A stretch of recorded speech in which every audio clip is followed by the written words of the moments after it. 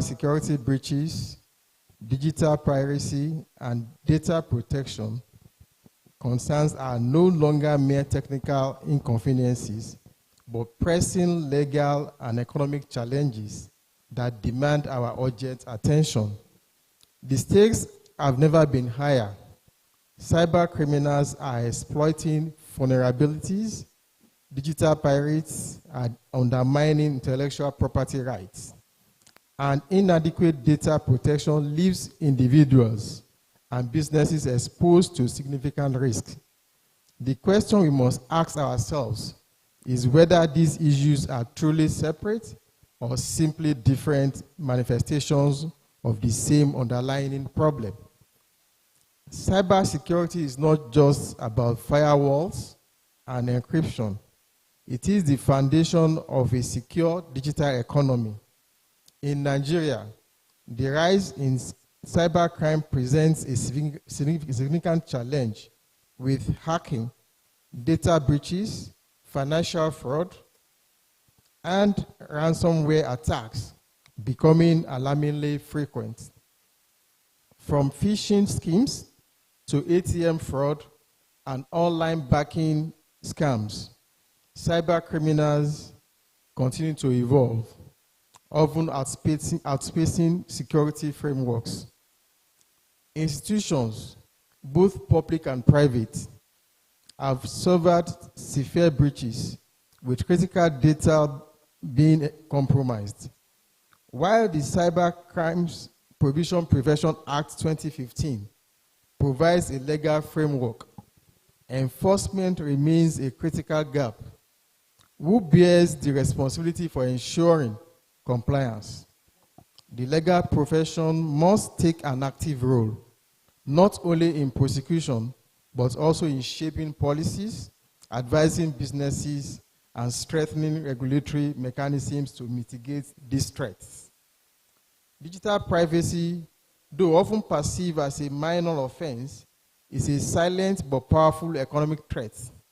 The entertainment industry, particularly Nollywood, suffers significant losses due to illegal downloads and unauthorized streaming of films and music. Software developers and tech entrepreneurs invest time and resources into building innovative applications, only to see their intellectual property stolen and redistributed without authorization. In the publishing sector, books, academic papers, and research materials are frequently shared without permission, discouraging innovation and stifling the rewards of intellectual effort. Although the Copyright Act and the Nigerian Data Protection Regulation are in place to address these challenges, enforcement remains weak. What good are laws if they are not implemented effectively? Beyond their individual impacts, cybersecurity, piracy, and data protection are deeply interconnected.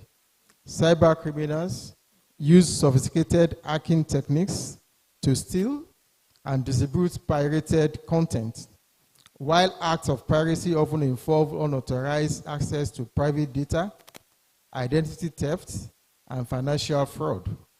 Addressing these issues requires a multifaceted approach, one that combines strong legal frameworks with cutting-edge technology solutions. Our digital space is only as secure as the policies we enforce and the awareness we create.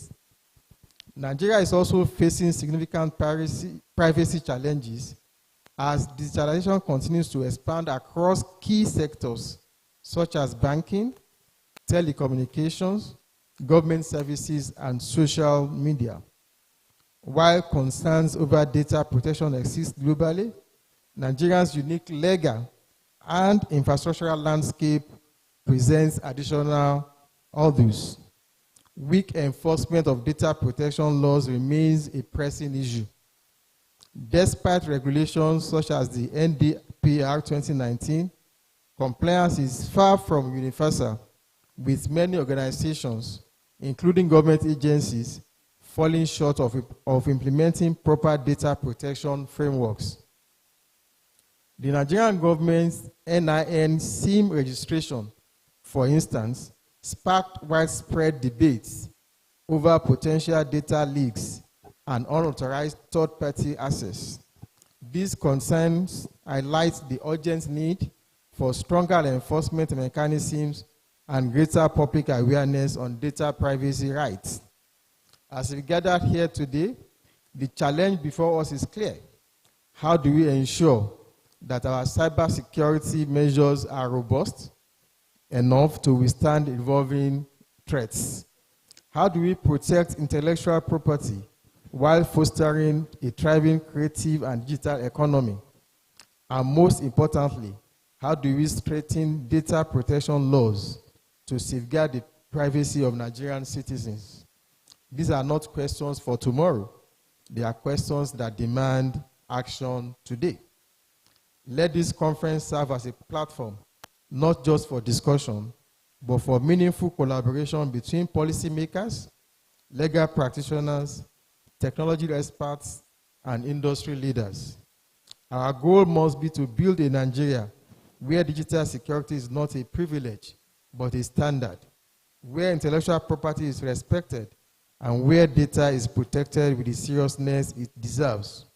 Together, we must connect the dots and forge a path towards a safer and more resilient digital future.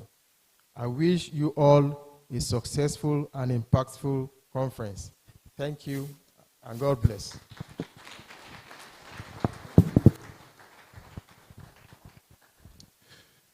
Thank you so much, sir, for the goodwill message. Another round of applause for Mr. Adebayo Harun, who is here representing the Attorney General of Lagos State. Before we proceed, my Lord Honorable Justice Taiwo, my sincere apologies. I didn't know you were in the room. Even though you're retired, you don't look tired. You seem to be getting younger. And I think you need to point us to this fountain of wisdom. Another round of applause for my Lord who is in the room. Thank you so much, sir, for being here today. We'll proceed to our next goodwill message. I'd like to call the Chairman, Association of Data Protection and Compliance Organization, Mr. Ivan Anya. Round of applause for him as he comes to deliver his goodwill message. Thank you so much, sir.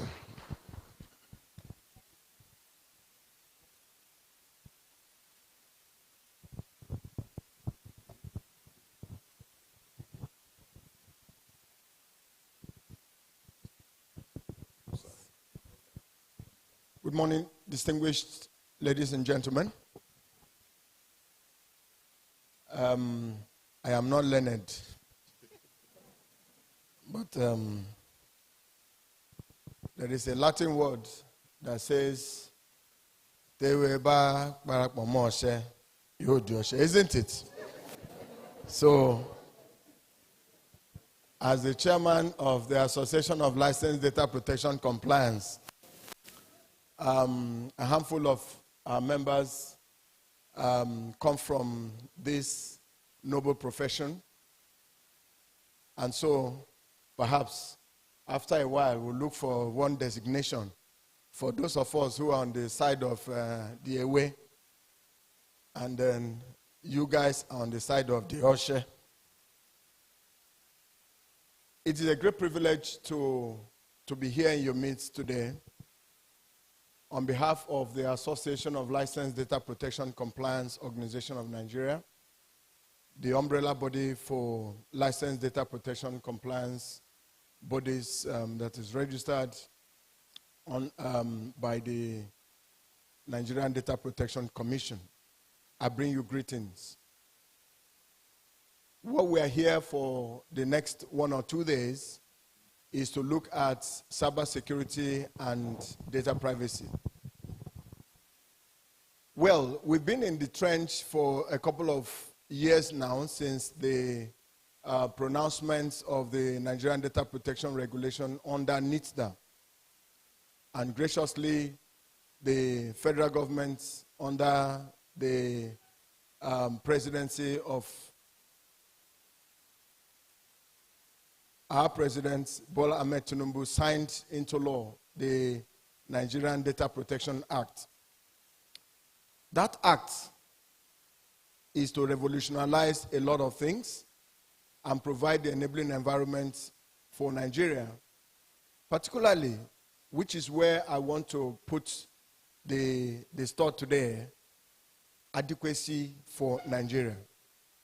What does it mean? One of the key cardinal things that we are taking out of why we must improve adequacy for Nigeria is that the legal profession must do much more, far much more than it presently is, in terms of bringing to justice and bringing compliance through effective touch on the data subjects that are currently being breached. Across the entire industries, banking, insurance, fintech, telecoms, you find breaches littered all over the place.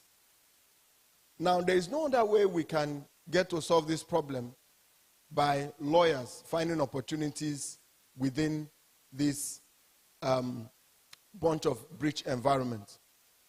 Data privacy notices are not being served. And so you find a whole lot of consent issues that are not well managed. Breaches are all over the place.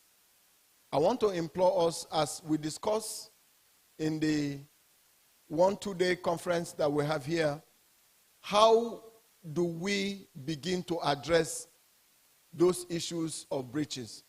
Because it is only when breaches are put and come to the law courts and dispense very speedily that we, on the part of compliance in the field, will have more comfort. So, I will expect that we'll begin to look at mechanisms to be able to speed up this, the processes, so to speak. Permit me if I'm not speaking the legal jargon. However,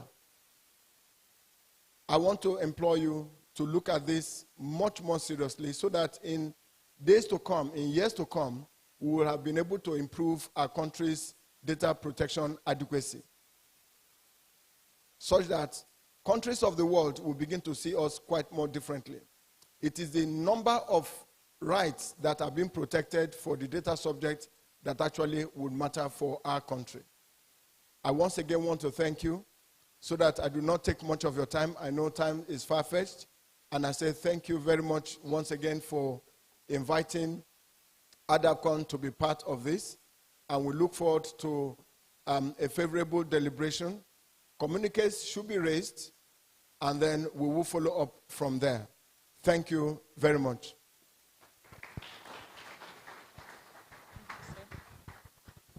Thank you so much, sir. Distinguished guest, the keynote speaker, the Honorable Justice is present. Ladies and gentlemen, I have a favor to ask. Are you going to grant me my favor, please?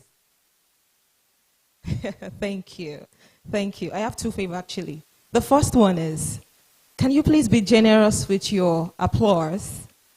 Yes, that's the first. Then the second, can you be generous with your smile? Now, can you be generous with your smile? Thank you. Thank you. Thank you. All right, up next is the other Goodwill message from Miss Efusa Iwere. She's going to be coming up for a Goodwill message. Can we please give a round of applause for the chair, Iksan Lagos chapter, Miss Efusa Iwere, for our Goodwill message. Thank you so much, Ma. You look amazing.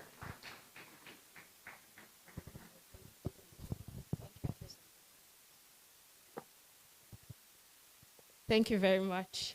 Good morning, everyone. I would stand on existing protocols, and I can see everyone in the room is well-dressed, beautiful ladies and handsome men. So I'll say, distinguished guests, ladies and gentlemen, good morning. I am honored to be here and have the privilege, in my capacity as chair of the Institute of Chartered Secretaries and Administrators of Nigeria, Lagos State Chapter, to be here at the third edition of PrivCon Conference. I want to say that I'm extremely pleased that PrivCon has led conversations around cybersecurity, privacy, data privacy, and digital rights in this evolving world. So I'm happy to extend our gratitude as members of the Eastern Lagos State chapter here to congratulate the organizers of these events and also to thank them for having us here to share in the foresight with conversations with thought leaders on areas that we think are of importance to us as charter secretaries and for good governance. So at ICSAN, we recognize that the importance of data protection and compliance aligns with our core values. Our core values are integrity, professionalism, accountability, transparency, and good governance. And in this, we're assured that to promote good governance in our corporate practices, organizations must be transparent and accountable in how personal data and sensitive data are handled. Strong corporate governance fosters a culture of accountability and transparency, ensuring that data privacy is not just a compliance requirement, but a fundamental commitment to ethical responsibility to attract stakeholders' engagement and trust.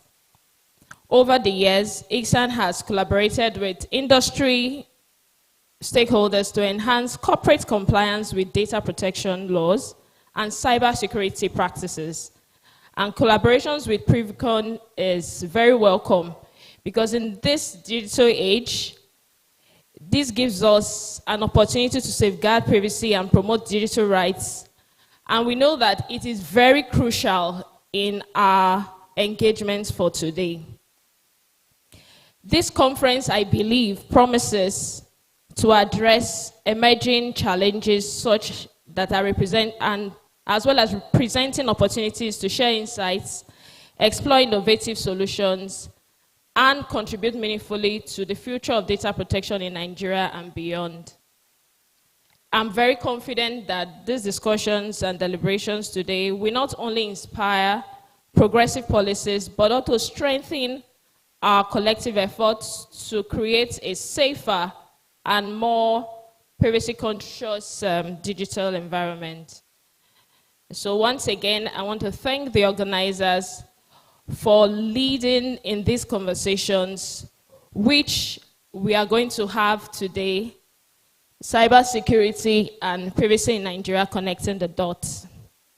So I trust and wish that we'll all listen and have a productive and insightful conference. Thank you.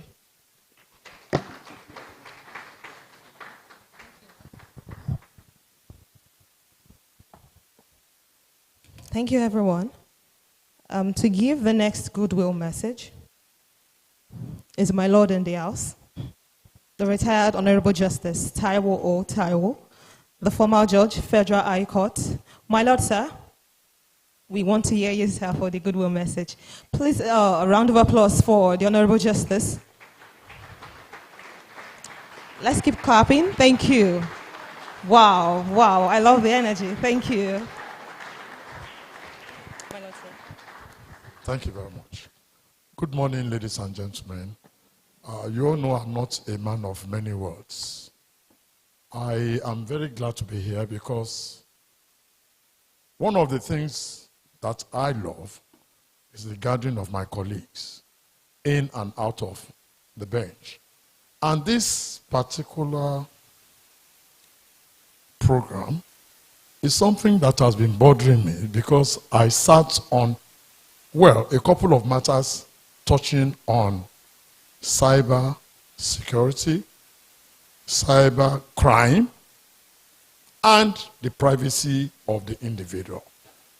I remember one particular case is Anyon Olubumi, Federal Republic of Nigeria against Anyon Olubumi. It's a case of one guy, and I think ladies here have to be very careful, and gentlemen too, This girl told the boyfriend that I'm not doing again. I'm done with you. The guy said, no, you're still going to be my girlfriend. Lured the lady to his house. I don't know what. Probably she put her to sleep somehow. Nakedly, he took a picture, naked picture, and posted it on Facebook. Everybody saw it. This thing happened in Ekiti. Aisegba, Ekiti, to be precise. A rustic town. Everybody saw it in the marketplace because everybody, including the market women, had access to Facebook and other instruments of internet. Of course, the police saw it, came into it. The guy was arrested. He was brought before me. And, of course, I dealt with it the way I ought to have done under the law, Cybercrime Act. I jailed him. I fined him. I gave him no option. Because I found what he did to be too bad. But one thing I'll say is that in that Cybercrime Act, and I think I stated it in my judgment, there's no compensation for the poor lady. None whatsoever. Even the fine was payable to the coffers of the federal government of Nigeria. I think something has to be done about that. And another one lady was talking, a senator who wanted to contest for the governor of Abia State, threatening to expose the senator if the senator did not meet her financial demands. And she actually asked for some money. And you see, she was brought before me. But you know, I was very lenient when I was on the bench. Lenient because I just think that first offenders should not be punished inappropriately. Don't give them the whole 25 years or 7 years. Give them some little bit of, like the other speaker said, if I have to say Latin, give them a little bit of pankere. You know? And she was brought before me. She actually wrote the letter, sent the letter. It was DSS that prosecuted her. They brought her to court. I fined her. I gave her an option. You know why? He was an architect, well educated. What pushed her to that extent, I don't know. There are so many incidences that I believe that this seminar will address. Cybercrime is there. Privacy of the individual is another. But there must be a dichotomy between privacy of the individual on personal, something that has to do with your person. That is when it comes to the issue of crime. I won't say more than that. And I don't want to take too much of your time. I believe I'll enjoy myself being here in the midst of very notable speakers that are lined up for this particular program. Thank you. Good morning.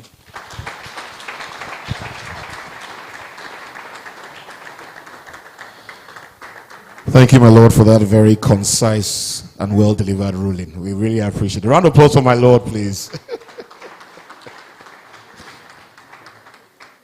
So before we proceed to our keynote speaker, we'll just hear from one more person per the Goodwill message, and we'll proceed to our keynote speaker. I'd like to please call on the chairperson for Women in Cybersecurity, Mrs. Patricia Eromose. A round of applause for her as she walks up. Thank you so much.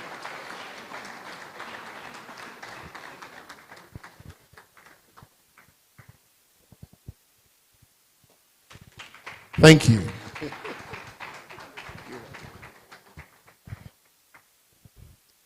Good morning, and I'm excited to be here. Usually when I go for events, the moment someone says, I'm not going to say too much, we'll be there for 1 hour. So I'm going to do something else. I'm going to say a lot so that we're here just for a minute. I'm going to be very brief. It is time that data privacy and cybersecurity intersect because they cannot live independently. So this event is, it's time for an event like this. So we're very excited to be here, the Women in Cybersecurity Nigeria. We do have a session today. I'm sorry, I have to tell you, please come check out that session. So I know that the deliberations at this event will be things that we can use to drive policy, things that we can use to ensure careers in our fields, and also to help the Nigerian digital economy to progress. So thank you very much, and I wish us all good deliberations. Nice to meet everyone. Please come see me and say hello later. Thank you. Thank you. A round of applause for keeping to her word. She said just too much. Thank you so much, madam, for the very concise speech. Now, it's my utmost pleasure to introduce our key, the British Computer Society, Fellow Institute of Management Consultants, and many other institutes. He's also the Forbes Technology Council official member and Forbes Best of Africa Outstanding Digital Trust Leader 2023 awardee.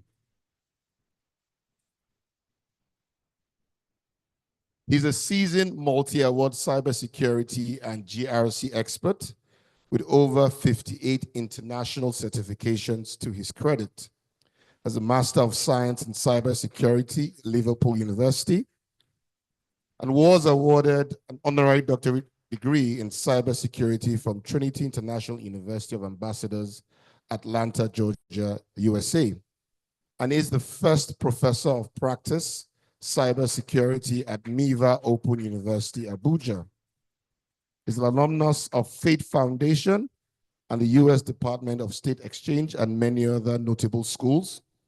Ladies and gentlemen, a round of applause for Professor Peter Adewale Obadare.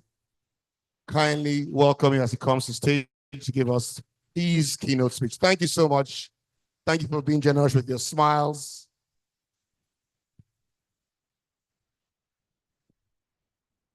I'll find my thing. All right, thank you, everyone. Good morning, everyone. Okay, all right. Wow, no clicker. Wow. Okay, good morning. All right, so going to well, the protocol has been established, though they said that we should not be saying we're standing on the existing protocol again. I don't know. They're confusing us with so many English. But either way, I will still be standing on the existing protocol to make life easier. Right, so I have 15 minutes to do this. It's short, but I'll try my best. So please, can I have my slide? Can I have my slide? So I'm very excited about this topic because a lot has been happening, and I think I would like to appreciate the convener of this event for this great topic because honestly, if you noticed, there's a wave, the wave for opportunities. Of course, for some of us in cybersecurity, people in, all the lawyers in the room, if you're a lawyer from the league, yeah. So, and then of course, for technical people too, not just in Nigeria, but all over the world, there is this tussle because everybody, the cybersecurity people are feeling the lawyers want to come and take up their job, right? And the lawyers too are saying, no, this money in digital, we're going to chop it together. But then what I find out really, which is why I said I find this very interesting, is because there's been a lot of abuse of the use of words, cybersecurity. In fact, I'm going to actually start from the word information security. Information security, because, there is information security, there is cybersecurity, there is data protection, and there is data privacy. And most those words are used interchangeably, and it's confusing everyone. So what I'm going to do is to make sure I, in a very simple way, break them down this morning. Sorry, can I have the slide? Okay, so please just go leave. Yeah, just has been introduced. I arguably say I'm the most credentialized cybersecurity individual in Africa. Yes, they said 58. 58 was as at the time I gave them that profile. So today I have 61 professional certifications because last week I wrote 3 exams last week. So please, Olumide, go and update here. I wrote 3 exams, making it 61. So and all of them are up to date. So please just just go straight to the slide. And then of course, out of all of them, I have so many first. Can you please go to the slide? I will have been controlling these by myself. This is the challenge when there is no next slide. Okay, yes, it's okay. So what we're going to do is I'm going to be building a foundation of understanding in this keynote. And what is the foundation of understanding? Please, let's listen. We're going to be looking at why are we even talking about these words? The why. I like to, so that when you understand the why, it helps everybody understanding. Why are we even talking about, don't forget I started from the word information security before cybersecurity. So I've added another word. Yes, the theme is cybersecurity, the intersection between data privacy, but connecting the dot. But you cannot talk about cybersecurity without talking about information security, right? So we're going to see the why and then the what, so that we now understand after we leave this place today, the definitions, the distinctions between all of these words. And again, we're going to conclude. So look at these 2 monsters. How many of us can see them? Okay. These 2 monsters is the reason why we're talking about those words. That was actually the genesis, because these 2 monsters, cybersecurity threat and electronic fraud, is the reason for, because everything is digitalized. In fact, right now, the biggest economy, the 3rd biggest economy in the world is the economy of cybercrime. When you take away US, China, believe me, in fact, the 8th continent of the world, if there's anything like that, is the continent of cybercrime. Because as we're here learning, these people are creating monsters too, to steal from us, right? And which is actually why there was the necessity, and when you go to the next slide, if you go to the next slide, because what these 2 monsters are doing is they want to steal all of this information. Of course, we all know what PII is. PII is personally identifiable information, right? Encompassing any data, distinguishing or tracing an individual, such as your name, your social security number, if it is Nigeria, your BVN, right? Your HENA, and then your financial information, your health information, business sensitive information, and high-risk data. Is the genesis. They want to steal there, and you will see the input, because that is everyone, every individual, as long as they're connected to the internet. Believe me, even if you don't have a landed property yet, some of us are still thinking, oh, I don't have any properties to my name. If you are in the digital space, your most critical assets are this information, your identity on the internet. Those guys want to steal your identity, because your identity is money. And this is global data bridges summary all over the world.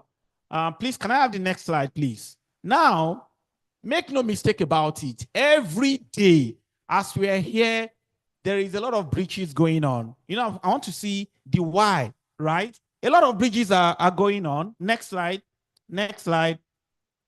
And so many, give me next slide, because these are just, because there's no time, these are all occurrences of all the bridges all over the world. But where I'm going is this now, because there's no time to go into those details, but all the global names that you know in the world, believe me, think about any global name, global companies, they've all suffered data breaches, all of them.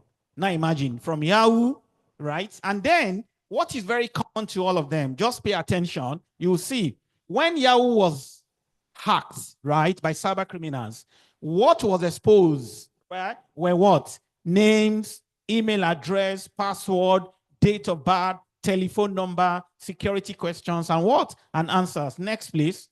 Next. And this is this is a case study of how Yahoo was hacked because there was vulnerabilities. And I want to, especially for the my learned colleague, let me say, so to say, most of the time, it's not because hackers are spirit. I say this often, or because they are smarter than us. The reason why global breaches happen is because there must be a vulnerabilities. If there is no weakness, believe me sincerely, hackers are not spirit. And then, most of the time, this digital invasion is caused primarily when these 4 factors are abused. Number 1, architecture. We call it ADIO in my company, digital encoding, one of our research. What we say, ADIO means architecture. If the architecture of whatever digital product that you have is bad, your system will be digitally invaded. So architecture, design, implementation, and operation. Those 4 factors makes it easier for any cyber criminal to breach your system. And that was what happened to Yahoo. Next slide, please. You can see Anthem. Anthem is one of the biggest insurance company in the US, right? And guess what? What happened to them? Next slide. Next slide. That's why. Next slide, please. Yes, now you can see the same thing. Full names, email address, all of these were exposed on the internet. Next slide, please. LinkedIn. You are all on LinkedIn. If you're on LinkedIn here, LinkedIn, all of them. See LinkedIn, the same thing. Next slide, please. Next slide. Equifax. Next slide. Compromised data. Next slide. Uber. Right. All of them, yeah. In case every big companies have suffered global data breaches. Next slide. You can fact check Facebook. You are familiar with all these names, right? Facebook. Next slide.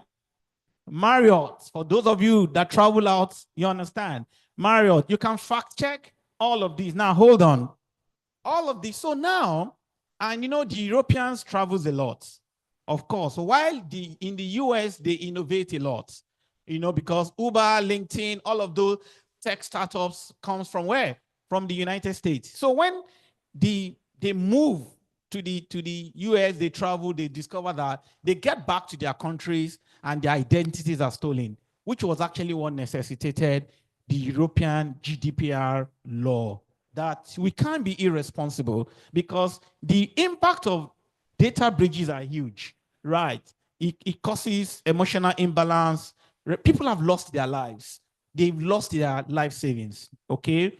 Loss of customers, a lot of these, because their life has been invaded. Now, so because of these global breaches, which is now the reason why everybody is saying there is a need for us to do what, especially in the legal profession, is what is called the law of due care and due diligence. That as an innovator, you can't be irresponsible with people data, right? And the GDPR came. Next slide. Next slide. So, but then when all of that was happening, I can tell, in fact, I was in a conference in Brussels. But where the challenge, so that you know that this confusion in connecting the dot today for everyone, even GDPR, for me, and I said it to them while I was in Brussels, I think about 4 years ago, that they actually even made a mistake because they too are confused. Because when you look at GDPR, I asked them, because if you're saying data privacy, it's about what? The individual. Why do you have to call it General Data Protection Regulation? And everybody was looking because you said General Data Protection, because there are 2 different words, and we're going to see, because now the big umbrella word is information security. What is information security? It is a state of well-being of any information, whether in a digital format or non-digital format, verbal communication, paper information across everywhere. That is information security. And you are ensuring what is called confidentiality, integrity, availability, authenticity, and non-repudiation. All those 5 factors must be present. If you but information security is the big umbrella word. So that means it's not limited to the digital platforms alone. That is the beginning. And so that's why when you're implementing standard like ISO 27001, is looking at information security management system, both from digital platform and non-digital platform, because guess what? Even if you're not exposed digitally, you can still be hacked. People can come in physically. There is no time. But now, cybersecurity is a subset of what? Information security. And that is cybersecurity. Because cybersecurity still mimic what information security is doing in terms of ensuring confidentiality, integrity, availability, authenticity, and non-repudiation, but only on what? Digital platforms. Do you understand? But then, the cybersecurity, interestingly, so data protection now. Let's go to data protection now. So data protection, then, just like cybersecurity is a subset of what? Information security. Data protection is a subset of what? Of cybersecurity. You know, because it's now looking specifically at the protection of what? Of data. While data privacy is what? It is about, it's a fundamental human right of people. So when you talk about cybersecurity, data protection, there are technical issues. And that's what, you know, the law profession needs to understand. It's purely technical, right? While data privacy is a legal issue, right? So let's see, let's go back to the slide. Let's go back to the slide. I wanted to, you know, because we're connecting the dots. Next slide, please. Now, next slide. So next slide, I've said all of this. I wanted to, yeah, next slide is something I wanted to. So now, because now data protection is a subset of what? Of cybersecurity. Next slide. Next slide. Privacy is not about whether or not you have something to hide. It is about having the right to choose what you want to keep to yourself and what you want to share with what? With others, right? So now, this is my most important slide. Please pay attention. Because when you then think about cybersecurity, now we have established that data protection is a subset of what? Cybersecurity.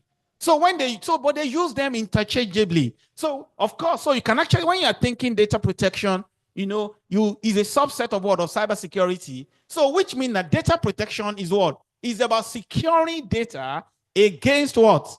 Unauthorized access. And when we are talking about unauthorized access, it can be both internal and external. And the mistake we make most of the time is that when we are talking about unauthorized access, we think only about cyber criminals. No, it can be, it's both internal and what?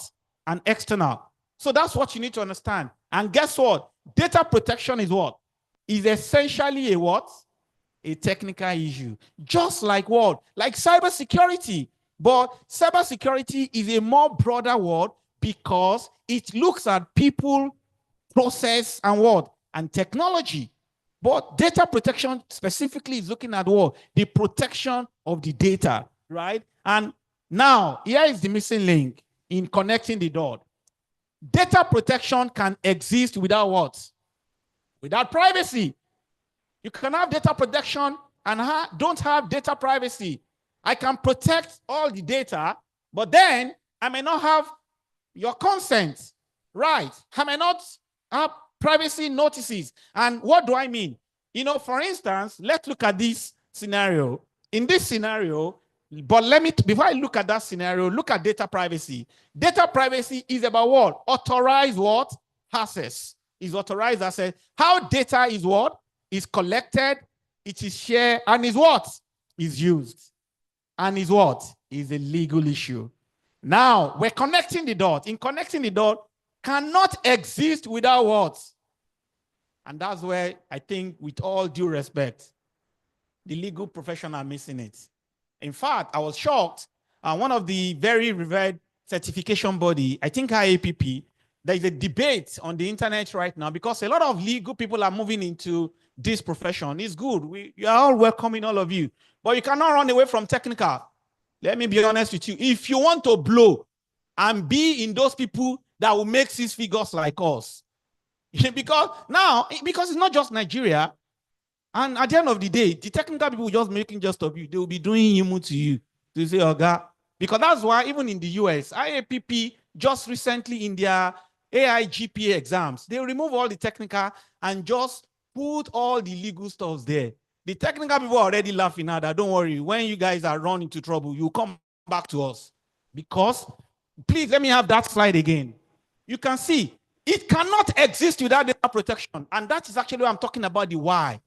If today, you know, I wanted to, when Olumide said it's going to give me 15 minutes, I'm like, oh God, you guys have started again. See, I need 3 hours, but there's no time. Because what I plan to do for you today, I wanted to show you, I wanted to demonstrate what is called SQL injection practically. And what is SQL injection? See, now listen, there are those guys, they are free tools that your websites, even as simple as your website on the internet, those guys, when they download it, if there is an SQL injection vulnerability on those platforms, all those, your names, your data that is, you think, oh, this data is in my internal network, nobody can take it. It will be exposed fully on the internet. And what happens is, because when data protection is lost, data privacy is what? Is gone. It's gone, totally gone. Cybersecurity is lost, everything is gone. Because now, organizations often believe that keeping sensitive data secure from hackers means that they're automatic. And of course, too, for technical people too, let me make you legal guys too, very, you are very important. The technical people too, when they think that, oh, we are putting in place firewall, we are putting in place antivirus, oh, privacy enhanced technology. Technical people, they are very proud. Unfortunately, the technical people and legal profession too, let's look at their name. The only one profession in the world that they said learned. And the technical people are okay, you guys are learned. Don't worry. We will show you that there are 2 learned people here.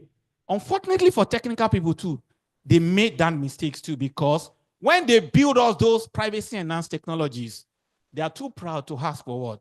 Privacy notices. They are too proud too. Because sometimes you see most of those programmers, just like one of the Goodwill messages, they build all those products and you ask them, but what is your process around consent? And they're like, what do you mean?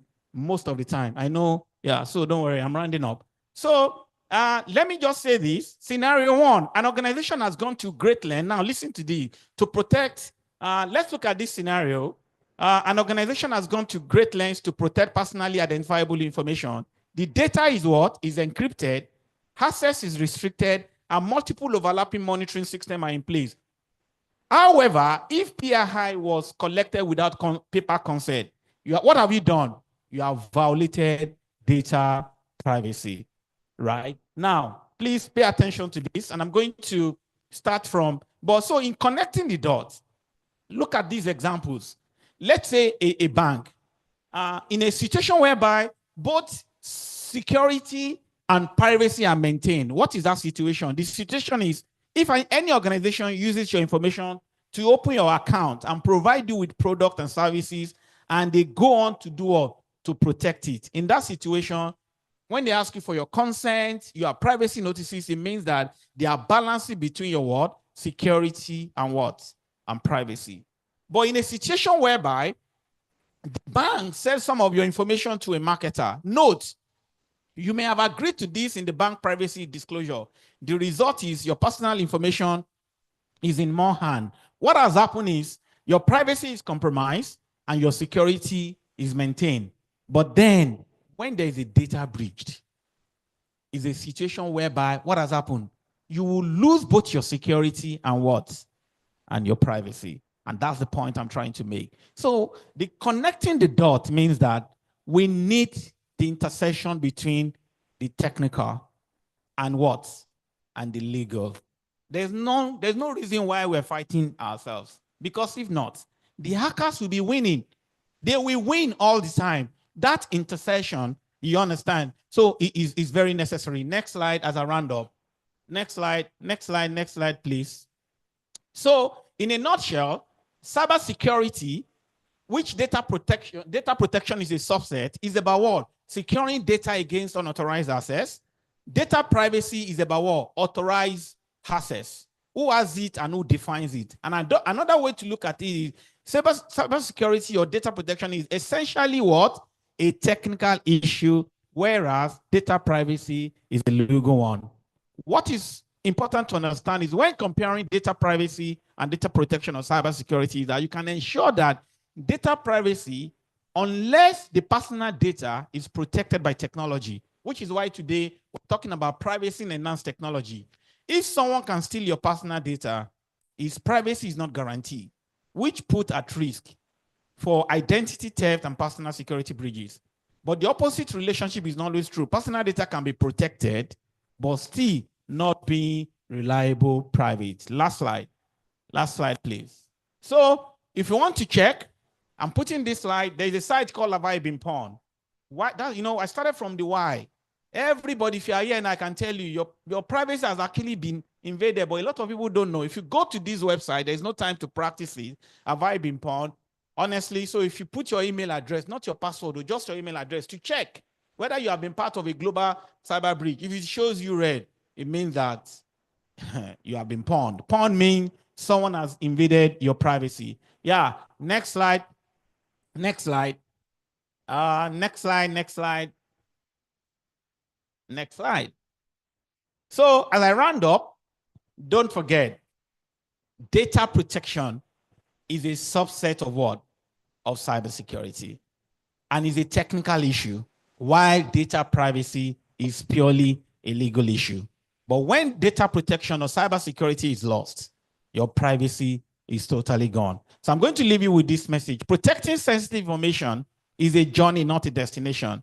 Keep learning and practicing what you are learning. And what I do, even as a person, is I have never, as a professional, I do courses in law to understand most of the time, because when I have a case, sometimes I'm an expert witness in court. I need to understand the legal implications of every action when I'm presenting, and especially when we're doing digital forensics. So my point is, if you're a lawyer and you want to get into this field, open your mind. Learn it's hard work. You don't think there is no lazy, this field is not for, you cannot start from the top. The only field you start from the top is grave digging. You learn the fundamentals so that when you are consulting, it helps. And the same thing for technical people too. They should understand, the balance between the two. Thank you very much for your time.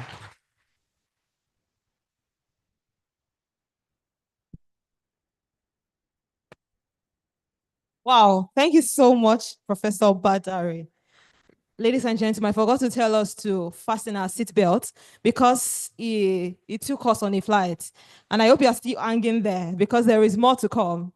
Please, a round of applause once again for Professor Badari. Thank you so much, sir. Thank you, sir. Now we understand better that data protection is a technical issue, while data privacy is strictly legal.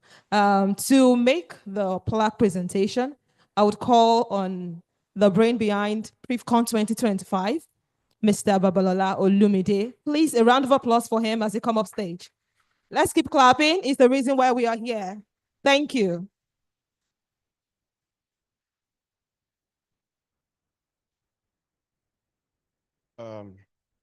Before I acknowledge anyone, I feel like taking offering. This place feels like church, and I should just ask them to bring basket and them. My lords, Justice Taiwo, again, because I really can't run through everybody who is in the hall. I just want to stop there, and I would say the Nigerian lingo, all protocols duly observed, but everyone is duly appreciated for attending. PrivCon is 3. And coming into the hall, I had this, I was a bit emotional because of the first time we had it at Muson Center. Of course, it wasn't this big. And this is like the most organic we've had. I want to start by, first of all, appreciating everyone who planned this. Please, could you just put your hands together for everyone? The volunteers, members, panelists, everyone. And also, before I call on the people that would help me present the plaque, in Nigeria, we sometimes don't appreciate people while they're around. Sometimes it's when people have gone, long gone, that we do. But something that is very difficult to do is to pioneer a practice area, to pioneer an activity. Cybersecurity, you can't talk about cybersecurity in Nigeria and not some names. Professor Badari stands out. He's a friend who has become a brother. And of course, when you read his profile, you would see how much he has gone ahead to acquire knowledge, acquire pedigree in the field. I don't want to speak so much because I honestly don't like organizing something and also being the center of attention. So to help me present this plaque to him, first of all, he's clocking 50 on Saturday.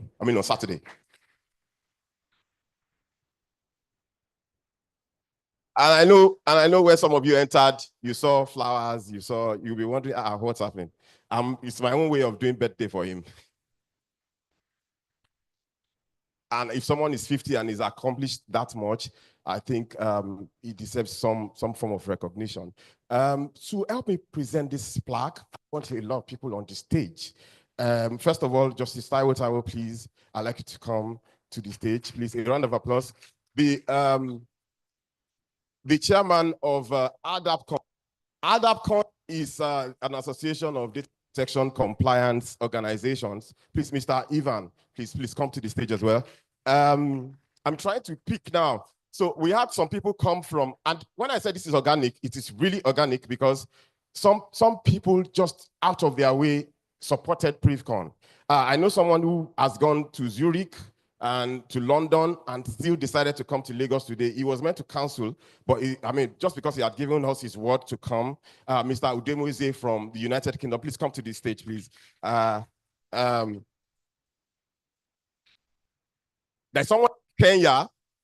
They have started an association in Kenya and they are doing pretty well. And they are creating a blueprint for association of data or privacy professionals in Kenya. Dr. Mugambi, please come to the stage as well from Kenya. Then also from Uganda, my friend from Uganda's Alan Sempala. Where is he? Where is Alan? Please come to the stage, please. Now, I see only men. I'm so sorry. I am not. I was just calling. Now, so this is the president of WISIS. WISIS is Women in Cybersecurity. Patricia, please, to the stage. We are going to have a lot of people on the stage presenting the plaque.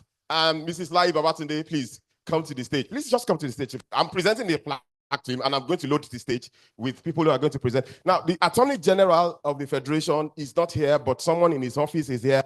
Mrs. Jamila Ade, where's she? Please come to the stage. I want to invite more people to the stage, but let it not look like we are doing another convention on the stage.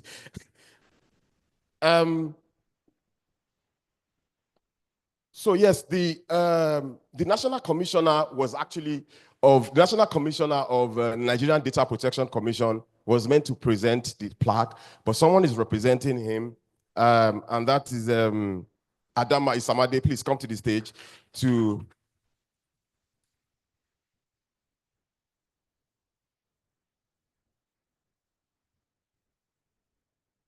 So we're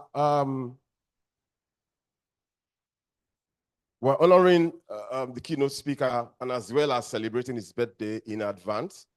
And I told you guys what to do now. Do you guys want to collect your balance like this? Yeah, please come to the center. Please come here. Come here now. You are representing the NC. Why are you doing like this? Yeah. So you are going to be presenting this, and every other person on the stage would flank you to the keynote speaker. Please do us the honor. Thank you. Good morning, everyone. Happy birthday to you, Professor Obadari. It's an honor to know you. I knew you because of my work in the commission, but I know that I've been able to have a personal relationship to you. Thank you for all that you're doing for the ecosystem. Thank you for what you're doing in the cybersecurity space. Over 61 certifications, sir. It's an honor.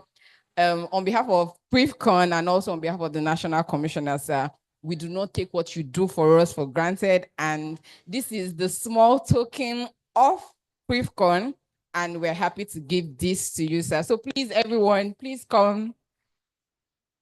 Happy birthday, sir. Many more grace, many more impact, many more love and success. Happy birthday, sir.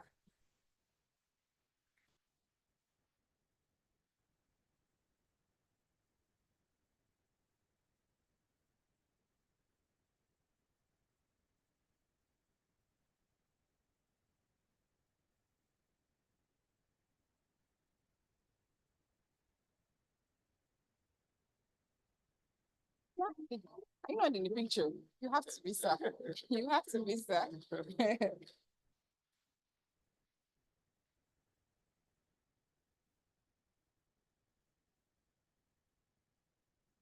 Thank you, sir. So please indulge me the hall. Please, can we sing a happy birthday song for Professor Obadari? So please, media.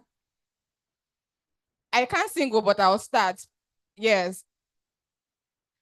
Please help me. Everyone. Happy birthday to you. Happy birthday to you. Happy birthday, happy birthday, happy birthday to you.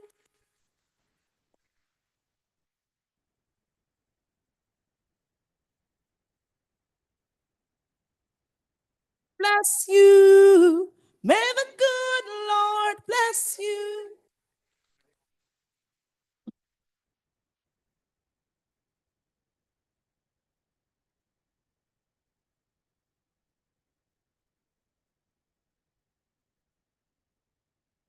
Thank you. Thank you very much. Please, a round of applause for them as they go, please. So before I drop the mic, also, I'd like to say this. So the idea of PrivCon, first of all, I was discussing with a friend, is just to create a platform where we can all network. So planning this event and the previous ones, one of the problems we've always had was identifying eligible speakers. It's always been a problem. First of all, I don't want to recycle speakers. So if you are spoken in a year, most likely you won't speak the next year.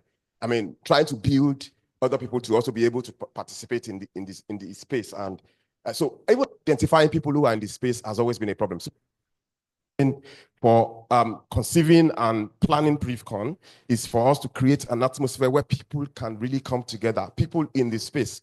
And I'm always very happy and fulfilled when I see people come from all over. I mean, about 3 people or 4 people. Okay, Dr.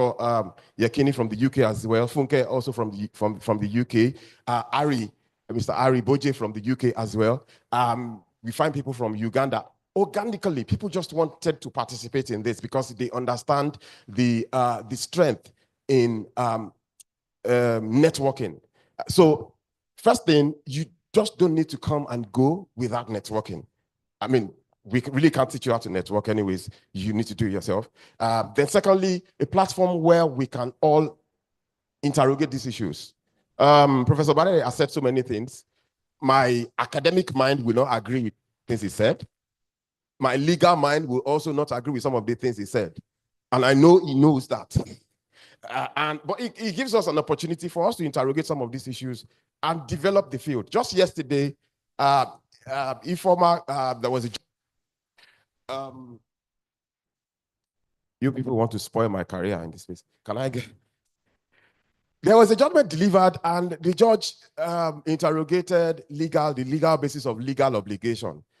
Maybe he did it well, maybe he didn't do it well.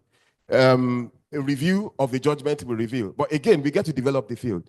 So opportunities for people to... So in a bid to continue to develop the field, we founded an association of lawyers, privacy lawyers. And it is called Data Privacy Lawyers Association of Nigeria. I don't like the word data privacy, but we were forced by the Corporate Affairs Commission to adopt that name. It also boils down to the lack of education because, I mean, if the field is really developed to a certain extent, we won't be struggling with certain terminologies. But anyways, I'm not going to talk much today. There are several sessions. One some of them are holding here, the others are holding downstairs. The MCs and the coordinators are going to give us further information on it. Ladies and gentlemen, I am so honored to have hosted this, and I'm so honored for you, seeing all of you in attendance. Thank you very much, and I wish you fruitful deliberations. Thank you.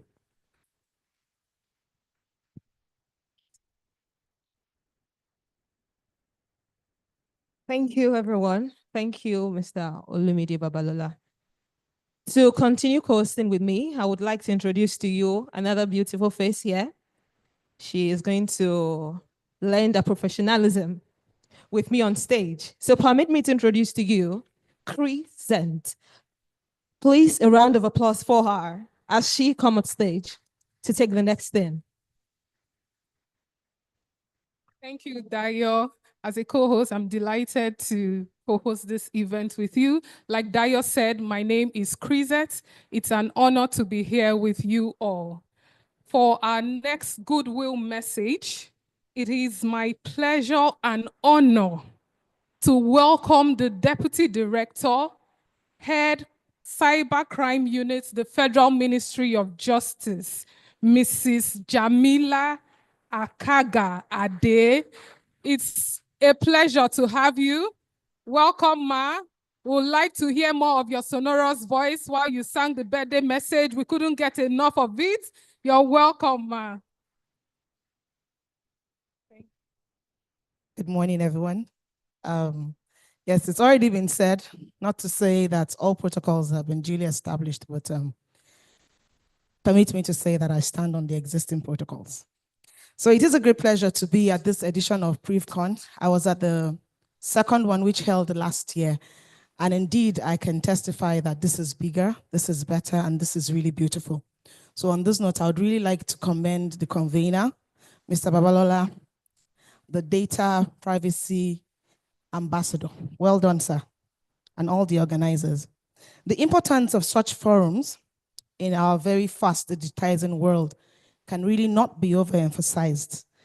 And today I stand not for the Honorable Attorney General of the Federation, but in my capacity as the head of the Cybercrimes Unit at the Federal Ministry of Justice. But then I'll be speaking about what the Office of the Honorable Attorney General of the Federation has done so far, because that's where I work. So as a Chief Law Officer of the Federation and in the discharge of his statutory mandate, particularly under the Cybercrimes Act, as amended, 2024, the Office of the Attorney General is fully committed to ensuring that the laws related to cyber in Nigeria are robust and that they are aligned to regional and international standards. Also, that the required international cooperation is maintained, and lastly, that all of these cases are effectively prosecuted. So the Federal Ministry of Justice, under his leadership, has taken very important steps to reflect, to show this commitment. Worthy of mention is that the law is being comprehensively reviewed. So a process began in 2022. So my Lord, I'm sure you'll be happy to hear this. So a process began in 2022, shortly after Nigeria signed up to the Budapest Convention on Cybercrime, and then, of course, coming on with the Malabo Convention on personal data and cybersecurity as well. So right now, at the moment, one of the very big things that the Federal Ministry of Justice is engaged in is the comprehensive review of the Cybercrime Act.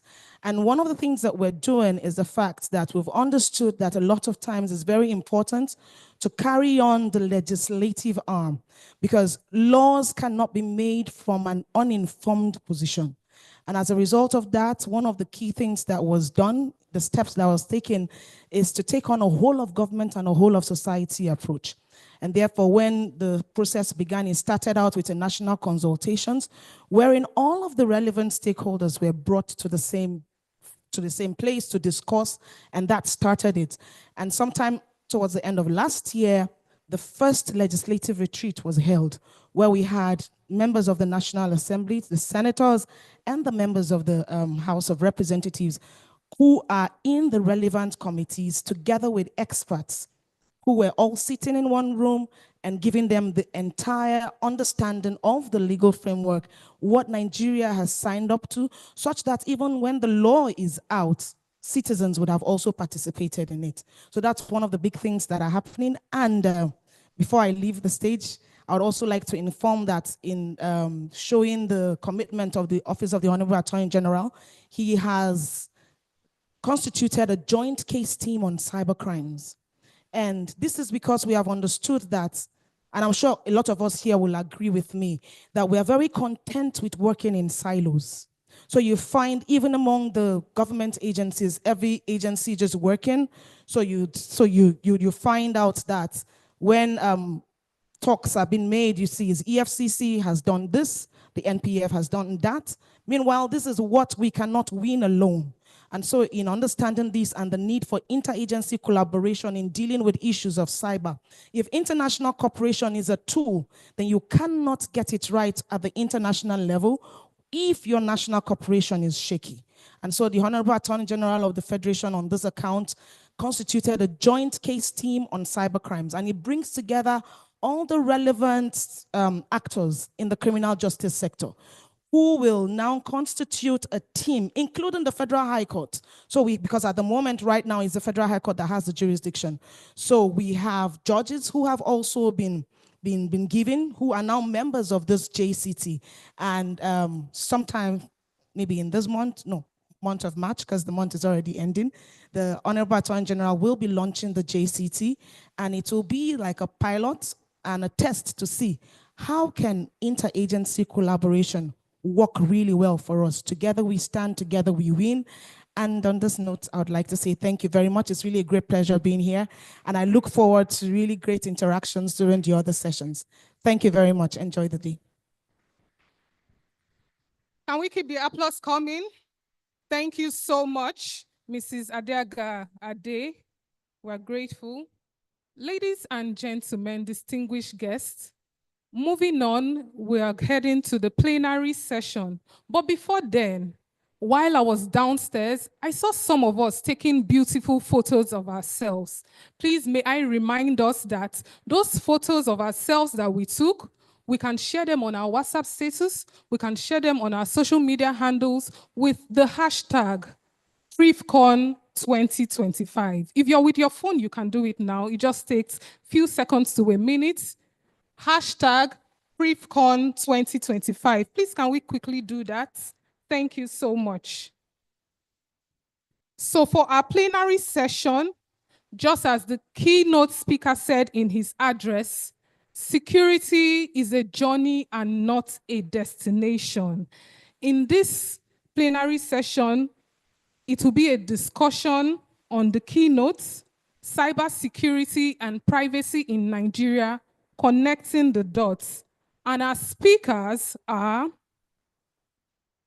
Adama Isamade from the Nigeria Data Protection Commission. Ladies and gentlemen, please put your hands together as she comes on stage. Thank you so much. Our next speaker is Oluwatomi Ajayi. She's the author, Internet Law and Cybersecurity in Nigeria. We also have some of our speakers that will be joining us virtually. Chineye Chizie, she's the technical lead and security architect, Nigeria Digital Identification for Development. A round of applause for her.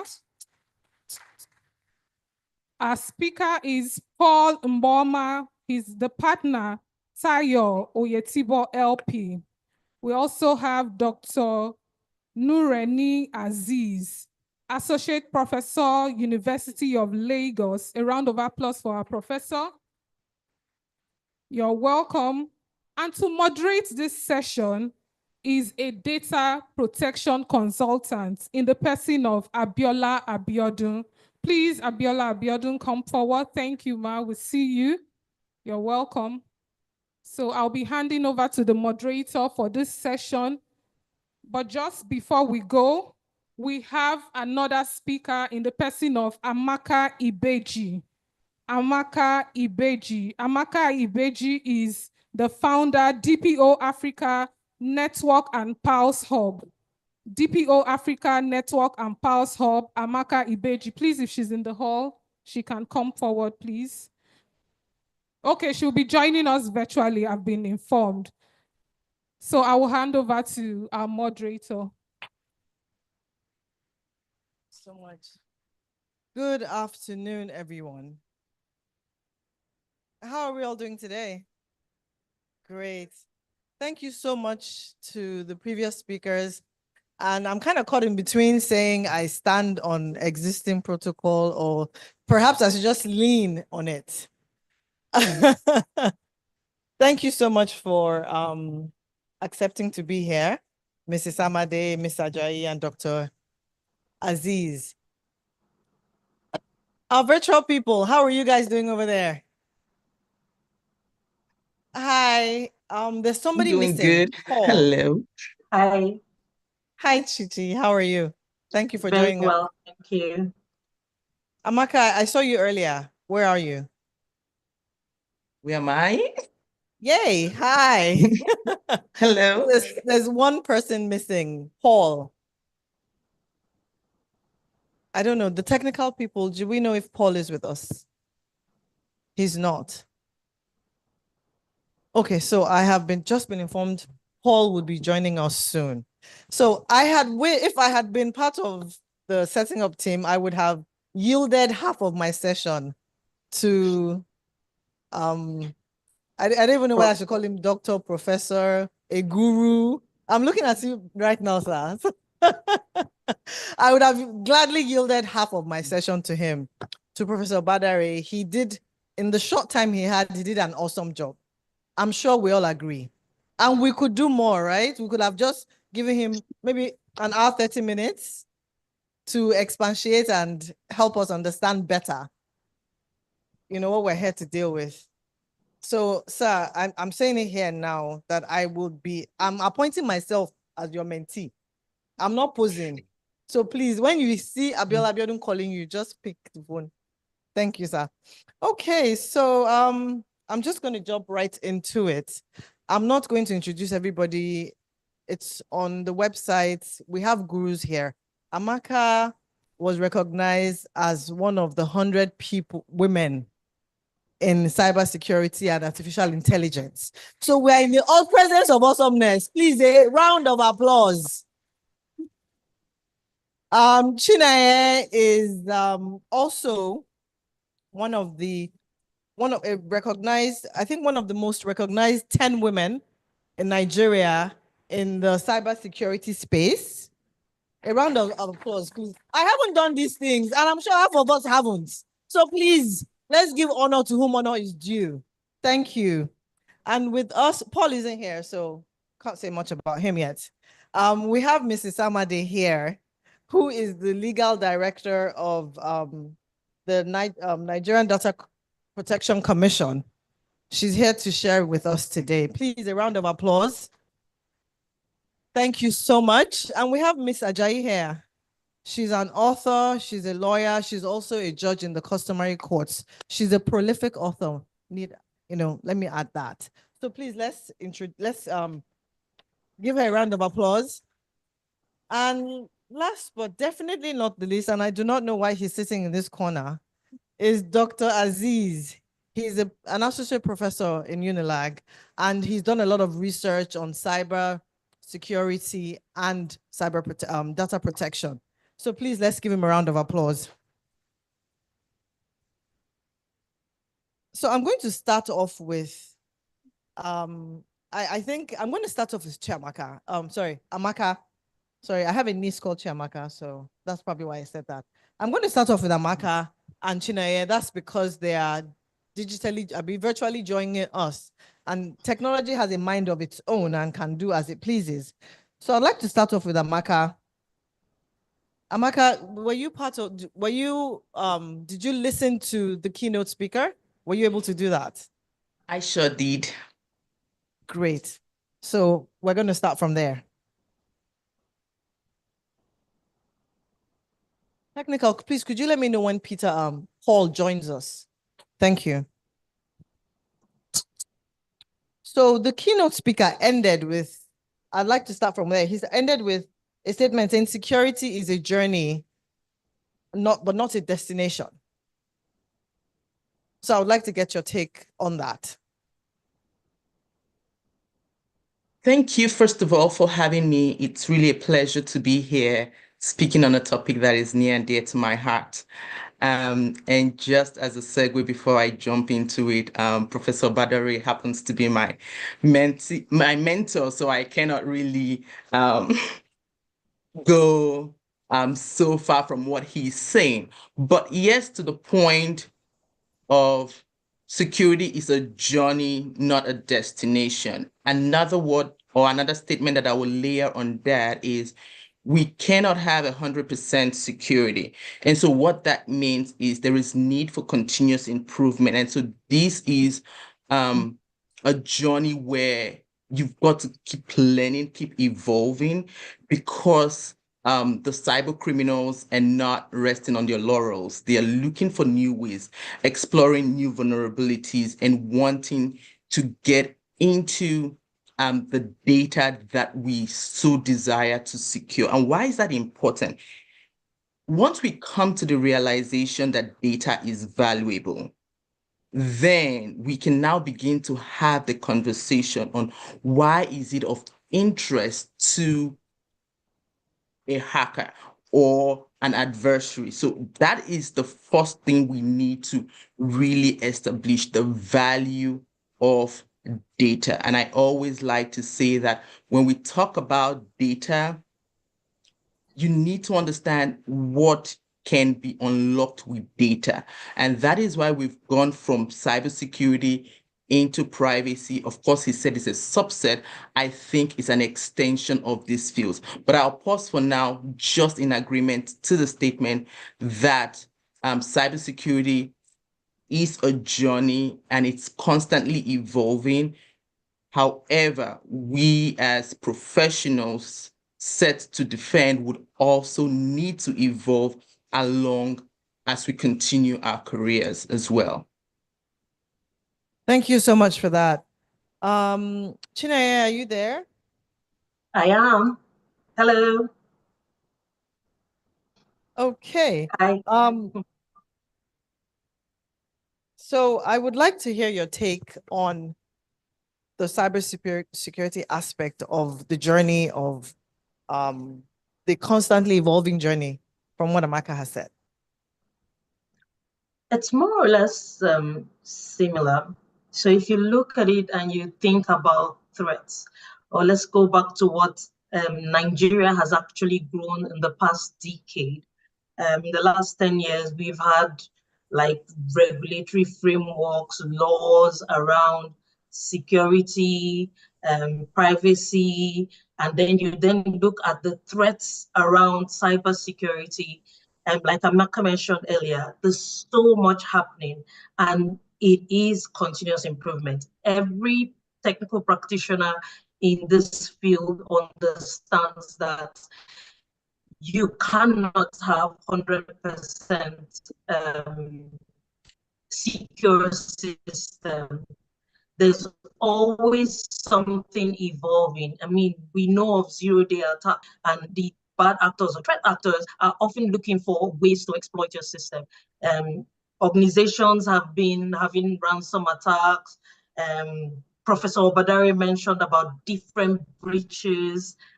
And I like what he mentioned. He did say that it is not just, there are key institutions globally. He mentioned Yahoo, LinkedIn, every organization that you think should have the resource to protect their system has had one breach or the other. So it's an evolving landscape, meaning everyone has a part to play with securing their information. So what exactly is it that we're doing as professionals, whether it is with enlightening the audience or communities about best practices? Cybersecurity is that journey. It is not that we've arrived, just like he said. We are doing the work collaboratively, and hopefully we will get more people to understand the importance. Thank you. Thank you for that. I have a question, but I'll hold on to that. And then I'd like to hear from, I think we say ladies first, right? So we had two ladies talk. Dr. Aziz, would you like to shed some light? Or take an angle? Because we've already had two people speak on that. So from the academia, how anytime I find myself in this kind of gathering, I always search for the richest person in the house. And I don't know who I should mention, whether I should mention Justice Taiwo as the most rich, the richest person in this hall. I don't know whether I'm correct. So I wouldn't know whether Baba is still around. However, the reason why I just, the target of any cyber criminal, let me just tell you, fundamentally, even from the research point of view, we have 4 categories of people that are into cybercrime. The first one, let me say people that are committing cybercrime, they can be categorized into 4. The first category are people that are committing cybercrime against individual, cybercrime against, against organization, against government, and against,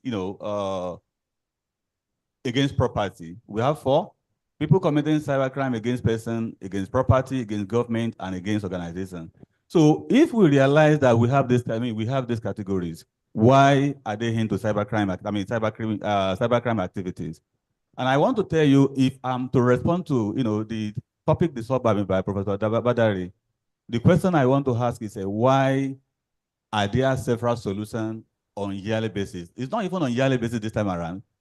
From research point of view, if we want to handle any cybercrime activity, we can look at it from from the innovative point of view, the AI, if we want to look at the AI machine learning algorithm, if you want to solve it, why are we changing the strategy?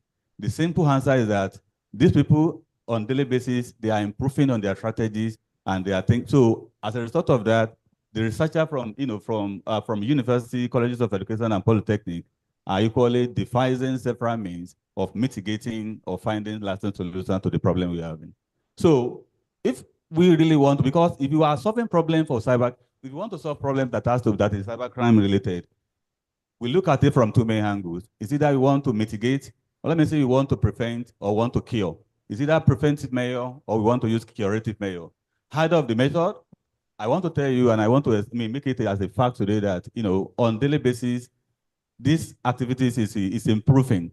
And also, because of that, the strategy being used by by researchers to mitigate these attacks is equally, we are equally improving on that one as well. Thank you, sir. Mrs. Amade, what would you say is the current state of cybersecurity in Nigeria?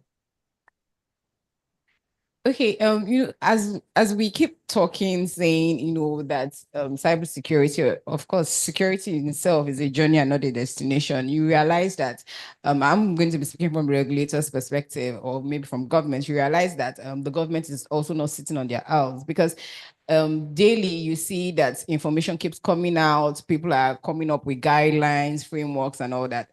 So basically the landscape is evolving, and we are not sitting down just saying, okay, let it go on. But we will always realize that the law runs after technology, and that's a known fact, because everyone is just coming up. Someone can come up today and build a solution, and that's the technology that everyone is going to adopt. But when it comes to laws and what's going to be guiding those technologies, you realize that there's a lot of bureaucratic processes that have to go in place, that have to be put in place. And then while maybe the technology is built by 1 or 2 persons, for law, it can be the same thing, because we are thinking of collaboration. So you'll be saying, okay, who are the stakeholders that are involved? How do you bring them together? So the landscape is evolving, and then we see things like, currently we have the Nigerian Data Protection Act, which talks of, data protection, privacy, cybersecurity. We also have the guide that is coming up. We have the CBN cybersecurity framework that's available. We have the FCCPC Act, which also talks about, to an extent, customers' rights. Then, of course, if you're looking at customers' rights, you'll be thinking that when there's a cyber threat or whatever it is, it's also customers' rights, and they're going to be involved. So we can see that the law is moving. And for organizations like ours or institutions like ours that we're new, but yet we understand that the landscape is not just for the few, it's for everyone. So you see us coming together and bringing persons together. So we always identify who are those ones that are very relevant for this sector. And that's why you see, if you look at, the journey of maybe the Nigerian Data Protection Act as an example, you see that there are a lot of stakeholders involved. So some persons in this room were always, part of the stakeholders, Professor Badari and all that. So you can see that, well, we always look at laws following after technology, but also ensuring that people that actually implement, not necessarily implement, but people that come together to create those laws, they actually know what they are doing, and they're actually critical stakeholders in ensuring that the space or the ecosystem works well, in preparing for that cybersecurity threat or journey that's ever going to be made. Thank you so much for that. I would like to hear from Mr. Joy. All right. So I would like to start from the goals that Nigeria has. It's like Nigeria is determined to have to create a safer digital ecosystem, have a safe environment. Then we also need to attract foreign investment. The country is moving towards a digital economy, or it's already there, but we need to attract foreign investors so that they won't feel threatened if we have more cybercrime. Remember, we have the World Cybercrime Index, which has rated Nigeria as number 5 cybercrime capital in the world. And so Nigeria needs to move further. So, but I'll start from the cybersecurity policy, which came into being in 2014. It initially identified 5 threats, 5 types of cyber threats. That is cyber espionage, cyber crime, abuse, cyber terrorism, and cyber conflict. And that cyber security policy identified 3 key approaches to solving anything that has to do with cyber crime. So it emphasized, number 1, public-private sector partnership. Number 2, multi-stakeholders engagement, just like what we're doing right now. We are all trying to, the technical side and the legal side are all seated to find the solution. Then we talk about international cooperation. Then from there, we move to the Cybercrime Act of 2015. One of the objectives of that act is to promote cybersecurity, because Prof was saying we have the technical people and we have the legal, yes. But don't forget that the act actually referred to promotion of cybersecurity. So, and cybersecurity has many aspects. True, we have the technical, we have the legal, we have the agenda, we have the human rights, and we have the research aspect. So talking about research aspect, it could probably be the one that Dr. Assis, was talking about earlier. So the Cybercrime Act later improved upon the cyber security policy of 2014 by also adding other cyber crimes like hacking, identity theft, phishing, financial scams, etc. And it gave the EFCC the power to arrest all these cyber criminals. We've been hearing a lot of them. We've been reading about them. Foreign hackers, the Chinese, people coming from Malaysia to commit cyber crime here. And we know we've known the role that EFCC has been playing. They've been arresting them. Just like yesterday again, I read about 59 hackers in Abuja arrested, while EFCC seized 73 phones. So after arresting them, they will always, arraign them before a court of law. The Federal High Court has jurisdiction, as some of us have mentioned here. So, but at the end of the day, they get, well, let's just say the range of conviction lies between 7 years and 25 years. But somehow, if the culprits maybe young people. We've been reading about some sentencing, like there was one that a 19-year-old boy was arraigned before a court of law, and the judge told him to go and cut grass, although they seized his phone. That the judge said he should go and call his mom. Then there's also one that, they seized the phone and they burnt the phone right here, right on the court premises, but in front of the court registrar and the the prison officials. So it could be like the sentencing policy is okay, but we're not saying they should keep all of them in jail, no. But they should look at the severity of the crime, maybe for first offenders, career criminals that are out of it all. So maybe by the time the matter gets to court, then they can start distinguishing what the punishment they will get and those ones that are not of importance, although all are important. But I also want to talk about, there's this provision in the Cybercrime Act, which... Sorry, I think you need to use the mic. You're not audible at the back. Oh, okay, sorry. So I also want to refer to two cases that I read online about the importance of cybersecurity research.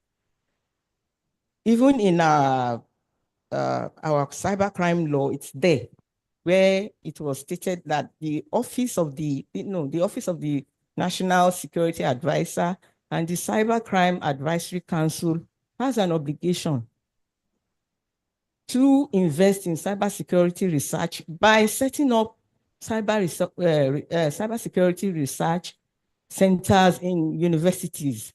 Then they are also to award scholarships for students in cybersecurity research. So that means it's of great importance to us all.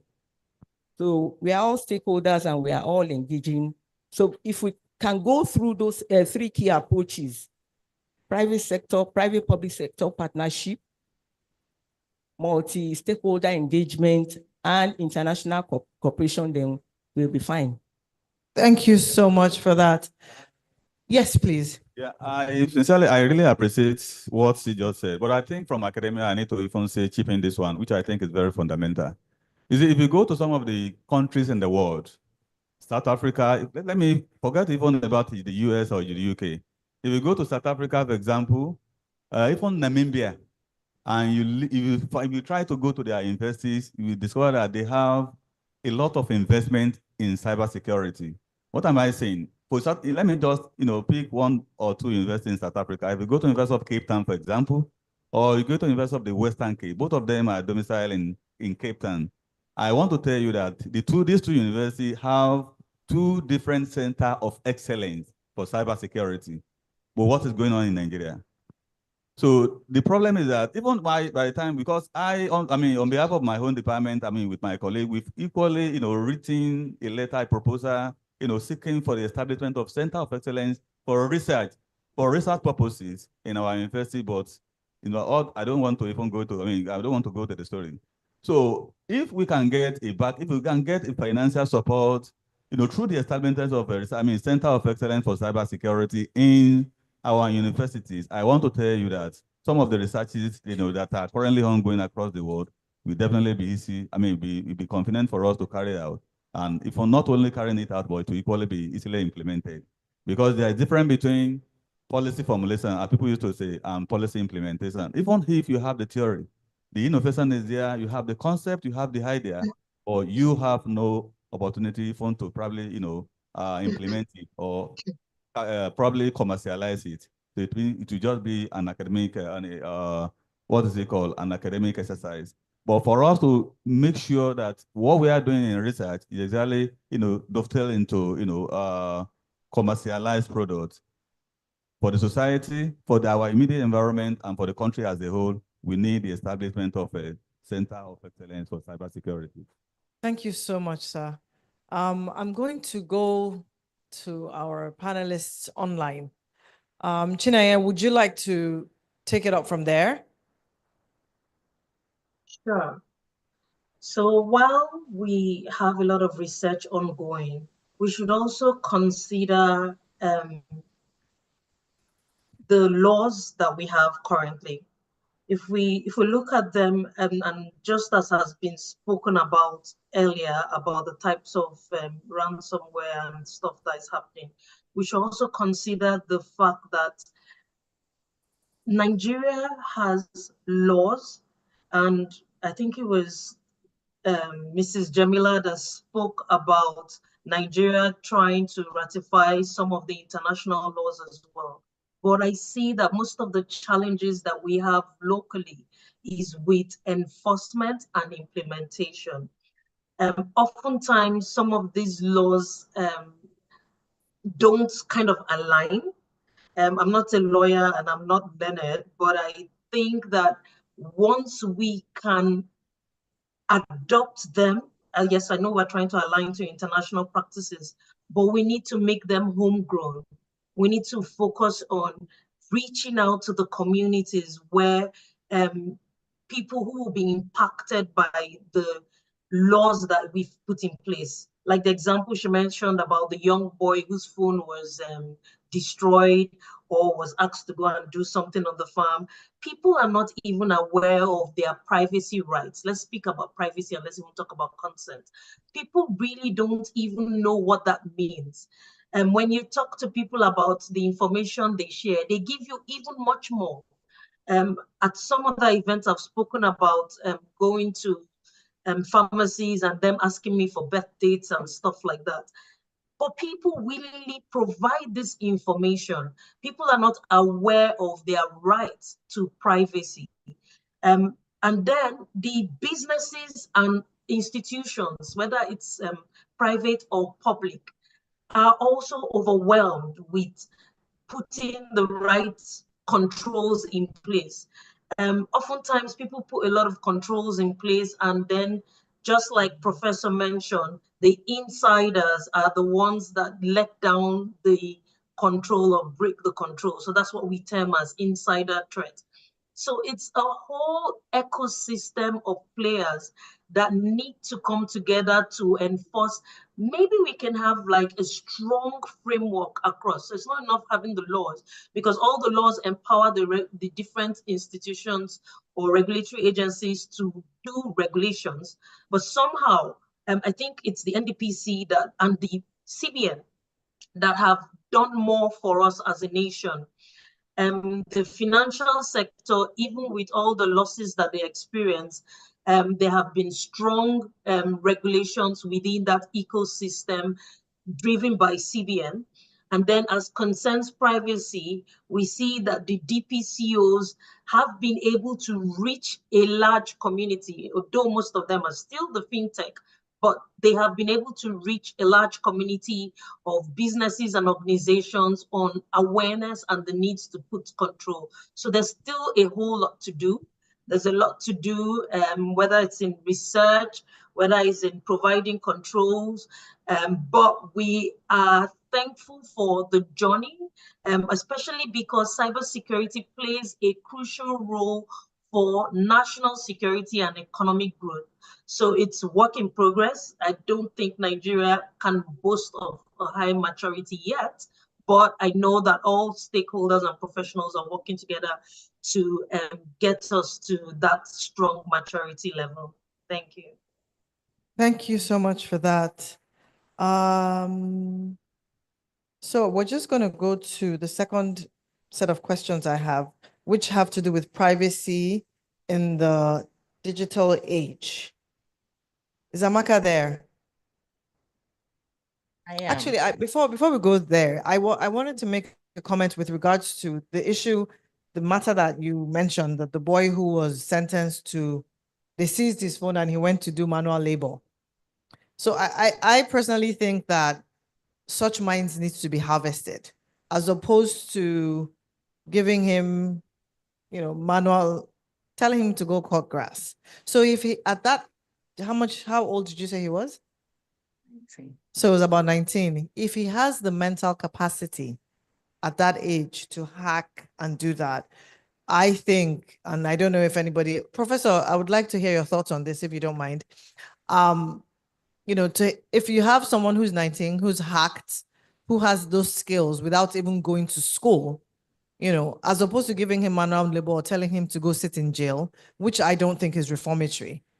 I think the government should have policies where you take such individuals and we actually groom them, teach them, and harvest those skills.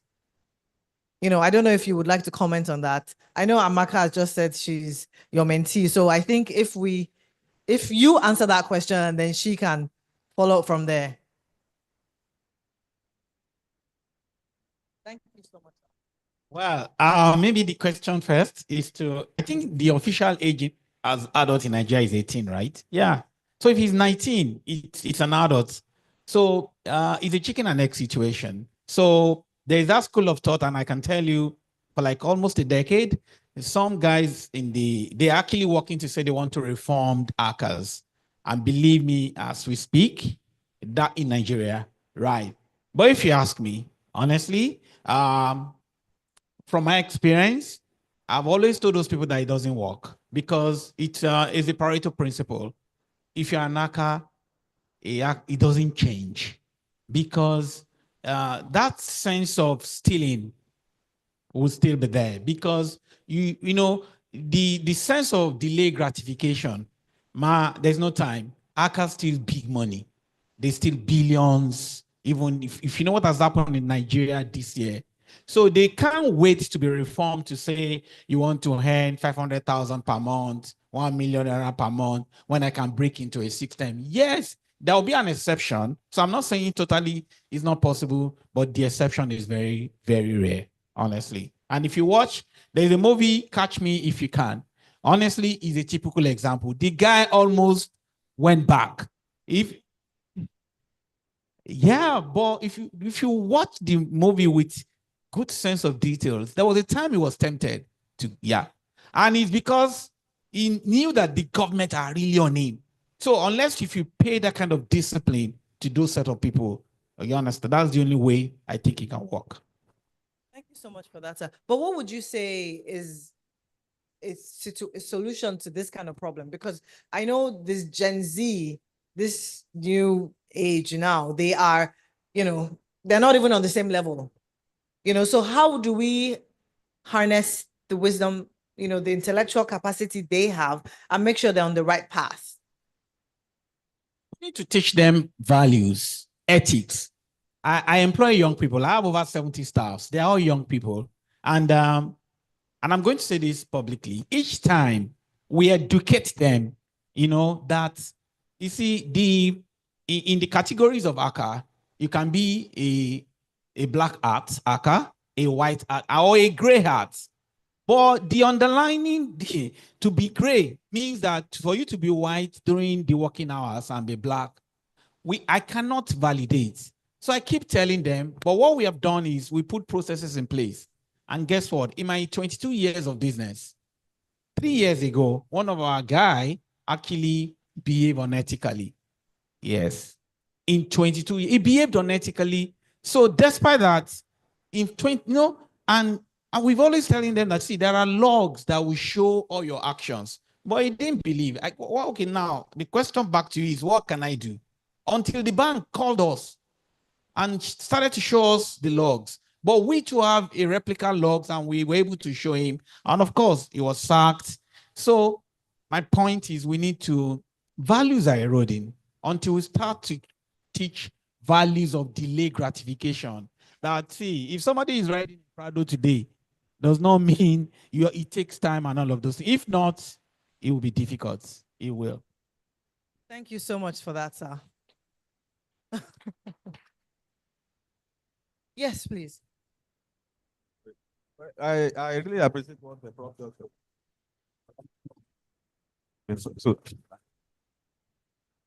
Well, in addition to what Prof just said, I know there was a particular question I raised when I was about, when I wanted to start my conversation, and I said I was looking for the richest person in this hall, and I just mentioned randomly, Justice Taiwo. Now, the reason why I asked that question is this: as you are sitting down, I've said it in different fora that I'm an ethical hacker. If I want to hack into Mama's account number, if I want to identify the richest person, if I can't just identify the richest person in this all, sincerely yours, I don't even need anything. I only need your name, probably your account. No, I don't even need your account number. I only need your bank name. If I can, I have exactly what I can use, but I won't take it further. But the truth of the matter is this: as an ethical hacker, we use the knowledge for teaching, for training, and for all sorts of things like this, but not something that is unethical in nature. I won't say much because we have lawyers here, and I don't want to receive a query probably ahead of before getting to my. But let me tell you one thing: the only solution, Prof has mentioned one of them, is education. You can't tell me that even if it is 18, you can't tell me that some 18-year-old boy doesn't know exactly what he's doing, 17 years doesn't know to the level of understanding how to hack into a network and defraud a bank, for example, into billions of naira. So what will you say about that? So let's look at it. If you look at it from the economic angle, we say, fine, the guy has defrauded. What about even the legal angle? If the person has actually reached the age that is not reformative in nature, as she has said, sincerely yours, I would like the government to take the right channels to actually handle the case. That's the one hand. Apart from the economic implication, I want to tell you this one in sum, just to summarize the whole thing. I read yesterday that over 120 million articles were hijacked. I'm in academics. And of course, what we do in academics is to get your paper, especially if you carry out research. When it is finally, when you are done with research, maybe with your undergraduate student or postgraduate student, even with your PhD student, the next thing you need to do is to see how you get it published so that it can be feasible to the researcher across the globe. I read yesterday 120 million manuscripts were hijacked using farming and ransomware. The ransomware they are talking about were carried out by children. People of even below 18. Below 18, the average age, the average actually is 16, 17, 18, and of course 19, 20 were also there. And of course, what that means is that once a manuscript is hijacked, forget about it's not going to be published. Even if it is published, you are going to have double publication. So let me just rest on that. Probably I will take it further if there's any similar question. Thank you so much, sir.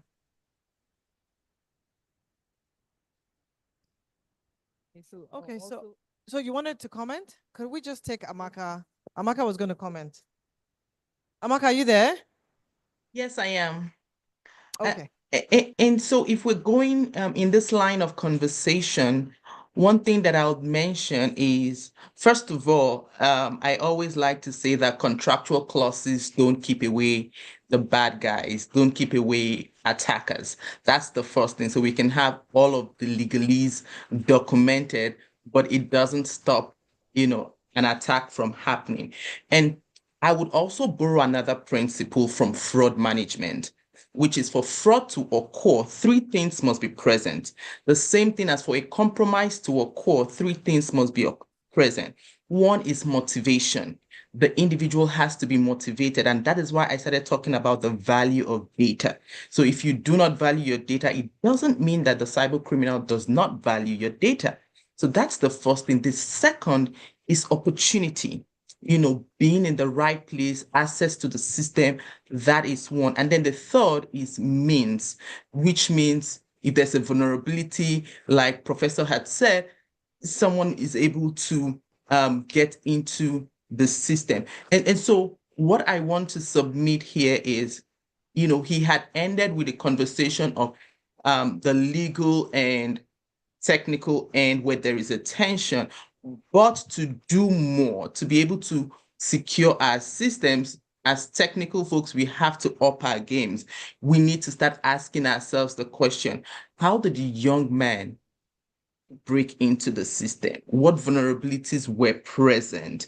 And when we talk about vulnerabilities, I beg to say that it's not only technical vulnerabilities, because when we look at a triad, we look at people, process, and technology. So technology is just one piece of the whole puzzle. So we need to understand that. And what that says to us as an institution, as an organization, is how are we learning from events? I always say, never let a crisis go to waste. So when we have such thing, the young man has done that, we can talk about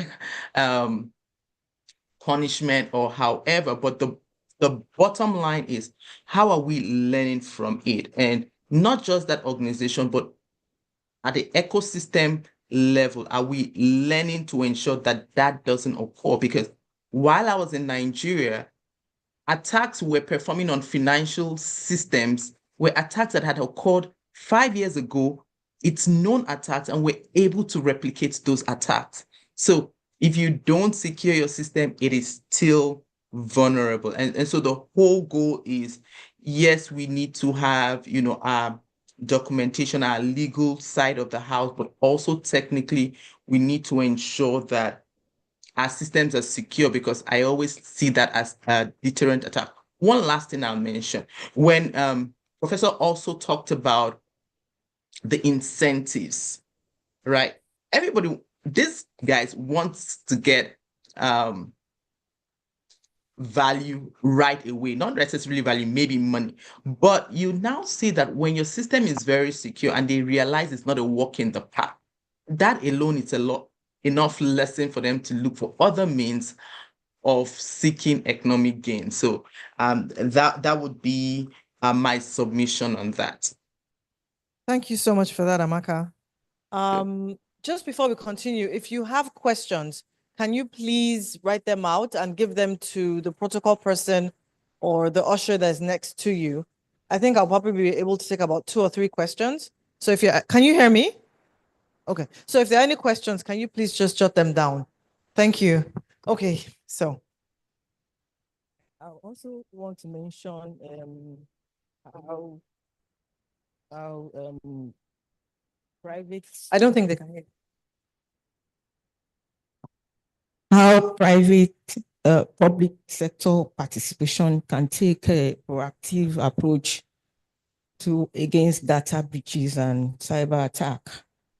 So we know the data protection law says that if there is a cyber attack or a cyber breach of anyhow, in the private sector, they are supposed to conduct a data privacy audit in the organization and submit to the Data Protection Commission so that they can identify that possible breach or near breach if there's no technical person in place.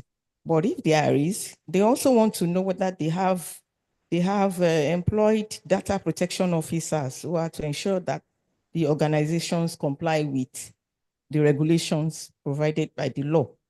And they're also expected to invest in cybersecurity, safeguarding computer data, so that they know whether the data protection companies are actually keeping to the regulations, because they are there to mitigate risk. We know there's nothing like zero-level cybersecurity perfection like that, but they are expected to mitigate the risk. And how is that? They have to have certain things in place, which maybe that will be towards the technical know-how. That's apart from the legal stand. They are to have some tools, they are to have some software, apps to protect themselves against or protect their customers against the data breach. Thank you so much for that. Hello? Thank you so much for that. Can you hear me? Okay, that's one. Okay, so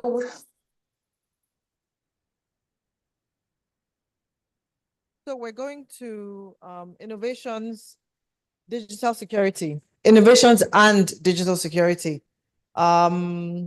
I think from what everyone has said, I think it would make sense for us to have a synergy between the legal people and the technical people, because cybersecurity, data privacy, information privacy, data protection, from what Prof has said, everything comes together. And if it's not, I don't want to use terms now that I have to explain. If it's not data, well, yeah, I'm going there. If as long as it's information that has to do with the person, it's important we stop, in my opinion, it's important we stop having a dichotomy, or I'm the legal person or I'm the technical person. Let's come together and see how we can make the protection work for everyone who's concerned. I would like for us to go to the topic of innovations in digital security and data privacy.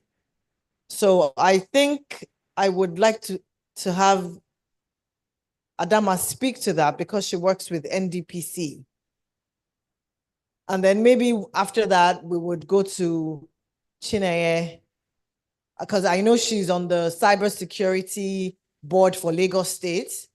So I'd like to hear from Adama first, and then we'll go to Chineye.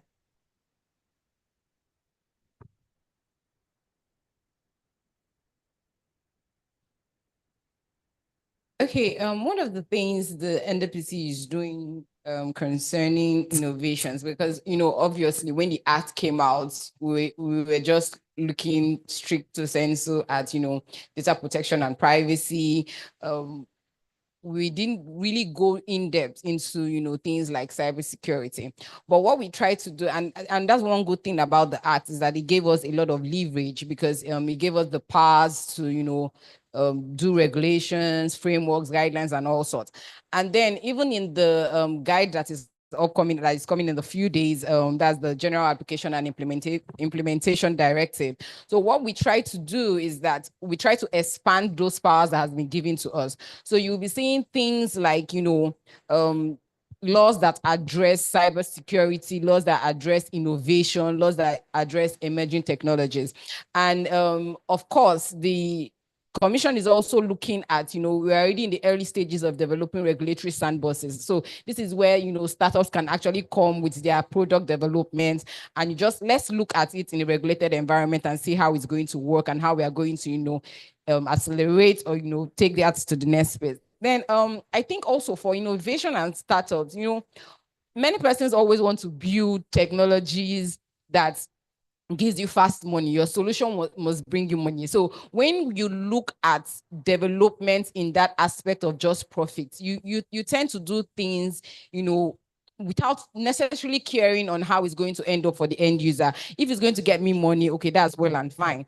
But what we try to encourage is basically having those startups and those innovators create things that have PETs and PPTs in it. So what I mean is having technologies that are, privacy enhancing technologies, not just solutions that, you think will give you quick money, but solutions that can actually help the ecosystem. And the truth is that you will still get your money anyways. We also try to look at, because of these, there's something that the Commission is also doing, which is called hackathon, which everyone knows about generally because it's a general word. But we try to do privacy hackathons. Now, this is where we are looking specifically at innovations that are being built by young persons that are actually privacy focused. And of course, because I'm in this hall, I will actually employ that persons here, innovators and startups and organizations that can actually help and assist, and also work together with the Commission to make sure that we are having people build things that are ethically focused too, because while you're looking at the profits, you have to be ethical in what you're doing. I think Professor Badari mentioned it about, imbibing the ethical culture in people. So we are very okay with you building your technologies. And if you know us, you know that we are one of the government organizations or institutions that are actually very collaborative. We are actually very fair, just come in, let everyone come in, come and build, come and do what you're doing, and then let's work together, to ensure that it's ethically focused, and of course, you also get your money. But then again, there's the Commission is also looking at being stricter in enforcement. So we realize that while persons are always doing what they want to do because they feel, okay, this is a growing system, there are really no laws on it, so they tend to do what they have to do or what they want to do. But we are looking at stricter enforcement. So you'll be seeing in the coming days and months more steeper fines. You'll be seeing us not just looking at collecting penalties, but we'll also be looking at imprisonments, because the law actually says that you can imprison principal officers of organizations where you do not comply with the act. So you'll be looking at 1 year imprisonment for organization, yes, up to 1 year imprisonment, and that's even apart from the penalties and fines that you're also going to be doing. And of course, one other thing that we are looking at for this innovative space is also looking at sector-specific guidelines. We realize that, the NDP Act is just, a lump sum, it just addresses everyone generally. But it is of utmost need that you're now going to sectors, because there are peculiarities in sectors. That's why many people will look at us and say, you're just focusing on the financial sector. But really, it's not that, because everyone here has an account, but not everyone here goes to the hospital. Not every, people here can just say, I've never been ill in my life. When I have headache, I just go to the pharmacy and just get drugs. So we know that that sector is a place that once you're able to regulate well, it would affect everyone other than any other sector. So that's why you see there's so much focus on that. And because it's a sector that makes innovation or tries on innovation daily, you would see that there is need for that sector to be regulated than every other sector. So the Commission always ensures that every stakeholder is on that table. We are all working together to know that while you're developing your solutions and your technology, you also comply with the act or also comply with laws that, work for you. Thank you so much for that. So Paul, I've just been informed that Paul has joined the meeting and we have 12 more minutes. So Paul, are you there?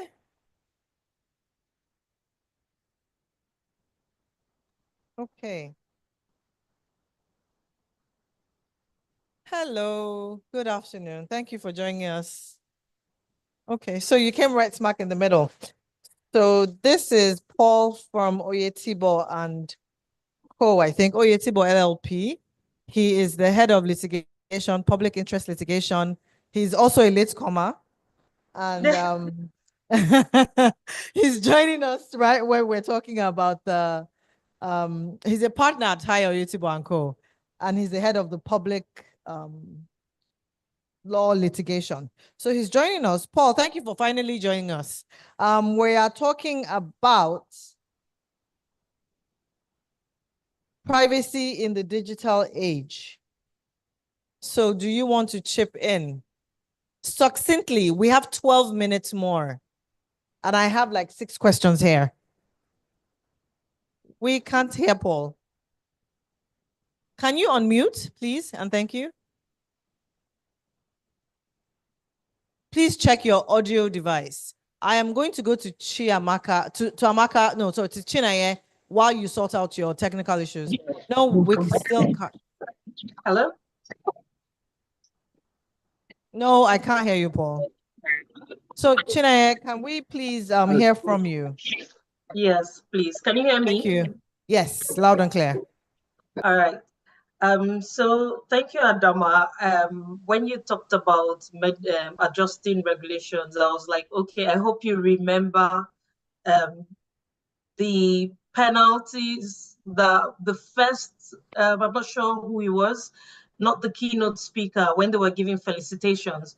He mentioned about the lady and the marketplace and not being able to get compensation for the individual. So it's not just about penalties to the firms, it should also be compensation to the offended individuals when you're making that adjustment. So just as you've mentioned earlier, Maka, it's about people, process, and technology. And as we see currently, there's so many intelligence sharing happening currently across the government institutions and even the private sector. There's so many bodies that have set up incident response teams. There's a national incident response, and then there's that for CBN, NIDA, and intelligence is being shared across when these vulnerabilities actually happen. So how do we leverage technology to protect our systems?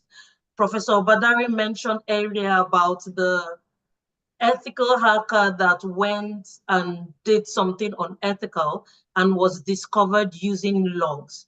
Something like blockchain technologies, if we understand how blockchain works, it can help give you transparency and accountability in your systems. It means that you can basically have that non-repudiation for your logs and use that to ensure that your defense is strong. Recently, we've seen that emerging startup firms are leveraging AI-driven technology protection defense systems, where we have AI learning user behaviors and reporting on anomalies and things like that. We also have some solutions that have used this biometric authentication for additional layers for security. So as technology is evolving, I will think that it's best for us to encourage our startups to adopt this evolving technology and we integrate them into our applications and solutions. I don't want to overflog this horse, but the fintech has actually adopted most of these solutions.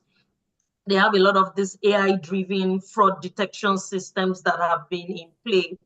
And these are things that have helped combat some of the vulnerabilities that have been identified. Amaka mentioned earlier that, yes, even in the same sector, some of the vulnerabilities that have been used are things that have been identified 5, 6 years ago, and we know what patches to have in our system. So in essence, what is required is having good digital and cybersecurity hygiene for businesses and institutions. What are your policies? Who's checking your systems for vulnerabilities? How is your risk management evolving? It's not supposed to be only about technology risk. It is also about your people, those that you have trusted with elevated privileges to do additional work for you. What is checking those accounts? How well can you say that your digital assets are protected? Who's watching through the data flow within your business? What controls are in place as that data is flowing through? Can they say categorically that these things are patched and are updated? If we employ or deploy this proper cyber hygiene, I think it will go a long way with the new technologies that are available. Thank you. Thank you so much for that. Thank you so much. So roughly we have 10 minutes. I have 6 questions. Are there any inputs from the panel? Yes, let me jump in here because okay, this is a sweet spot for me.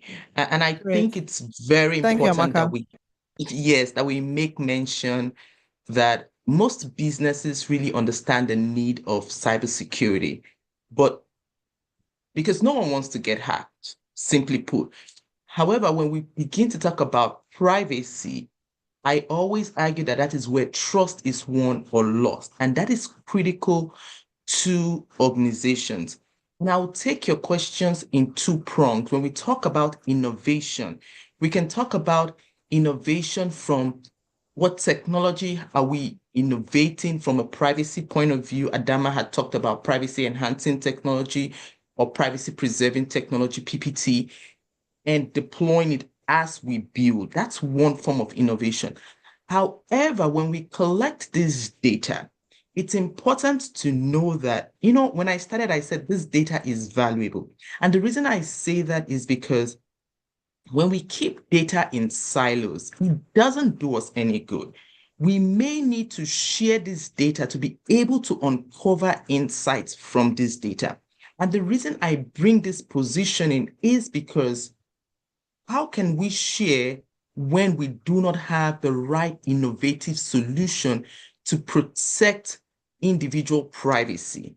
It then becomes a defeated course. So the whole goal of innovation, when we think about the large amount of data we're collecting through innovative devices like IoTs and the rest, is first, are we innovating with the right technology to preserve individual privacy? At the same time, the data that we're gathering, are we unlocking the right solutions with it?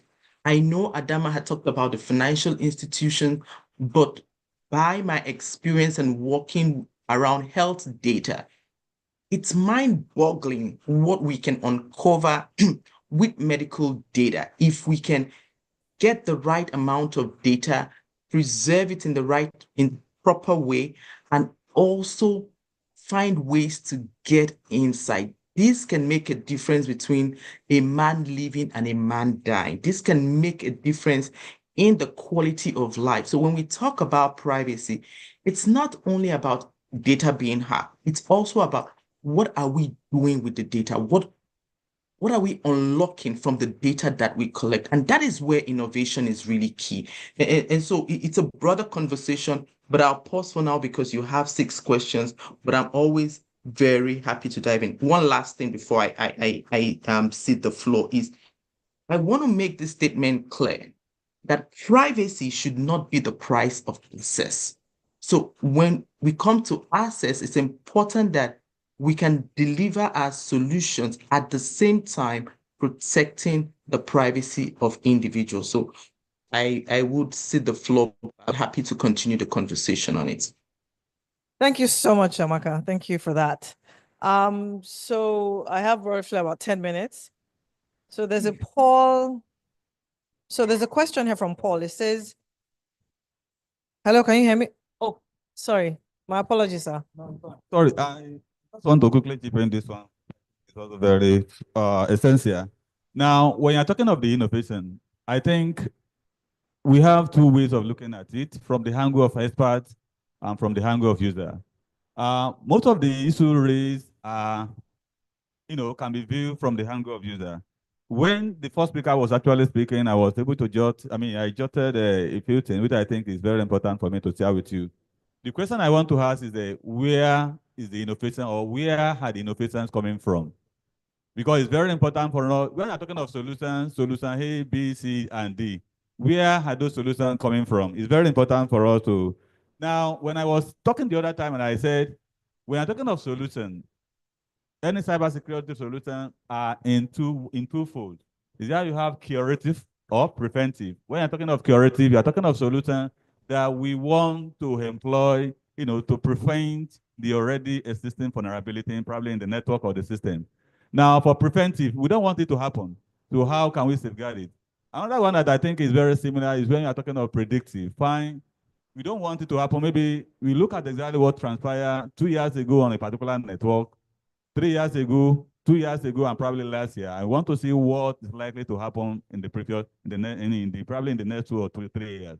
So fundamentally, we normally look at security from those 2 angles, from curative, preventive, and predictive.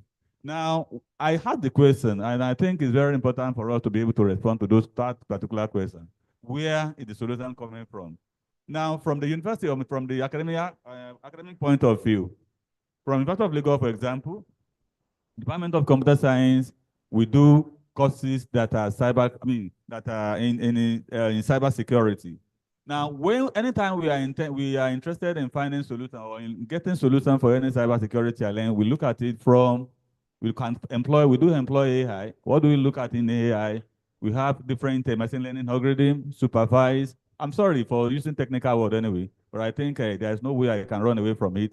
Whether you like it or not, if you are speaking your jargons in law, I think I have no choice than to listen to you as well.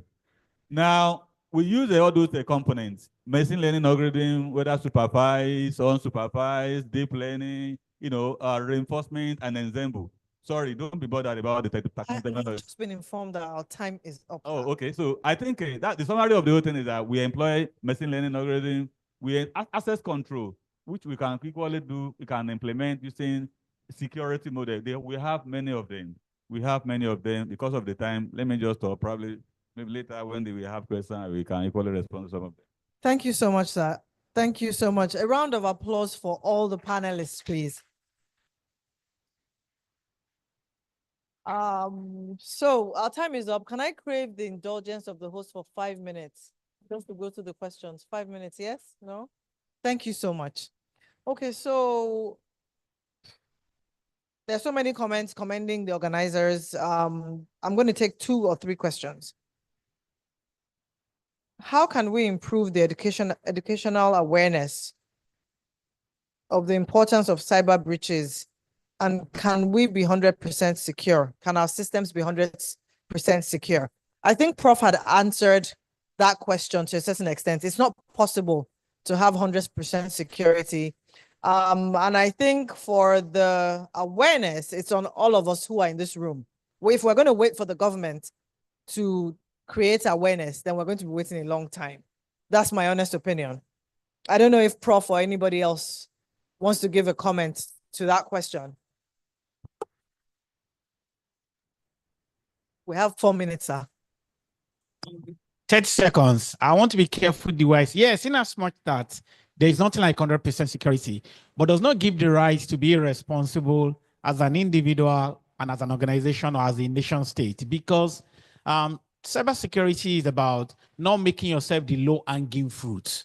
So that's what we mean. Because you see, in vulnerabilities, there are classification of vulnerabilities, critical vulnerabilities, high vulnerabilities, medium vulnerabilities, and low vulnerabilities. Yes, you can eradicate risk, but when you have low risk, it will be difficult for any hacker to hack you. Quote me anywhere all over the world. But what we have is organizations have high risk. High risk means critical risk is very easy. Even a 1-year-old boy and then what you now have is organization will now be going, there is nothing like 100% security. You are not in that category in law. So lawyers, please, the legal profession, when they come, sir, you should give them 30 years imprisonment, because it is due care and due diligence. Are you doing correctly, or are you doing, to detect? So from the legal profession, it means, so when someone has low risk and the risk still crystallize, you know that he has done hard work, than someone that you have plenty high risk and you're not saying, oh, based on our risk appetite, we are accepting this risk. In fact, we call it malicious ignorance. Thank you. Thank you so much, Prof. So we are not to be maliciously ignorant. There's another some questions are here that I don't think they should be asked, because if you need to know what you need to do to become a cybersecurity professional, all you have to do, this is a networking session.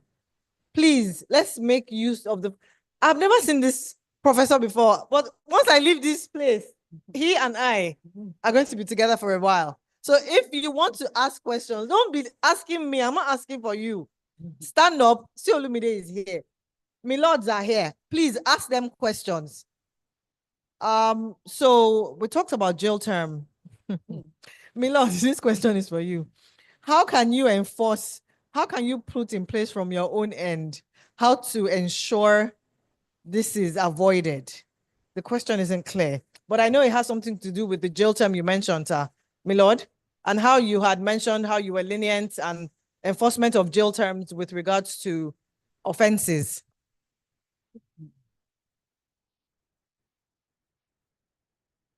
After my lord's comment on this, I'm going to have the speakers give each give a parting shot to. Is Paul audible? We've forgotten Paul. That's what happens when you come late. Everybody's going to, the panelists are going to give one parting comment on public-private sector collaboration. So I will start with Chineye, and then we'll go to Amaka before we go to Adama, and then we take Miss Ajayi and Professor. So has Prof been given a mic? Has my lord been given a mic?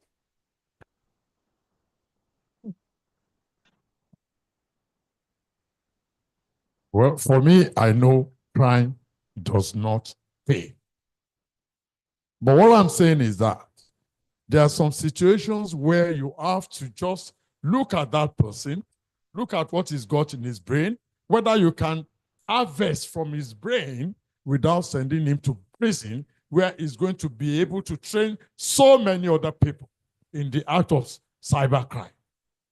Because when they are in prison, they are free, very free, unless you can set up a separate room for them. Oh, this ACA, let's put them here so that they can brainstorm and not pollute others in the prison. And then, of course, the issue of low key. I agree, low key, if you are not, oh, these days, can you live low key? Unless we want to go back to the days of analog. I worked in the bank before, and I worked in First Bank when we used to fill form. It was very hard for anybody to hack into anybody's, unless we want to go back to that. Yeah, that's not possible. If we don't want to go back to that, it's not possible. We should be able to step down on the fact that we need to look at these brains. They are brainy. For anybody to, somebody was teaching me about Bitcoin. About 2 weeks ago, I was tempted to put $1,000 at least. So when it goes to, again, $147, I put it in an account. Trace these monies. Thank you, the Milord. technical should be able to tell us, Prof, the ball is in your court. There's not unfortunately, they just told me to get off the stage. Always in the court of the technical. I would like to take, I'm craving your indulgence, sorry. Amaka, Chinaye, very, very briefly, one last comment on public-private sector collaboration. Absolutely. Just to add about the awareness Prof spoke about, and you as well. In our communities, we can also do awareness. There are different chapters around doing awareness. The key for public-private partnership is to have that digital hygiene and awareness of individual rights communicated to them. So let's work together to empower people in our different communities. Thank you. Thank you so much. Thank you. Amaka? I'd like to reiterate again that public-private partnership is crucial. The reason I say this is because of the value that we can unlock when we use data responsibly. And it's important to know that privacy is a competitive advantage if we use it right, because it is the foundation of digital trust, of customer trust. And of course, we know that it will help reduce regulatory risk and build, long-term loyalty. Finally, the companies that will lead in the future are those that would handle data ethically today and respect the privacy of the individuals that they serve. Thank you so much for that. We're going to Adama. Public-private partnership has always been the cornerstone of NDPC. That can easily be found amongst persons in this room who are our data protection compliance organizations. And then one thing I would like us to know is that for us, what we try to do also is to ensure that we do what we call the Adopt a School initiative, which DPCOs help with. So awareness has started from the bottom up. We also are working with the NUC and I think 2 other government organizations to see how we can put data protection and privacy in school curriculum. And if this flies and if it happens, trust me, what the professor has been saying about teaching them from the young and seeing how you can inculcate those habits and those talents is going to go a long way for also private-public partnership. Thank you. Thank you so much. They have just told me to leave the stage again. So I just want to say thank you. Okay, so you know what? I'm going to flex. Please, 1 minute, 1 minute, please. Yeah, I just want Thank you. to know. I just wanted to know that. Hello? I just want us to know that the National Digital Economy and E-Government Bill is in the pipeline. So this is an obligation for those in the private sector to continue to facilitate capacity building and encourage digital skills. Thank you, Ma. We can't leave the stage until you allow somebody from academia to talk. Now, briefly and simply, let me just be very succinct. Now, If you go to University of Lagos, for example, we have professorial chairs in this, professorial chairs in that. If you go to management science, you see a professorial chair in mathematics, in management science, in finance, in marketing. I don't want to make, there are many of them like that, even in mathematics.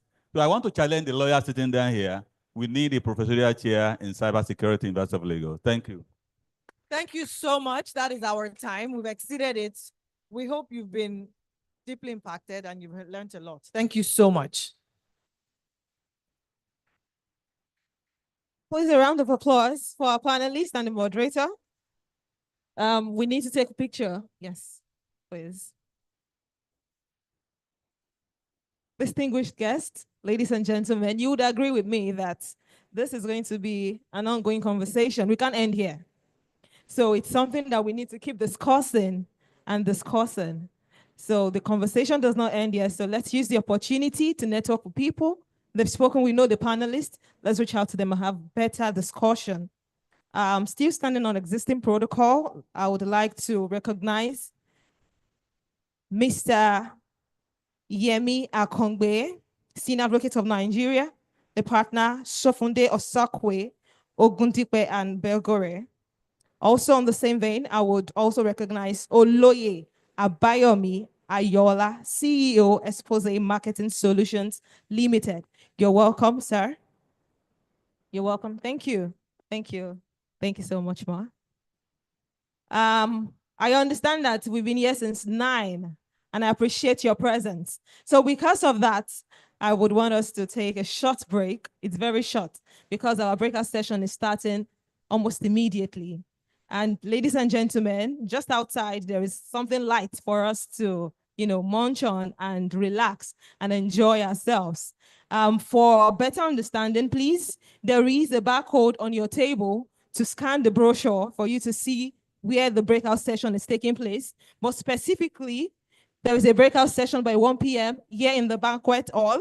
And the topic is going to be on balancing data privacy, compliance with blockchains, transparency, navigating challenges in decentralized system.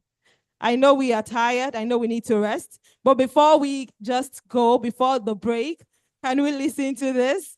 Then the second breakout session is going to be at the meeting room on the first floor on balancing data privacy, compliance with blockchain, transparency, navigating challenges in decentralized system. While the banquet hall will be on securing the future, empowering women to lead in Nigerian cybersecurity and data privacy workforce development. So we all can now take a break before the breakout session starts.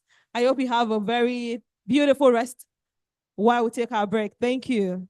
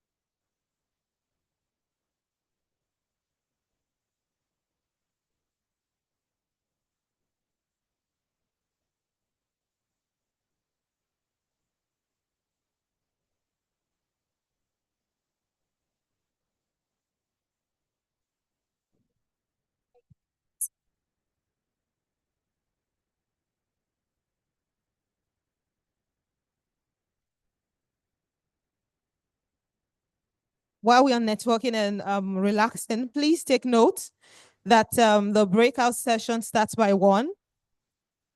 The first session starts at 1 p.m. in the meeting room 1 on balancing data privacy compliance with blockchains, transparency, navigating challenges in decentralized system.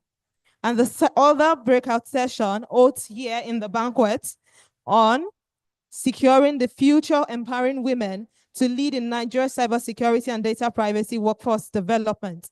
Please, we're starting by 1 p.m. Let's get ready. Let's get seated. Thank you.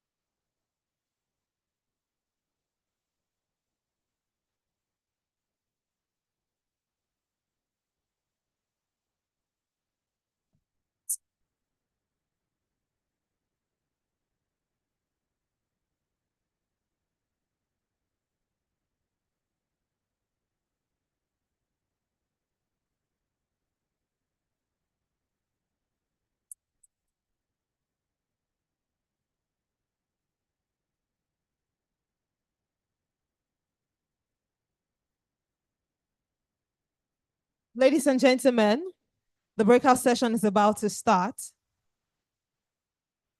Can we have the representative for the Women in Cybersecurity Nigeria affiliate here? The breakout session is about to start. Remember, we have 2 sessions. One is holding at the meeting room 1 on the 1st floor. The session coordinator would direct you when you get there.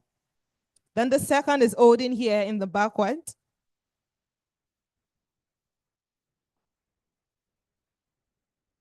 Distinguished guests, ladies and gentlemen, just to bring to your attention, the session holding in meeting room 1 is the session for balancing data privacy compliance with blockchain's transparency, Navigating Challenges in Decentralized Systems. It's holding in collaboration with the NBA SBL. Meeting Room 1, the first floor.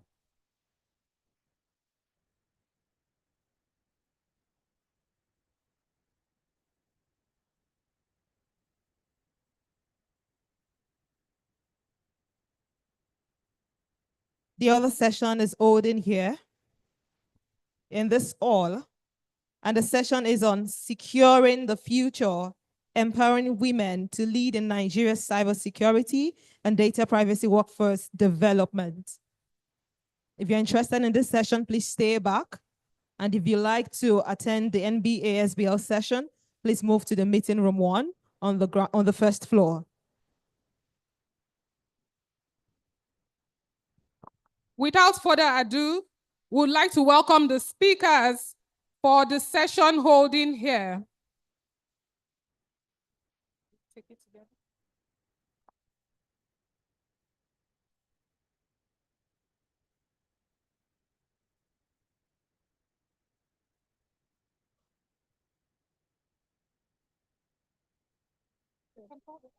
I can do it. Okay, so I would like to. Sorry, I'm not feeling. Like you're not feeling.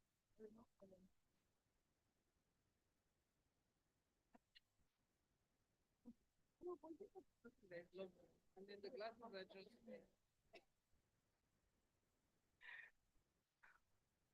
For the session holding here, Securing the Future, Empowering Women to Lend in Nigeria's Cybersecurity and Data Privacy Workforce Development, the moderator would be Patricia Eremo Sele. She's the president, WICYS Nigeria, founder and CEO of Cyber Astradia. Please come on stage.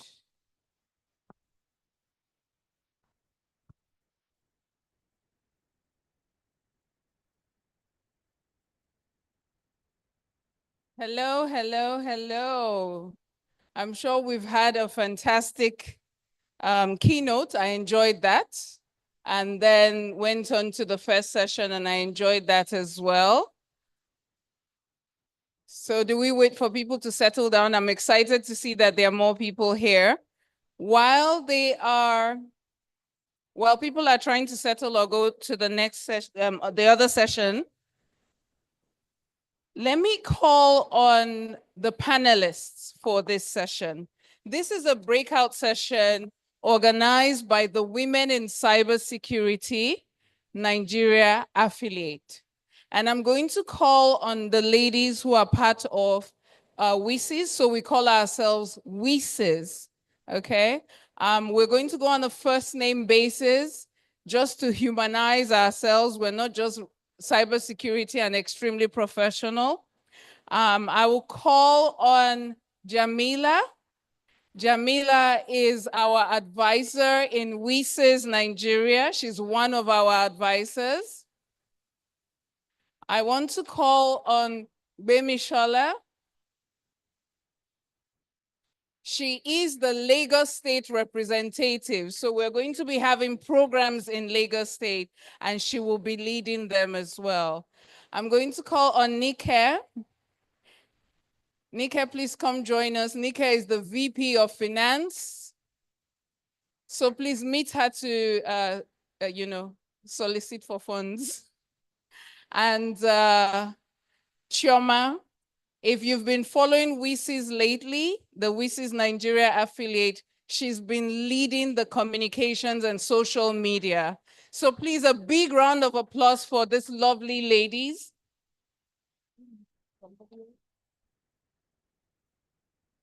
No, she's not part of it.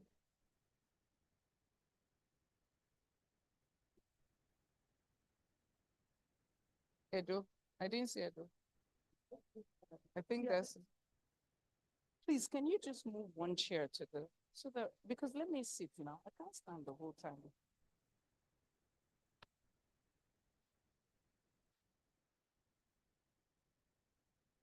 Welcome, ladies, and thank you for being here. So let me just give a brief. why we selected this topic. I know that today we talked about, you could hear that there's a little bit of a rivalry between the technical and the legal space in cybersecurity, right? I think if you raise your hands, you can tell that there's a little bit of a rivalry. Whatever it is, we do need professionals in this space.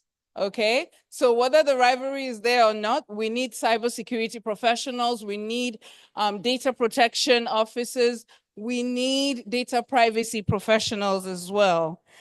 And I will take us back. There's so many conflicting figures. However, it has been stated that the cybersecurity space, the cybersecurity economy by 2026 will be going from will reach 600 billion USD.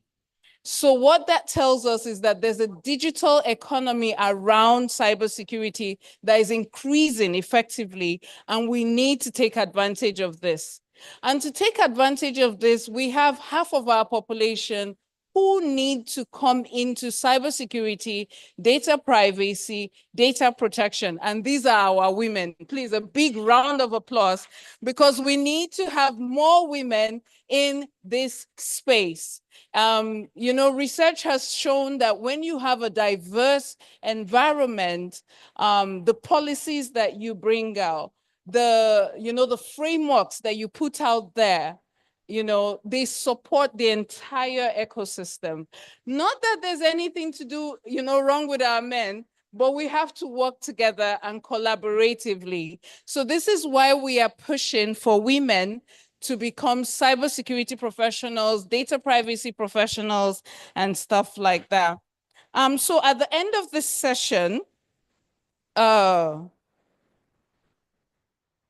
we're going to try and have an honest dialogue on what it is to be in the cybersecurity space, how to get into the cybersecurity space, how to support and promote effective policy in the cybersecurity space. So let us start with the first question.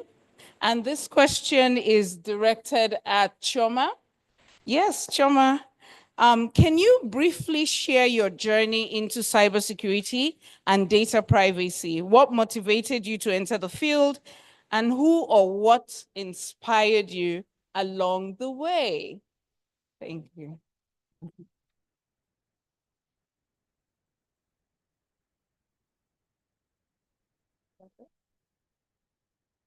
you very much. I was thinking you would ask someone with a more colorful story because I think mine is rather boring. So I studied computer science. That was my first degree. So, and I have a master's in cybersecurity. I was thinking you may ask someone that maybe did something else that came from another field, maybe an artist that dived into security. There's a reason we're asking you. Oh, well. Because the idea is to show that people from a technical background, can come into cybersecurity, and people from a non-technical background, who I'm going to come to a lovely lady after you, how they get into cybersecurity. So please just go ahead and tackle our question. I've always loved to figure out how things work. Before cybersecurity in secondary school, I think physics was my favorite subject. I've always liked to know, if this thing is like this, how can it be undone? Or how can it be, how can it be done to work differently? So in university, when I studied computer science, my initial interest was actually in artificial intelligence, building expert systems. But over the years, before I got to my final year, I figured that cybersecurity was a little more interesting because even in AI, in building expert systems, every technical aspect has the cybersecurity angle of it. So being in cybersecurity, I'm going to be able to try out my hands on every other thing that I love. Now, deciding on doing a master's in information security, it was a natural order of things, So I've been very good. I was very good at programming when I was in school. So I think my mentors wanted me to go more into application development or web dev. But yeah, I don't think I have any regrets. And cybersecurity has been interesting so far. And it's been more exciting being part of a community like Reese's that would keep supporting and pushing you forward. So yeah, that's the story of how I got into cybersecurity, which is not so glamorous anyway. So Thank you for that. I'm going to come to Jamila. She knew I was coming to her. Please tell us, so that you can inspire other women, other girls who want to come into this field. Patricia, nice question. Okay, I'll start by saying that I'm a civil servant. I work with the Federal Ministry of Justice and I'm on the State Council cadre. And for some of us who are quite conversant with how it is in civil service, as a lawyer, we have different departments in the ministry. And so you get moved. It's like what the Bible says, one under authority. When they say move, you move. So today you could be in this department and tomorrow be in another. And so that's my own story, how it all started. So when you look at my background, you would see I started as a civil litigation officer. I was a lawyer in the civil litigation department. And from there, I've had to work in prison reforms. I moved to Ministry of Environment. And then I also had tourism and national orientation then, and then moved to Great Green Wall, which is climate change related, came back to the ministry. Very interesting. I worked on international assets. And then all of a sudden, I got a posting. And the letter read to head the cybercrime unit. And I'm like, really?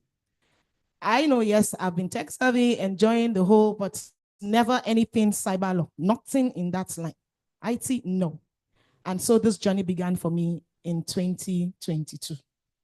And so it just happened on me. And I started from a place where I knew nothing about it, had no clue where to even start from. And here I am today, 3 years, almost getting 3 years down the line.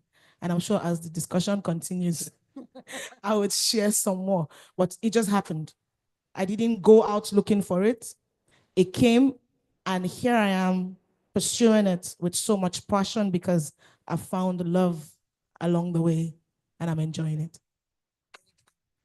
So we can say that cybersecurity found you. Yeah. And then you fell in love with cybersecurity. You got it right. Thank you for that. I'm just gonna go ahead and I'm still going to come back to you, but I will ask Chioma again.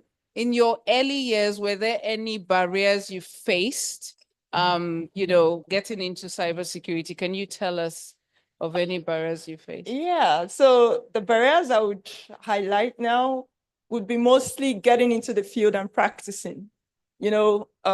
Studying is different from actualizing and practicing. My early career after graduation, maybe about 12 years ago, was in the media. My first job was with Ebony Live TV after my service year. So I didn't really do so much in IT when I started working.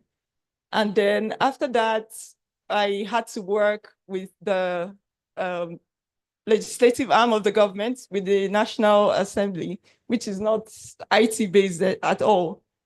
So at the time, I graduated from school. I have the skills, I had the interest.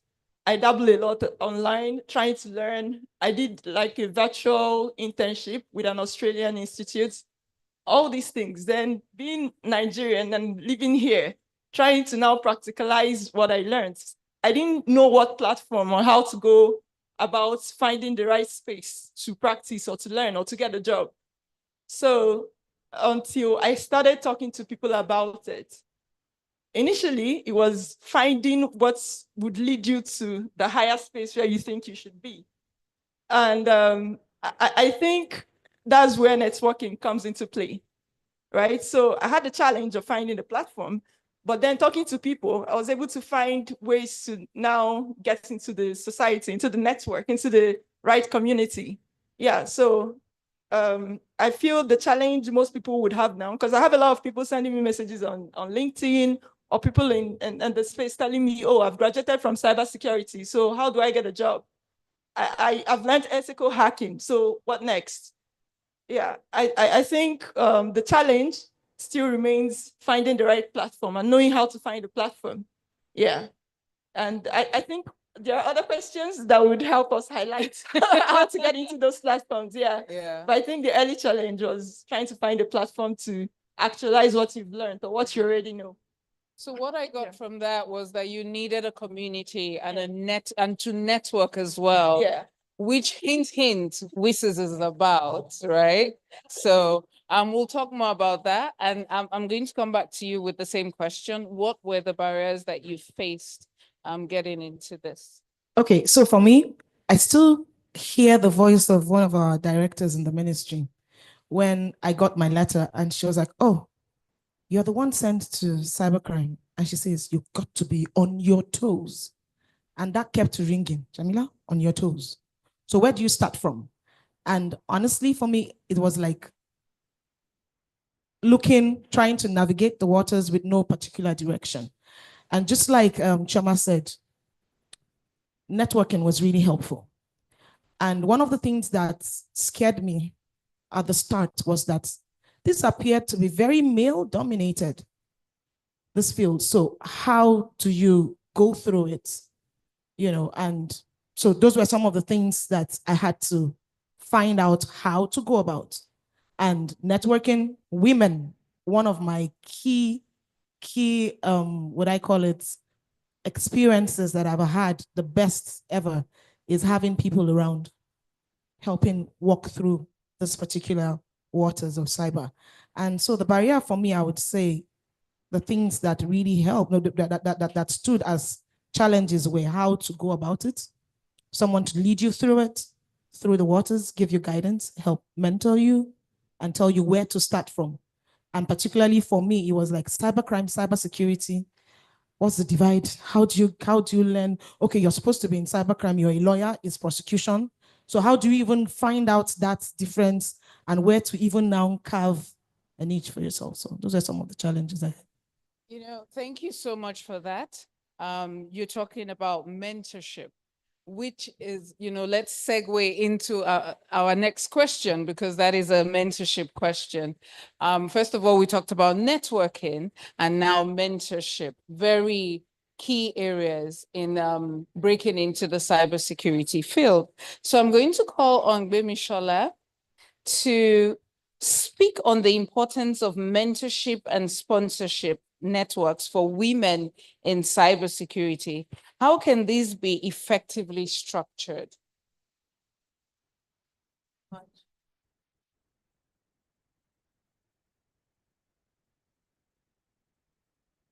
Thank you so much for that question. Mentorship and sponsorship.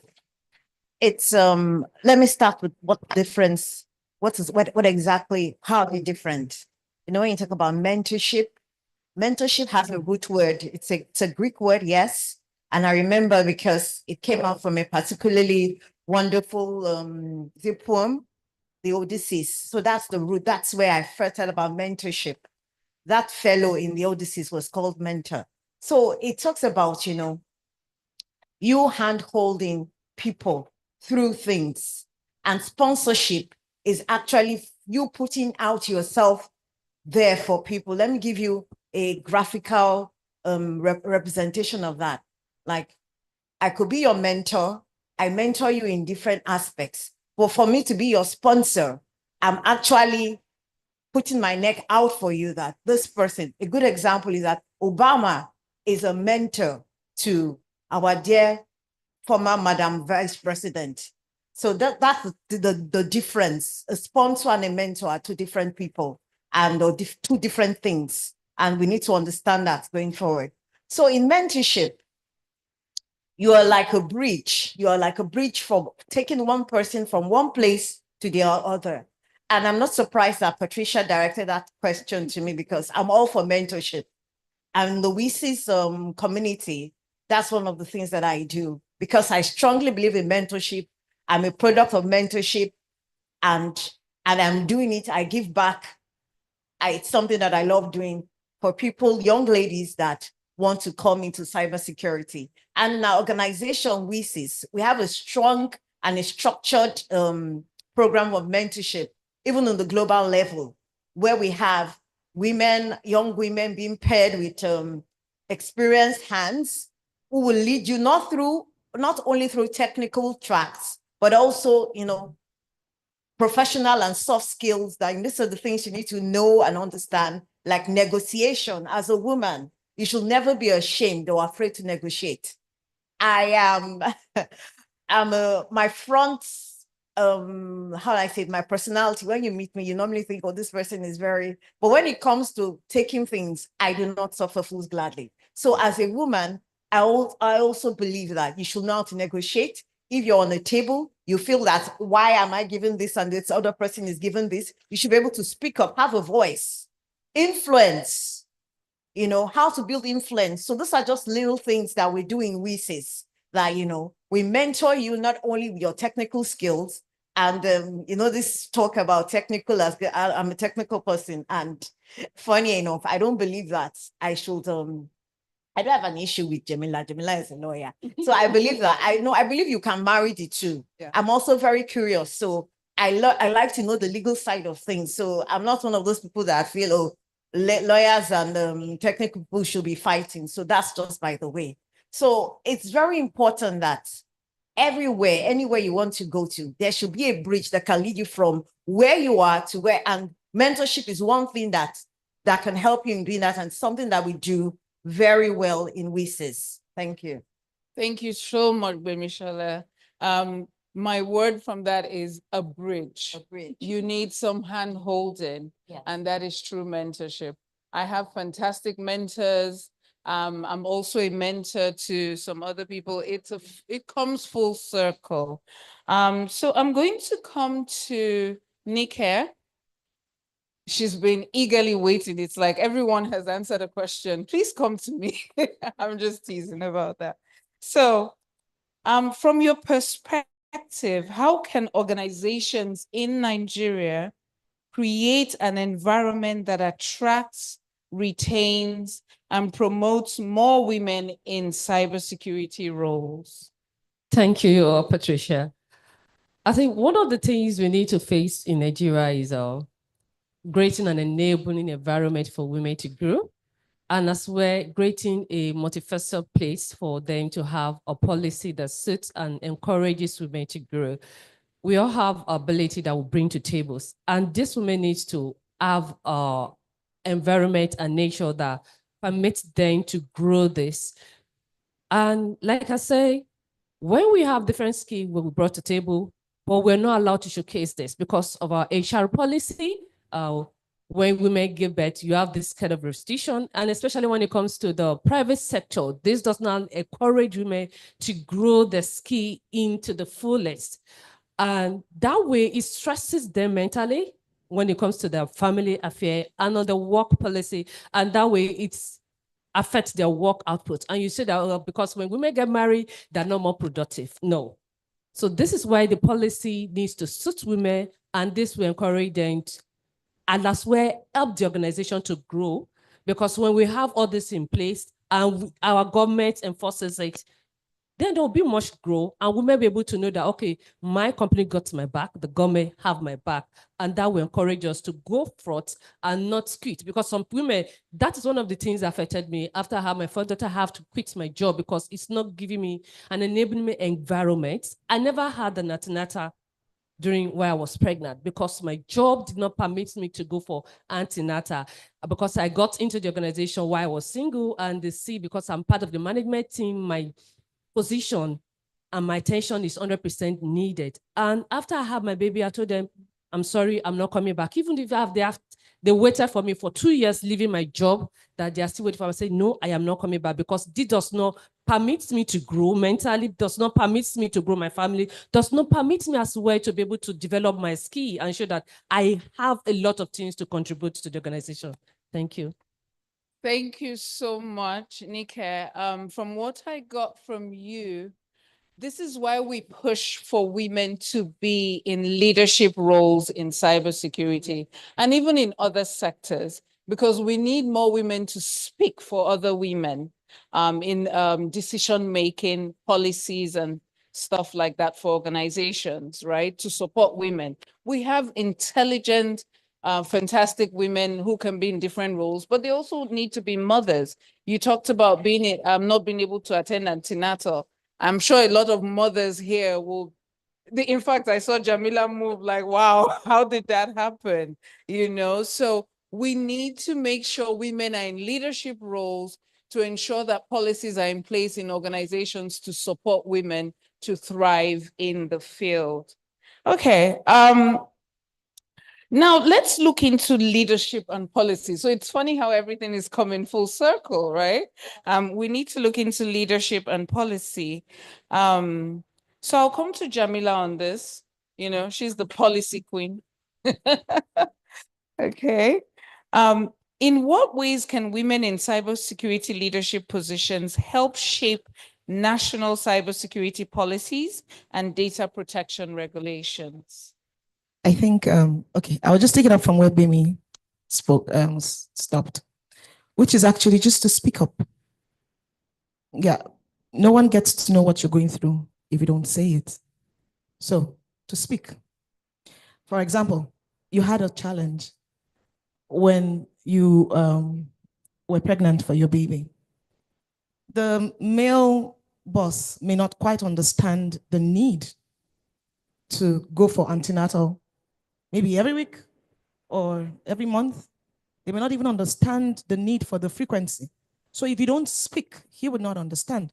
So if it happens that you now have a female who is on the leadership table, there should be that opportunity to speak, negotiate, speak.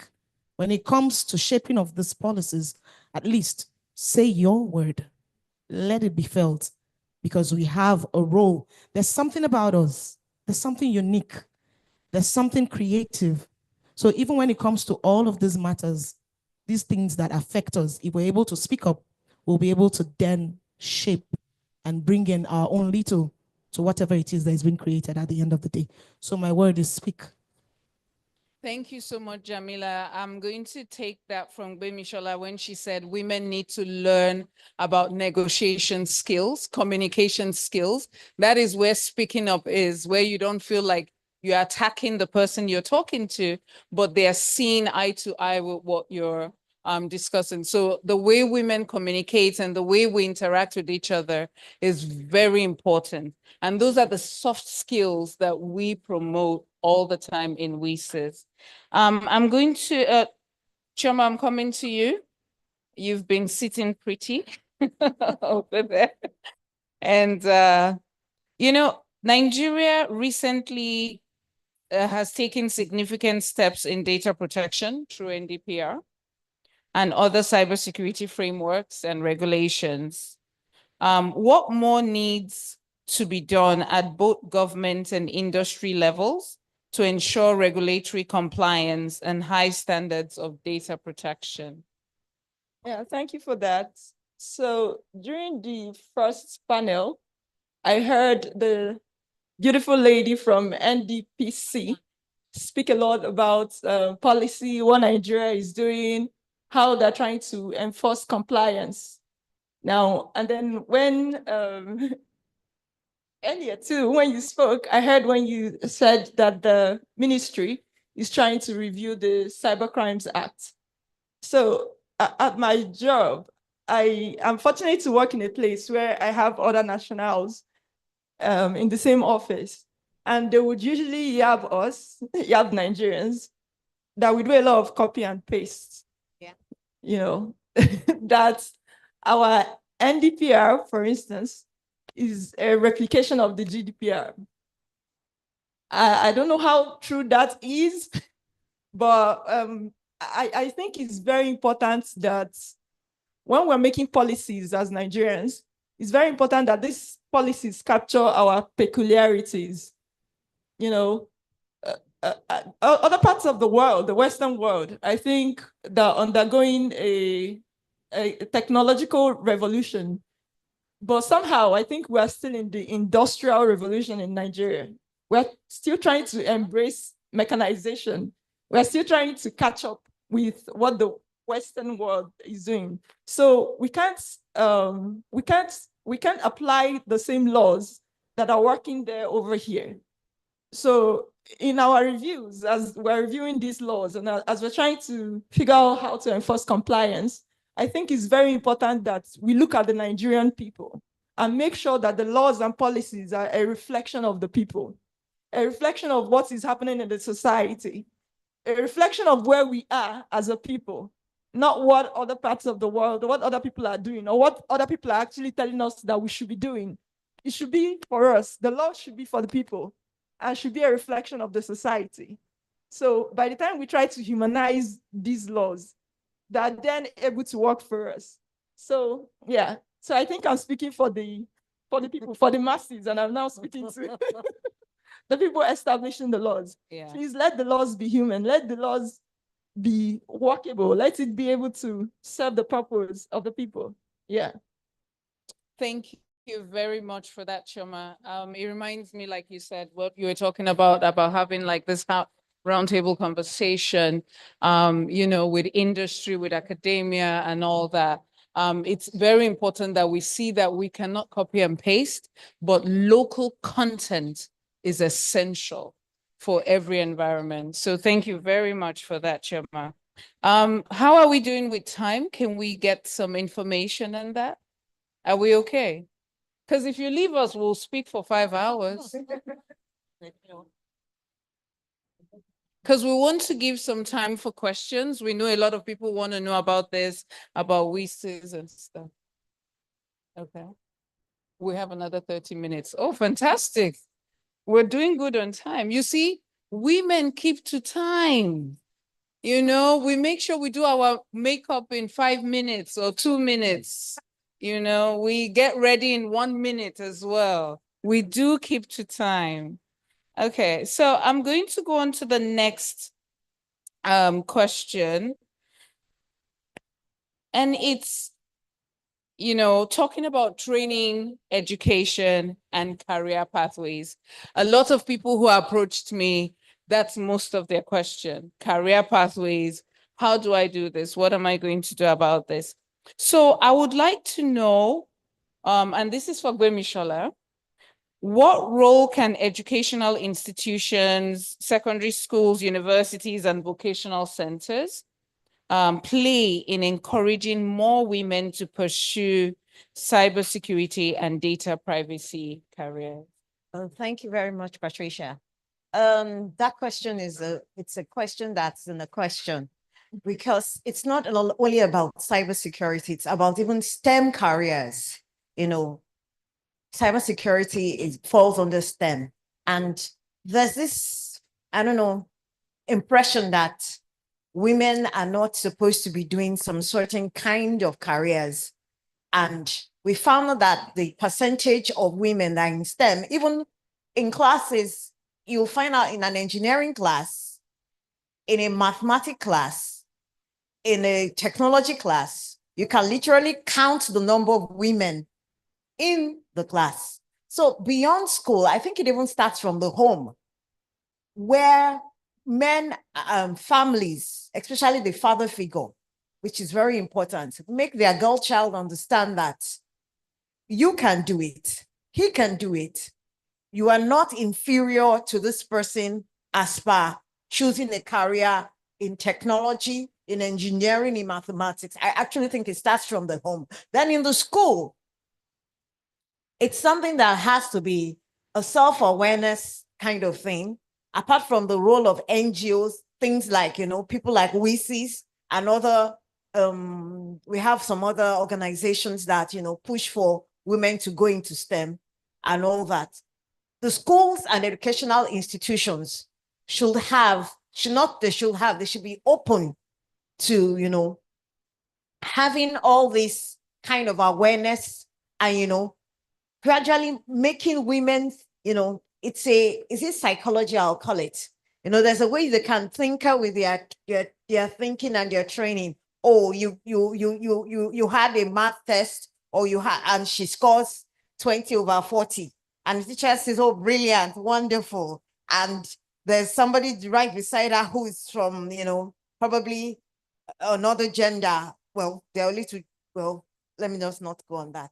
Maybe if a male, he scores 35, and you know, I don't understand. I don't know what, I don't want to, I'm trying to be careful in what I'm saying, but an awareness, making women understand that you are equal, equity, equality, equal opportunities. They belong to all of us. There's nobody that came with a science brain from heaven, or was born with a science brain and is exclusive to some people. So it starts from the home, and it goes to the schools that, you know, make it a point of duty that women are inclusive. Not that we're saying that we should lower standards, because I'm not one of those people that believes that, okay, women, we enter, everybody enter, whether you are up to it or you're not.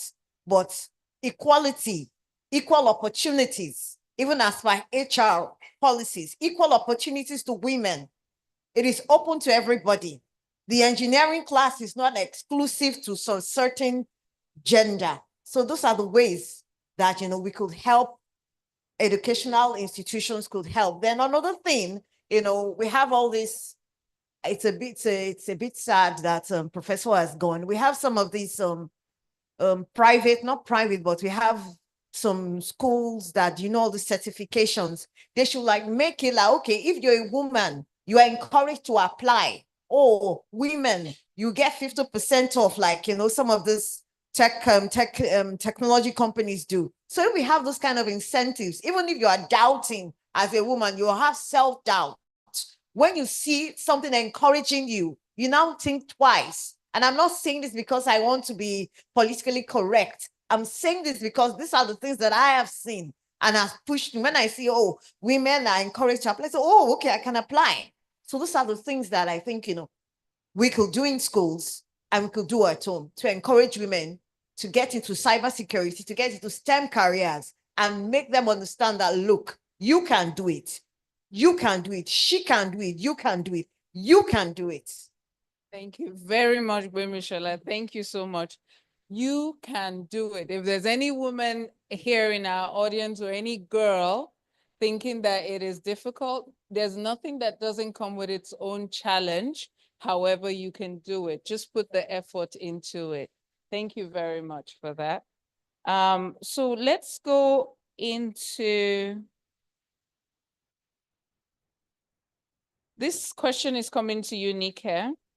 And it is, how many Nigerians, many Nigerians learn cybersecurity through non-traditional pathways. That has become prevalent lately, you know, through certifications, online courses, boot camps, and things like that. How can we ensure these alternative routes are accessible and valuable to women? Thank you very much for that. This question is one of the challenges I was having few days and discussion in one of our group.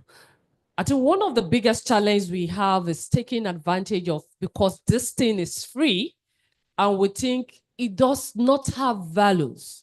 I think that is one of the privilege we take for granted as a Nigeria, because there is no monetary value to it.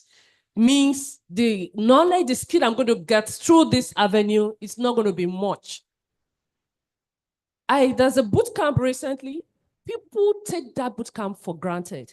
And guess what? That boot camp was what I passed through and made me build my career to this extent. But people just thought that because it's free. Now they have to put in money to it. Then that's what they are not trying to money, okay, maybe because people are not taking it serious because there's no money. And after all, there's some people who actually needed that, but because they could not access it because of the monetary part. And when we have to talk about certification, how many people can pay for $500 certification? $450, $1,000 certification. Now come out here, Compound Plus. We can't pay for it, but when we have an avenue with, okay, government training, a private sector training, we don't take it serious. And sometimes they give them tools I've seen a place they gave a laptop for training. And this person went ahead to go and sell the laptop. For goodness sake. This is what you're supposed to work with. This is what is going to enhance your skill and develop yourself. But you went ahead to say, because you say, I am hungry, you're going to die pamper.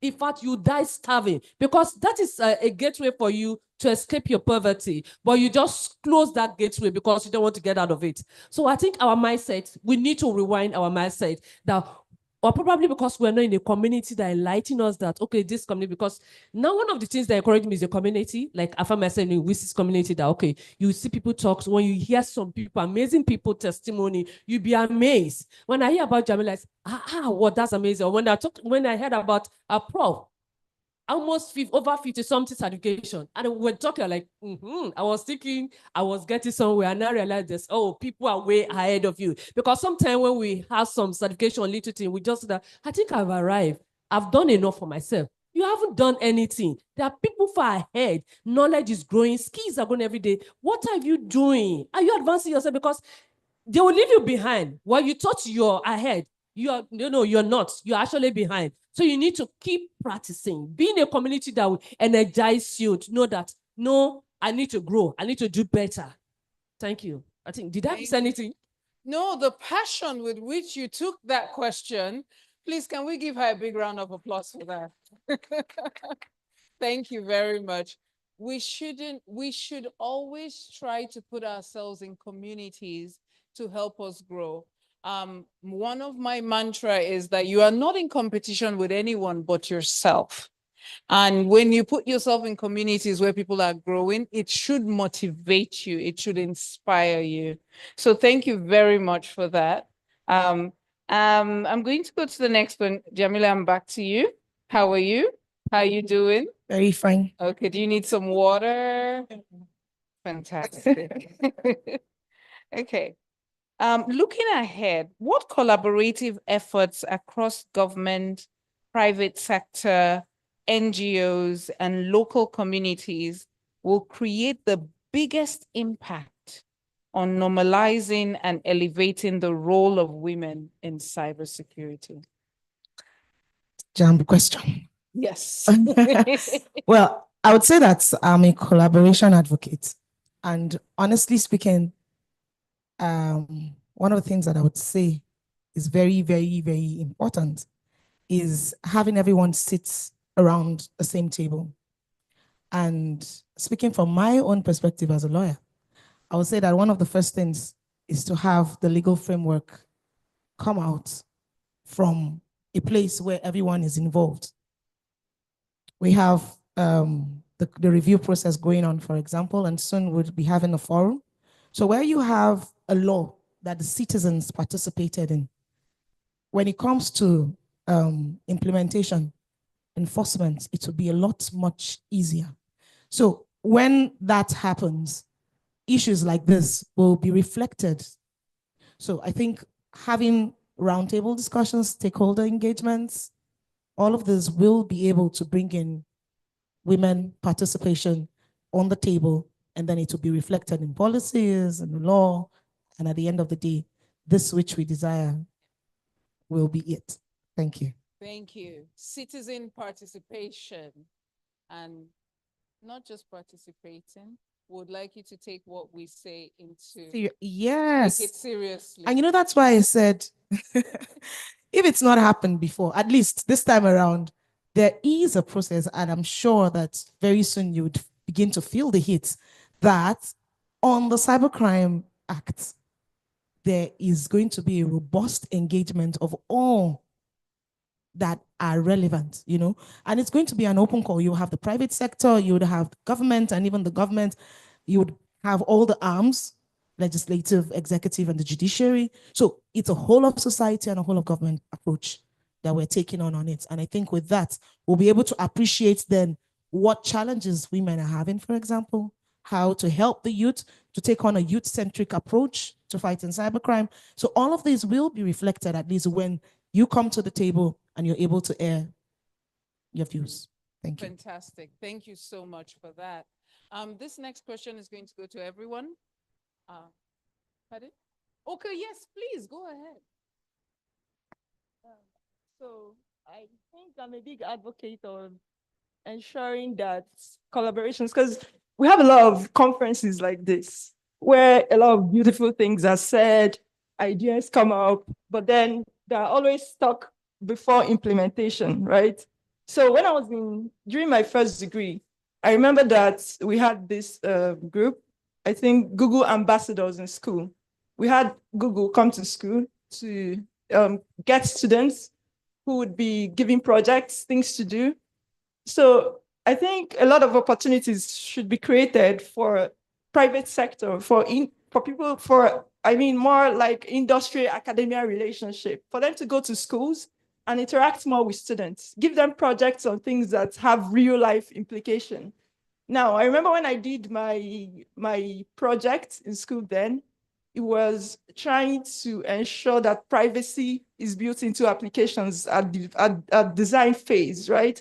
So we need collaborations that are not just high level, but collaborations that are brought down to people, to schools, so that as people are graduating from school, you are building projects that will prepare you for what it's going to be like working in industries, working in real jobs, besides what you're learning in school, besides maybe the Java programming you did. How is this now going to apply? How are you going to use these skills now to build what people actually need? So the collaborations and the private sector, government, academia collaborations should go from high-level conversation to schools, to communities. Now, even when you're taking it down to communities, it's very important to work with local actors, right? So instead of, say, a company going to a particular community or village to say, oh, we're going to set up a hub where people can come to learn computers or come to learn a particular skill, it's very important to work with locals, to educate families, to let people understand why their children should go to learn these skills. Because I remember when I love to read, right? So I wanted to start up a library reading club in my village. I told my mom that, oh, I would like to set up a place where I could have books for young people to go and read, for young girls to start learning to read more. And then she told me that, oh, if you put out money and they build this library and stock it up with books, you'll be surprised that you may not have a lot of people going there to read. Because after school in the village, you will have parents telling their kids to go to the farm to work. And then a girl will now tell her mom, oh, mommy, please, I can't go to the farm now. I want to go and read in the library. So to encourage people to participate more in initiatives like this, it's very important that you educate the parents. You let them understand why their children should gain these skills or should go to learn or to go to read in places like this. So I think educating the family, the parents are very important before you start taking it up to, societal, high-level conversations. Yeah, that's just what I want to add. Thank you so much for that. In fact, I think you partially answered first part of my next question. So I don't know how you're going to do this because it's still going to come back to you. So this is our final question, which is for everyone until we go to the audience for questions and answers. So please prepare your questions. Hopefully we will be able to address everyone. Imagine Nigeria in 10 years. What does an ideal, inclusive cybersecurity workforce look like? What steps must we take now to realize your vision of Nigeria in 10 years? Please don't make this long, 2 to 3 minutes max, because there's, I might come back again to you. So we're going to start with Bemishola and just go down the line to answer this question. Okay. My Nigeria that has an inclusive cybersecurity workforce, right? It's all about what we've been saying here about deliberate steps, deliberate actions. And quite frankly, for me, everything, I'm not the policy queen here, but I know the policy, I'm rubbing shoulders with the policy queen. So she's rubbing off on me rather. So I think we should start with policies that have, that have intentions towards that, inclusive policies. Then again, a Nigerian policy that is human-centric, adaptable to Nigerians, not copy and paste. For me, that's what I see. Thank you. Thank you. Jamila, should I repeat the question? Yes, repeat it. Okay. So I know why I said that, because in court, repeat the questions. Okay. Imagine Nigeria in 10 years. What does an ideal, inclusive cybersecurity workforce look like? And what steps must we take now to realize that vision? Okay, an ideal one will be where everyone, male, female, have equal opportunities, no barriers to entry at all.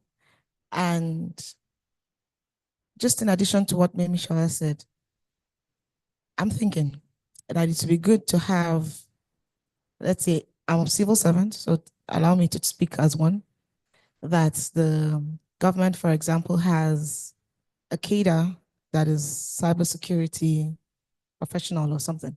I know that might be a bit debatable, where you have you already have people in the ICT and all of that. But I still think that there could be some line, where you'd have a cadre like that. So policies around that. And then, yes, educationally, where you have the policy also introducing it, going down to the grassroots and all of that. So, yeah. Thank you. Choma, do you want us to let you get a breather first? Let's get to Nike and then we'll come back to you. Yeah, just so you can relax. You just spoke a little bit. And so we'll get to Nike and then we'll come back to you.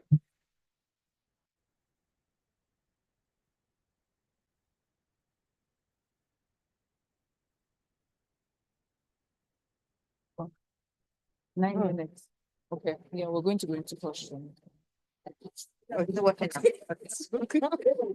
Thank you very much. In 10 years, I see where Nigeria has grown, where there's equal opportunity for both men and female, right from the entry role, not just only in cybersecurity, but in tech as a whole, where we develop, and especially starting from our education system, where we just do not have infrastructure, but we have a quality structure on our education system where we grow from the basics. Because when the basic is settled, to grow on it will not be difficult when the foundation is rightly structured. Now there's ICT Center for Education, but the last time I checked that, I was having that discussion with you early this year or late last year, but you find out most of the teachers are not tech oriented. They will tell you, oh, we are doing this, we are doing training, but you find out after the training, it's absolutely nothing. And these children how would a teacher who is not tech inclined want to build a student or their pupils in their class? It will be very difficult. And as where I see a place where Nigeria, where we have the collaboration between the private sector and the government sector, where they work in closely, especially when you come to the tech sector, because the government has little or basic understanding about this. They are more policies and policy reform, where they could make sure everything is formed.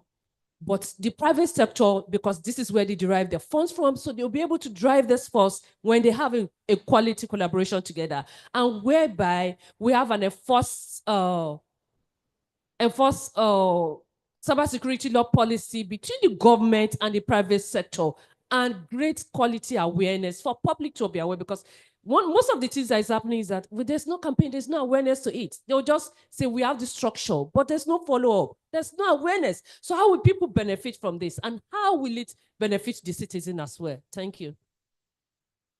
So, Chairman, please, I've been told that we have 7 minutes. Okay. And I really want the audience to have I'll some try to Q&A brief, in yeah. here. So please, can you be very brief? So the question says an ideal, what an ideal in 10 years, what I consider an ideal. Yeah, Okay, for so cyber- an ideal space for me will be a place where we have an upskilled workforce that can compete globally. And then we have less people wanting to japa to practice cybersecurity, because I hear a lot of people telling me, oh, if you're a cybersecurity expert, I don't think you should, if I'm in your shoes, I'm not going to be in Nigeria, I should be practicing outside. So an ideal place, an ideal world would be a place where people are studying, not to Japa to get jobs, but to remain in Nigeria and practice. That's one. Then an ideal society to cybersecurity landscape for me would also be one where we start working towards building our own certifications, not just the foreign certifications that are not applicable to the kind of cybersecurity we practice here. For instance, in my present job, I work in open source intelligence. The kind of things that if I go online to learn OSINT, the skills I'm going to get from online trainings would not be well suited for the job I do now. So if we're building certifications, I hope that in the future, we're going to have certifications that are well applicable to us. Yeah, so just these two things. Thank you so much for that. Thank you, lovely ladies, for all those insights. We're going to go over to the audience to get some questions, and hopefully we can answer it in the short time.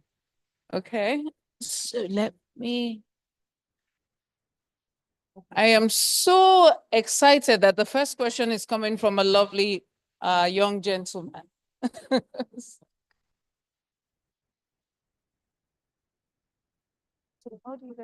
You just take it. Good afternoon, ladies. My session is the next session. So just to buttress what she said, I hope we can have certifications that are studied to us in Nigeria. Okay? I think we should wait for the next session. We have something that has been launched. I think NDBC is here. So we have courses that we have locally in Nigeria. We've been driving this in Nigeria to ensure we have applicable certifications that can help Nigerians and also Africa at large. Because we've realized that lawyers, we have practitioners, right? So in data protection or cybersecurity, lawyers will have to start learning cybersecurity, right? Then you there as a practitioner, do you want to come and become a lawyer for 10 years? So it's a strategy for the next session, okay? Thank you very much. Thank you.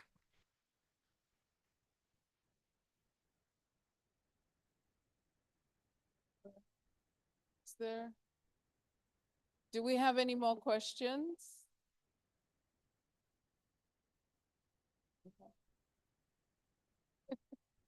Hello, everyone, and good afternoon. Thank you very much for the lecture. It was really insightful.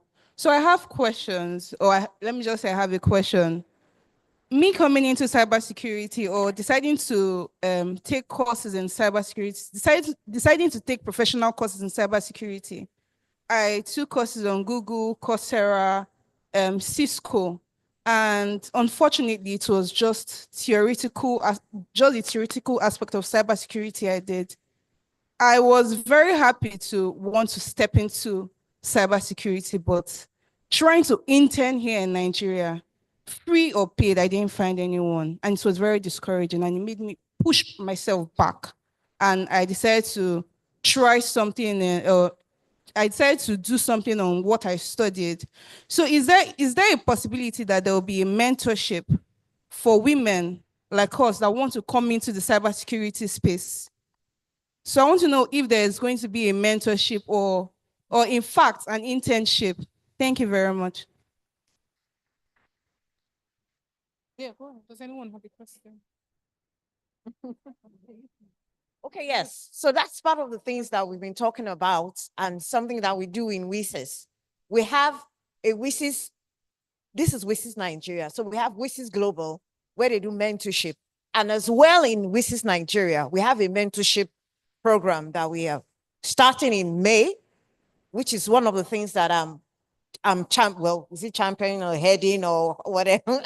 I'm in charge of that along with the other members of the team. Then we also have an internship program that Patricia has been putting together.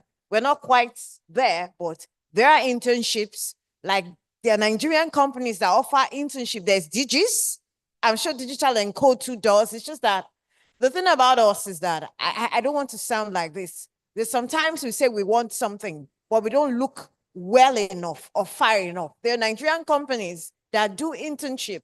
paid internships for that matter, and professional internships that are up to par to anywhere in the world. So we do that in WSIS. And if you want more information, we're here with you, and you can come out and reach out to us. Thank you. Thank you. So I'm just going to add a little bit to that. Many of us have suffered or seen people being called as interns, and all they do when they get there is help people go buy food or go and buy rice or tea. I'm not saying that they shouldn't do that. Discipline is learned in different ways, but we encourage internships for practical knowledge. So we are setting up like an internship program, and we're being very strict in who we pair up within our organization, with your organization. So we are reaching out to people. People have been reaching out to us to ask for interns, but we want to ensure that by the time the intern leaves, right, they have at least the basic skills, they have mentors, they have sponsors, so that when they go on in, after being an intern, you are officially a professional, please. You know, we don't want you to just come and serve tea and then you're wondering what to do. So this is something that we are working on in WSIS. The global is more advanced. Nigeria's, our participation in Nigeria is less than a year. We'll be celebrating 1 full year in a few months. So do you understand? We are working on that, but we do not want to promote non-practical internship experiences. So if you join WSIS, you can get more information on that. And, you know, so any other questions on this? Oh, we're good. Okay, no, I'm going to take 1 more minute, sorry. Okay, ladies, we don't have any more questions, but no, before you leave the stage. What? Yeah, so if you have questions, these lovely ladies are all part of WSIS. I need to let you know that we are all fully volunteer-based. So this is a passion from all of us here for everyone. So being in WSIS, these ladies spend at least 30 hours of their week trying to promote women in cybersecurity for the recruitment, retainment, and advancement of women in cybersecurity. I'm going to add to this. Thank you. Thank you so much. The last question I asked, I would love a scenario where a group of women set up a company, a cybersecurity company, and create tools, create structures that other women and other people in Africa can invest in. People only think about career as going to a place of work. Investing and building entrepreneurs is a very huge part. So what I would like to see in Nigeria is promoting women to lead cybersecurity companies and investing in them. So it has been my pleasure to moderate this session. My name is Patricia, and these lovely ladies, I want to thank you for being here. Many came from Abuja and from Lagos, and you know, you can speak to them after that. So let's take a picture, and thank you very much. Thank you, amazing women, for painting a clearer picture on how to secure the future involving women in cybersecurity space. Another round of applause for them, please.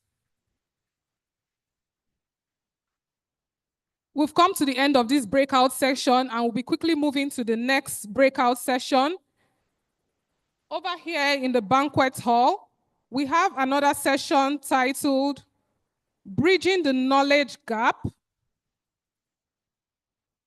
Addressing the Challenges of Data Protection Education in Nigeria.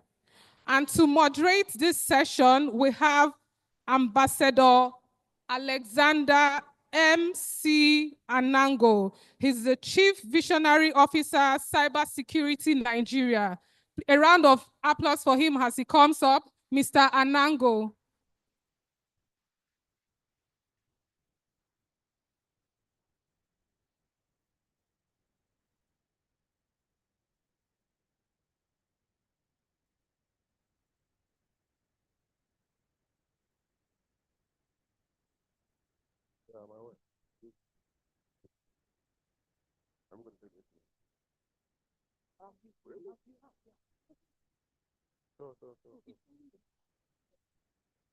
Okay.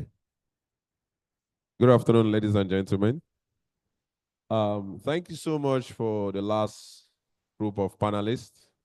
And thank you so much, Patricia, for moderating that group. That was very insightful.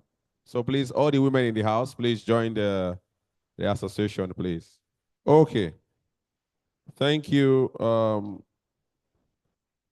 for this. So our topic today is going to be on bridging the knowledge gap, addressing the challenges of data protection education in Nigeria. So like I mentioned in the other forum, so just permits me to call on my able and professional panelists, practitioners, doctors, professors. Where is the barrister? The panelists, when I saw them, I was like, okay, what's going on? I think I should be a panel member than being the moderator, right? All right, so most of our panelists will be, God bless you. I was about telling you that the people at the back couldn't hear anything. The mic was very low and people were straining their ears. So in no particular order, I will be calling the panelists. Their names are here, you know. We have Dr. Akinola Akintayo, who is the Associate Professor of Faculty of Law in what? Unilag. University of Lagos. Yes. Good afternoon, all. Good afternoon, Okay. moderator. He's online. Okay. Can you hear Nice me? to have you, Prof. Yeah, thank you very much. Oh, Good Prof, afternoon. I've been to university like 5 times, sir. We always have events in Unilag. Nice to have you online. So the next Thank you very person much. is Mr. Harry Boje, who is the founder of Data Protection Academy. A round of applause for him, please. Nice to see you again. Okay. Thank you so much. So we have again Professor. How many prof? We are a lot of us here, you know. We have Professor Lukman Abdurrahman, right? Associate Professor of Uni Lorry. Is he here? I think Prof is online, I guess. Yes, I am. Thank you very much for having me. Nice to see you. Yeah. All right, Prof. Thanks a lot. Thanks for coming out. No, I think we have the 3 of us sitting here, unfortunately. So we have the other person. So not to waste our time.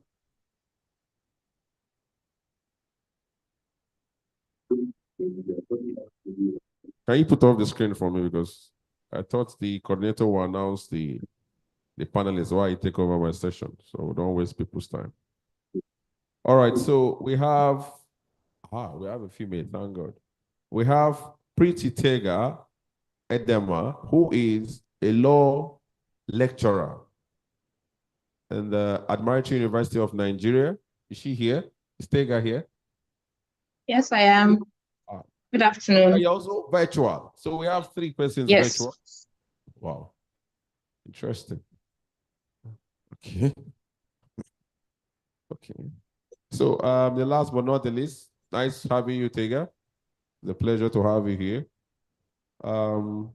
Let's switch it back to the other one. So the last person is Dr. Aaron Salau,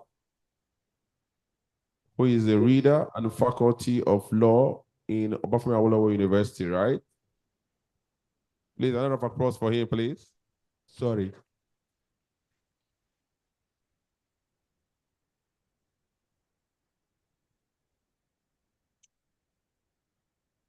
Okay. I think we have, we're just 3 of us physically, and we have the rest of us are virtual. So not to waste much of our time. So thank you very much for coming. The microphone. Okay, thank you. I think I should sit over here. It seems the moderator is hiding over there. Or we can sit where No, because this podium is blocking us, right? You want to sit here? Okay.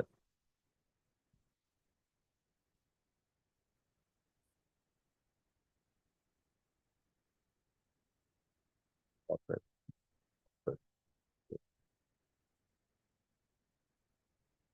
Okay. So, ladies and gentlemen, as we all know, because a lot of questions came around education, a lot of us will be wondering what is happening in Nigeria. Why are we not having certifications? What are the challenges on bridging the gaps of knowledge in data protection?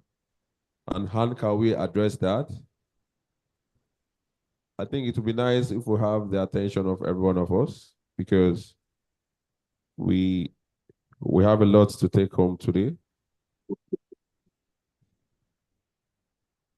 Okay, so permit me to speak with most of our panelists here, just in a brief one, in 1 minute, because we have 1 hour for this section. Just tell me in 1 minute what you see as bridging the gaps when it has to do with data protection education in Nigeria. So our scope area is Nigeria. So when I saw the topic, I was like, okay, but we have people outside Nigeria here. Yeah. So just in 1 minute, just have your clear understanding on the gaps and how you think we can look into it, just in summary before we go to my questions. So I'll start from my colleague over there. Yeah. Thanks. Thank you. Thanks for the question. I think for me, I would see it as lack of awareness of data protection. That would be one of the main challenges if we want to move further in terms of education. There need to be more. I think the Data Protection Commissioner, Latuji Vincent, they're doing a lot in awareness in terms of data protection, not until everybody know their rights as a data subject. You won't be able to say you want to train for this subject, because people contact me, I want to train. When I ask them, what do you want to train for? They don't know. They just say, I want to be part of the Data Protection Academy, which doesn't help. So I would say awareness is one of the major challenges. All right, thank you so much. Can I call on Tega, please? Can we hear from you just in 1 minute? Okay, yeah. So building on what the last speaker said, awareness and knowledge really about what the data protection space is about. So most people do not even understand what data privacy is in the first place. So there's a knowledge gap, right? So, and beyond awareness, permit me to say there is also a nonchalant attitude, even towards what data protection is about. So some persons know. I gave a speech one time at the university about privacy, big data, and all of that. It was a paper presentation. Some persons do know, but care less. They care less about whether or not their information is used in a manner that it should not be used. So there is this nonchalant attitude. So people are more interested in services that they can get in exchange for their data. They do not care about whether certain protocols are taken to protect their data. So I would add to, aside from awareness, there is ignorance, and then there is also a nonchalant attitude towards data protection. Thank you. Okay, thank you very much for that. So over to you. Let's get to 1 minute before I go to the people online again. Thank you so much, Mr. Willow. Yeah, for me, I think speaking to the topic, it's about the human vulnerability that is the most difficult problem. Like we've had during the morning session, that you cannot have 100% security. And so it boils down to people who use digital services to be, we talk about awareness, we talk about the other things. But the weakest link in the most cybersecurity ecosystem is the human vulnerability. So that's what we have to address using education and awareness and other things. The laws are there, but the laws will not go into operation by themselves. So there are certain areas where this education, it cuts across the regulators, the users, the industry, the industry players. So okay, thank you so much. So we go to Professor Lukman. Okay, Prof, thank you very there? much. Yes, I'm Thank here. you, I hope sir. I'm All I right. hope I'm audible. Yeah, you're audible. Thank you very much again for the opportunity to speak on this very interesting issue, and I'm particularly appreciative of the fact that a discussion on data protection in the educational sector is coming up at this time. Now, speaking to the topic, bridging the gap, without wasting time, I think that for us to start to be taken seriously on issues of data protection, cybersecurity, there is need for us to focus on much more of building a bottom-top approach towards many of these very important topics. And what I mean by bottom-top approach is by looking at or by targeting this knowledge issue, the knowledge gap issues from the grassroots level. And in this particular regard, not because of the fact that I'm from the university, I think that we need to really work seriously on seeing how to ensure that some of this knowledge base is built from the universities and right from the initial classes or right from the initial levels at the universities. Another issue again I'll speak to, which probably will emerge in the course of our discussion, is the need for we academics to move away from the conservative ideas of what a typical curriculum of, I think probably let me just focus on my area, of what a typical legal curriculum should be all about. I think we really need to revisit what a relevant legal curriculum is all about for us to know how to integrate a typical legal curriculum or an emerging legal curriculum with relevant aspect of societal issues. I'll leave it here, and I hope that we'll continue to or will have opportunities to expand on some of these issues as we progress. Thank you very much again. Thank you so much, Prof. So we also have another professor in the house, right? We have the three of us online, right? We have Prof. That's Akinola, right? Akinola Akintayo, yes. Akintayo, sorry. So yes, please, I'm here. Can you hear me? Yes. Yes, sir, please. Can you speak the Yeah, screen? Okay, great. thank you. Okay, so, I mean, let me take a cue from what the penultimate speaker said. The laws are there, but the laws are not going to enforce themselves. So I think the first step towards realization of robust data protection mechanism in Nigeria is, of course, like all other people have said, awareness. Because without knowing what is there, you cannot even start to talk about claims of rights or enforcement or bridging the gap or expanding the frontiers. So awareness of what is there, awareness of what is available, awareness of mechanism and facilities that are on ground is very, very important to a robust data protection framework and the bridging of the gap in the ecosystem. I think I'll just leave that there. Thank you. Okay. Thank you very much. That was being a very good and brief points around the topic. Now let's delve into the topic proper. In Nigeria, they've talked about, all the panelists have talked about the awareness and education. If you look at the Nigerian Data Protection Commission, what they do for all the MDAs, the federal government parastatals, they try to create awareness. There's a lot of institutions, a lot of academies that try to create awareness. But how long will we keep doing this? What are the best ways we can get to the people?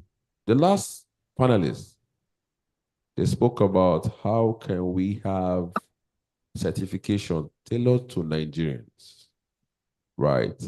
So there we come in to dive into this proper. So I'll take the next question, right? So what are the strategies that we should adopt that will enable us address these challenges regarding the data protection education in Nigeria?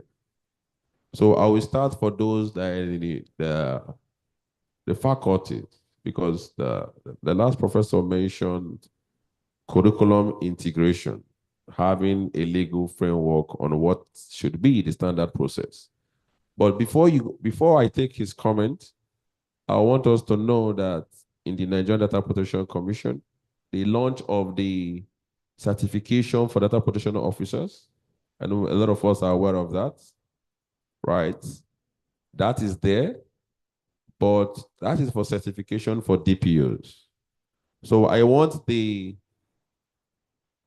those in the university, the faculties, those in the academy for data protection to tell us in 1 to 2 minutes, right, each of you, what are the best strategies on how we can improve and also address the data protection educational challenges in Nigeria. So I start with the prof from Unilag. Professor All right, Akintoye, thank please. Akintayo. Yes, thank you very Akintoye, much. sorry. Yes, thank you very much once again. I mean, there are several mechanisms or strategies that can be deployed, to ensure effective awareness and data protection education in Nigeria. My colleague, Dr. Abdurauf, has already spoken about integration into school curriculum, but he narrowed it down to the university. I think he should go, below the university, even into secondary schools and the grassroots as well. There's also the public awareness campaigns mechanism also. A majority number of people in the country don't even know jack about what data protection is. And most of them are using phones, smartphones, they're on social media and the rest of them. So there's need also to popularize this concept. There's also there's need to take this education to the people in the public space, the ordinary citizens. So we can use radio, through TV, jingles, and adverts, social media platforms also. Another way, which is popular in the academics, of course, is workshops and webinars.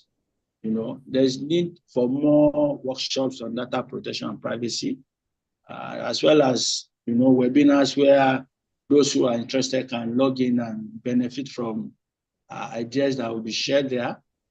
We also must not forget the importance of the religious bodies, our churches, our mosques. I mean, that is the easiest way to actually get the message across to the ordinary people. You need to partner with the pastors, with the imams to spread this message of data protection awareness, through simple cash words, to educate people about data protection. There's also corporate training and compliance procedures and programs that I think the NDPC is trying, but there's need for more enforcement in that area to ensure that both private and public corporate entities, comply with their education requirements and certification.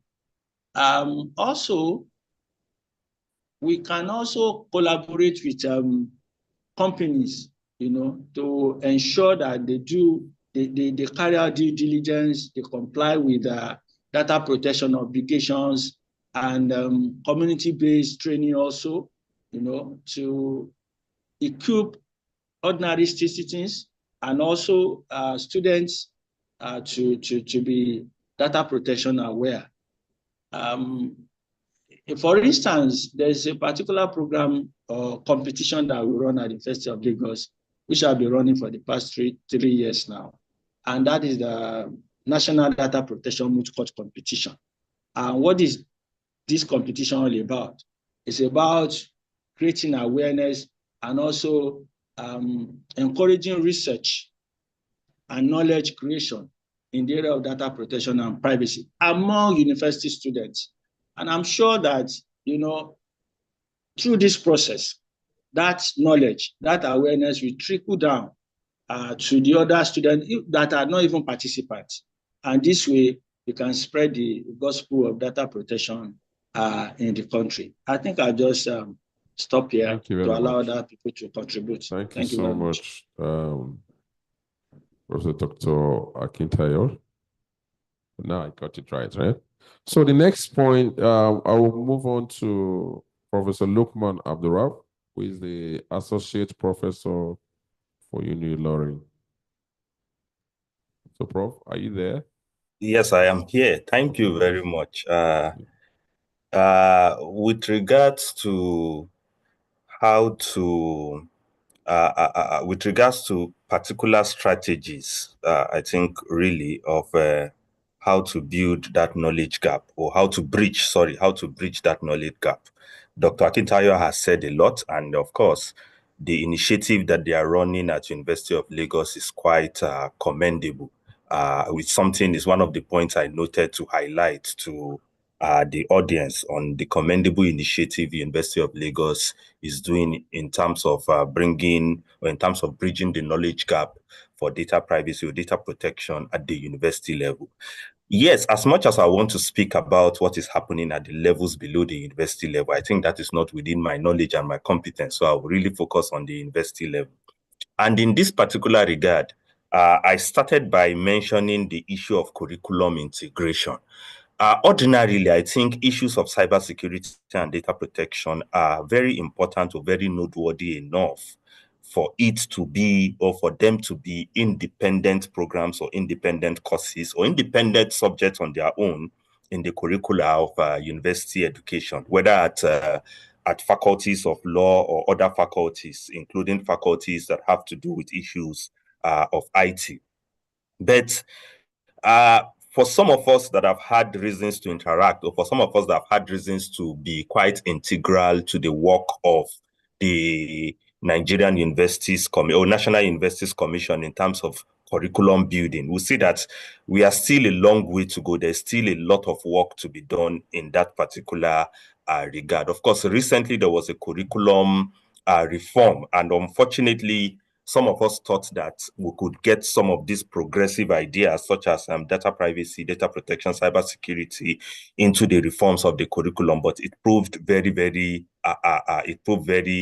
difficult. And this links to another point I made earlier, that we need to move away from the conservative idea with regards to teaching and learning. We need to have people that will be able to have that wide, or that will be able to speak to, or that will be able to carry on the advocacy or the gospel, according to as used by my colleague, Dr. Akintayo, of data privacy at all levels, even at the most, or at the policy design or policy creation stage at the university levels. And in this regard, still, we find out that while we have a lot of upcoming scholars that are recognizing the fact, or that acknowledge the fact of the importance of issues like data protection, cybersecurity in the curriculum of universities education, we are very far short at the top level, for academics at the top level. And that is one of the reasons why the gospel has not reached where it ought to reach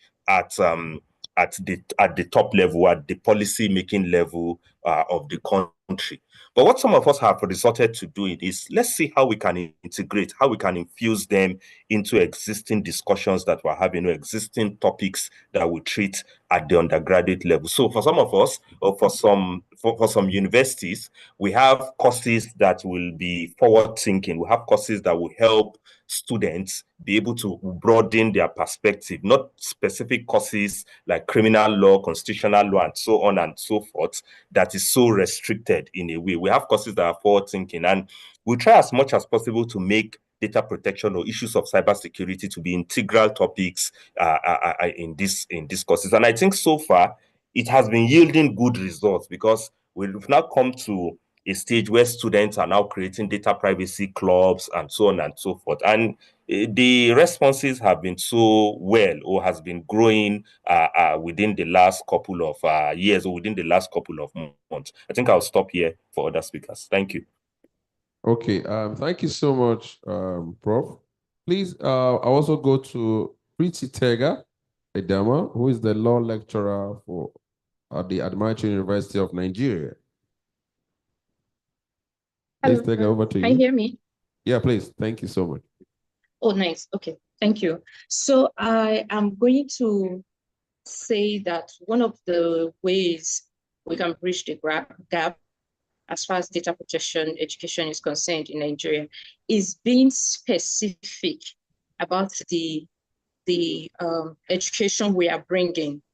So in this regard, I'm referring to, for instance, if you're going on an awareness campaign, or you're running an awareness program, specifically point out certain provisions of the Act, for instance, that would really be enlightening to the audience, rather than just let people know about data privacy and what it is about.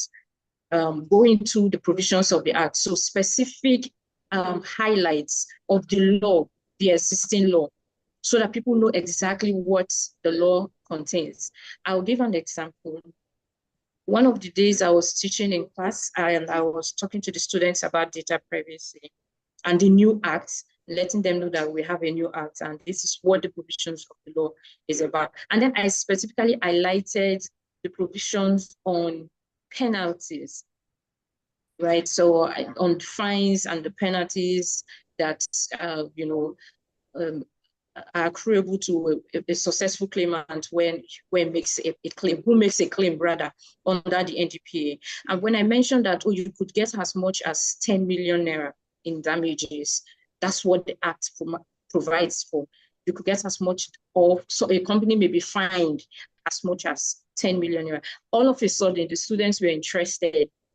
They wanted to know really? They said, is this, so if somebody wrongfully uses my image, or somebody wrongfully uses my information, I could sue, and this, so the point is, if people are made to know the exact provisions of the law, certain interesting provisions of the law, they may be more guided in their activities, or that may make them more aware of what data privacy is generally. So if you are talking with a corporate body, or you're discussing with somebody who is head of a company or an institution, and you let the person know that your company or your institution may be fined so and so amounts if you run foul of the provisions of the NDPA, I guarantee that most corporations will sit up, most individuals will sit up and would want to do the right thing. So that's one of the ways we can make people aware or bridge the gap as far as data protection education is concerned. It is highlighting to them relevant provisions of the Act, such as the provisions on fines and penalties. Thank you very much. Thank you so much. Focusing on the judicial part for bridging the gaps. Thank you so much.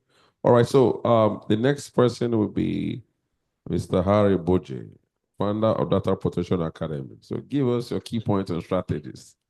Well, I think for me, most of the strategy that my learned colleague or colleagues have just talked about, I think we're going too far expecting I would say, average Nigerian on the street to understand the law. nobody will be able to understand, say, what the act talks about. Even if you go down the street and talk about data protection, you want to talk about the law, they wouldn't answer. They wouldn't know what the provisions means on that. So I think we should focus on how we give them the basic about their data rights. What are their rights as a data subject? Who is a data subject? What does that mean? You need to tell them their rights, how we address that. And then when you want to start to do the certification, you want to try to do the training in universities, that is when you're now putting it into, going into the act itself. Because if you tell an ordinary man on the street, they wouldn't understand that. So that's my point, first of all. Again, another strategy is also all about awareness and training. I keep emphasizing on that because the awareness is not there. If we focus on the awareness and everybody know their rights to start with, then they will be able to say, okay, this organization is using my data wrongly.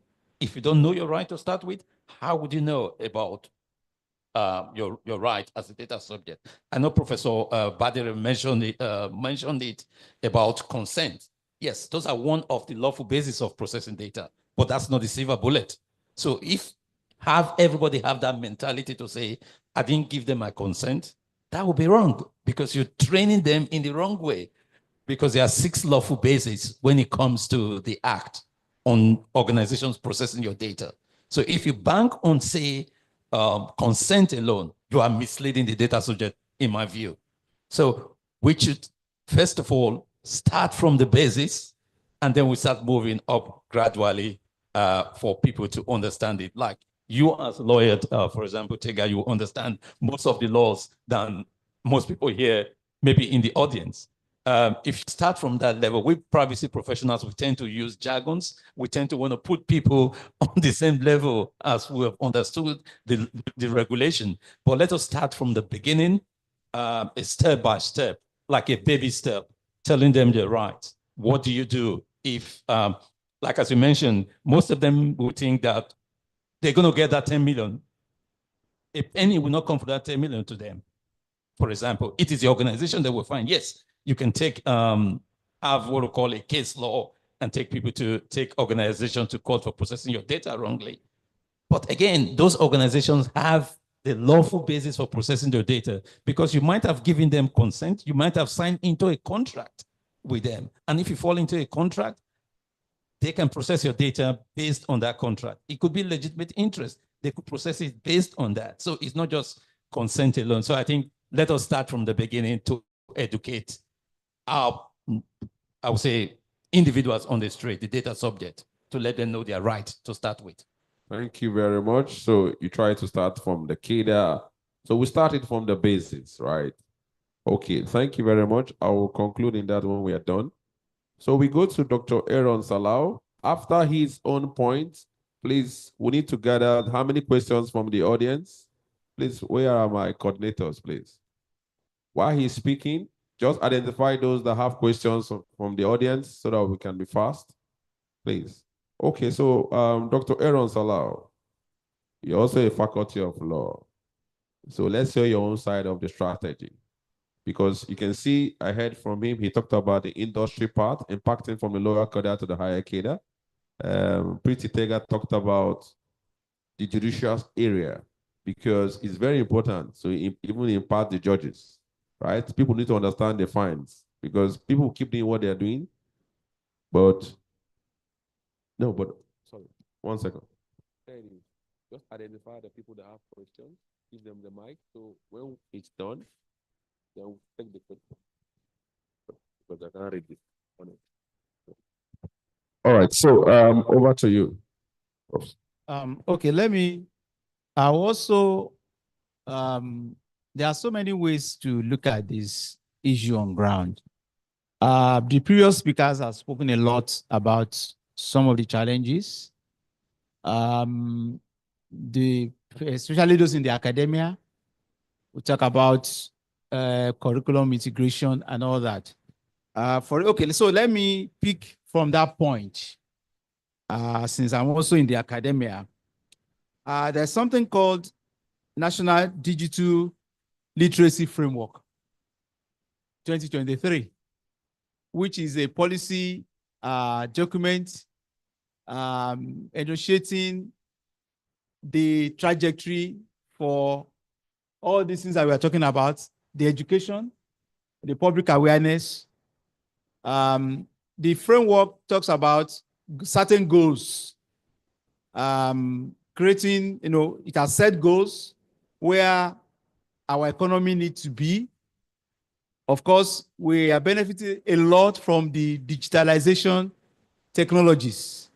Now, we can see that we can really go far because it's a money spinner. Data now we know is the new oil, as some people have said. Now we can really tap into that, but of course, the flip side is the issue of the security of the information that is, being kept. Now, the digital literacy framework has set goals, but so year, so number of Nigerians. In fact, it says that by 2030, 95% of Nigerians 2030 is just 5 years down the line. And by 2025, 65% of Nigerians, we're already in 2025, will have that digital literacy. So we're already in 2025. Do we have that commensurate level of digital literacy in Nigeria? I don't think we do. Among the young people, there's a lot of, the young people are really interested in this because this is their generation. So it's understandable. They were born into the digital generation. So for the older ones, it takes them time to get into it. So that's why in the universities, the youngsters are already catching up and they have a lot of skills. But there are implementation strategies even in the digital literacy framework in terms of certification, in terms of curriculum development. The stakeholders in the educational sector, they are supposed to, take up this challenge. They have some functions and responsibilities that will be given to them in that policy framework. But up till now, I don't think there's anything on ground. It's all on paper, but not much has been achieved in terms of the required site funding, because also this thing needs a lot of manpower for it to be implemented. Now, part of that framework also talks about public awareness in terms of like the institutions, the national institutions like NOA, for instance, that's in charge of public orientation. It also has some functions, some responsibilities in terms of orienting the public, the general public. Now, there's a implementation strategy talking about having digital literacy for all students at all levels. And so this requires a lot of training. The teachers have to be trained and certified to be able to take up their own responsibility. Now, all the equipment, the classrooms, and everything that we need to get to that level have to be in place. And so, what are we doing about this? Of course, Professor Rauf has talked about thinking out of the box, not going through the structured way, of looking at things. Because, of course, what we have found is that if you are going to do that, you'll be slowed down because government takes a lot of time before getting decisions taken, before they will begin to implement and all that. So we that are in the sector, in the academia, we can really take up a lot of the responsibilities, on our own. But of course, there has to be this groundswell of support, even from the government, to be able to do this. And other things have to be in place also. If you look at that digital policy framework, almost all sectors of the society is involved in one way or the other. And the time frame to achieve the set goals are already with us. And so it's a laudable thing to put all those ideas out there, but what about the implementation? Okay. So those are the thank you very much. Thank you so much. If I may just add, another strategy also has to do with the organizations, the companies, the controllers. You have to be able also to train your staff, because data protection is not just a one-man business. It's everybody that is involved. It's just like cybersecurity and you cannot have cybersecurity. You can have cybersecurity, but not with data protection. Okay, but you cannot have data protection without information security, because information security is going to protect us those laws and articles. So if you train your workforce, luckily I have some of my students here that their companies send them for training. So the more everybody is aware, right from the ordinary man on the street and those that are currently working, because this data protection is everybody's business. The weakest link is the human factor. And that is the most data breach you will get in any organization. So the responsibility is also on organizations to be able to train their staff. Thank you very much. I just got to lazy, say 2 minutes left. My session ends 3 o'clock. Thank you very much. All right, so over to the audience, please. If you have questions, please, we'll just take, there's 3 questions. Exactly. So we started by 208. I took note. So this is 248. So good afternoon, everyone. Thank you very much for the insightful comment and contribution discussion on data protection education in Nigeria. So basically, I have 2 questions to contribute to the thoughts. Firstly, I kind of recognize the fact that data protection education more tilts to the legal profession as we deal more with it. And also understand the fact that there are a lot of clubs. For example, I know in UI there is a data protection regulation club that people outside law and tech join. But I kind of want to ask if it is something we can make a general course that every student, regardless of your field, can learn. And the second question is, I see that more of the discussion for today is as regards formal education.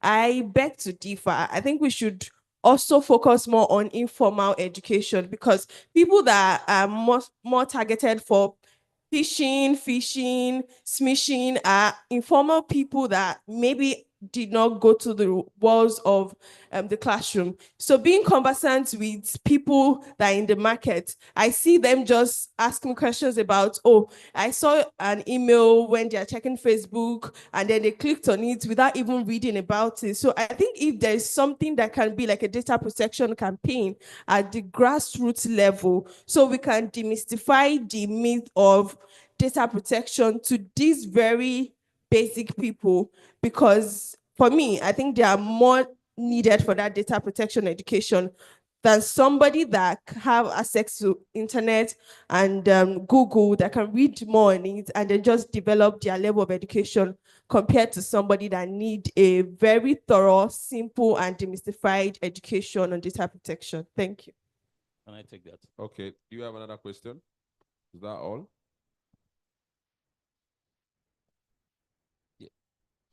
Well, I don't think you need to be a lawyer to be in data protection. Right. I jokingly say lawyers are coming to hijack data protection. Okay, so you don't need to be a lawyer. It's the regulations, both the NDPA or the GDPR or the South African POPA as well. It's self-explanatory. You don't need to. So long you have that interest, you can work in this field. Myself, I'm not a lawyer. I've been in this business for over 9 years, and I'm functioning as a data protection officer for major organizations. So therefore, answering that question, you don't need to be a lawyer to work in data protection. I said you don't need to be a lawyer to work there. I'm not a lawyer. So lawyers are trying to take it over, like what Professor Badiro said.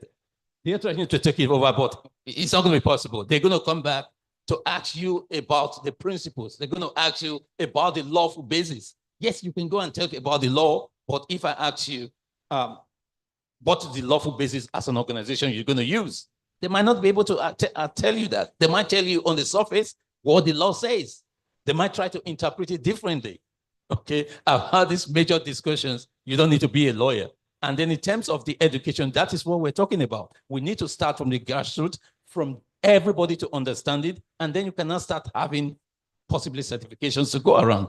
Because, like I would say, if you don't know what you have, then you cannot protect it. And that is what we call your record of processing activities. Okay. I'm very sure most lawyers will not know that. So that's what I'm trying. No. Just want to put Okay, that. Mr. Harry Boje, I don't want us to go into this now. You have made a very valid point, which is you don't need to be a lawyer. We have a lot of lawyers, law professors in this panel, right? And this is a topic we cannot finish today, honestly. We might have to have a communique and send that across for everybody to digest. Send in more questions. Do we have another question? Yes, sir. Just a form of contribution. My name is Dr. Doyin Talabi. I'm a cybersecurity expert and also a data privacy practitioner. I'm not a lawyer. But we have agreed that data privacy is for everyone. Indeed, IT security is everyone's business. Therefore, I would like to advocate that not only in English should we do awareness, we should think about doing it in local languages that ordinary people can understand. In my organization, we also make sure we teach even security men and drivers about data privacy. But we see that the managers are not the ones that will have issues. It's the operatives. So we need to train the junior staff, the drivers, security men, and also just like all of us went through GNS in university first year. It will be very important now that we tell the NUC there should be a course 100 level on introduction to data privacy. Thank you. Okay, thank you very much. You can see from this panel, we have, if I'm not mistaken, 3 universities, right, that also have these things as part of curriculum. They've been speaking about it here, which is a very good one, right? And you have Pretty Tega, who is also a lecturer for law, who is also doing that in the Admiralty University. So you can see what you said is already happening in universities, right? So the next point, I want to just say something so that we can close. The panelists will summarize. We have 3 Another question?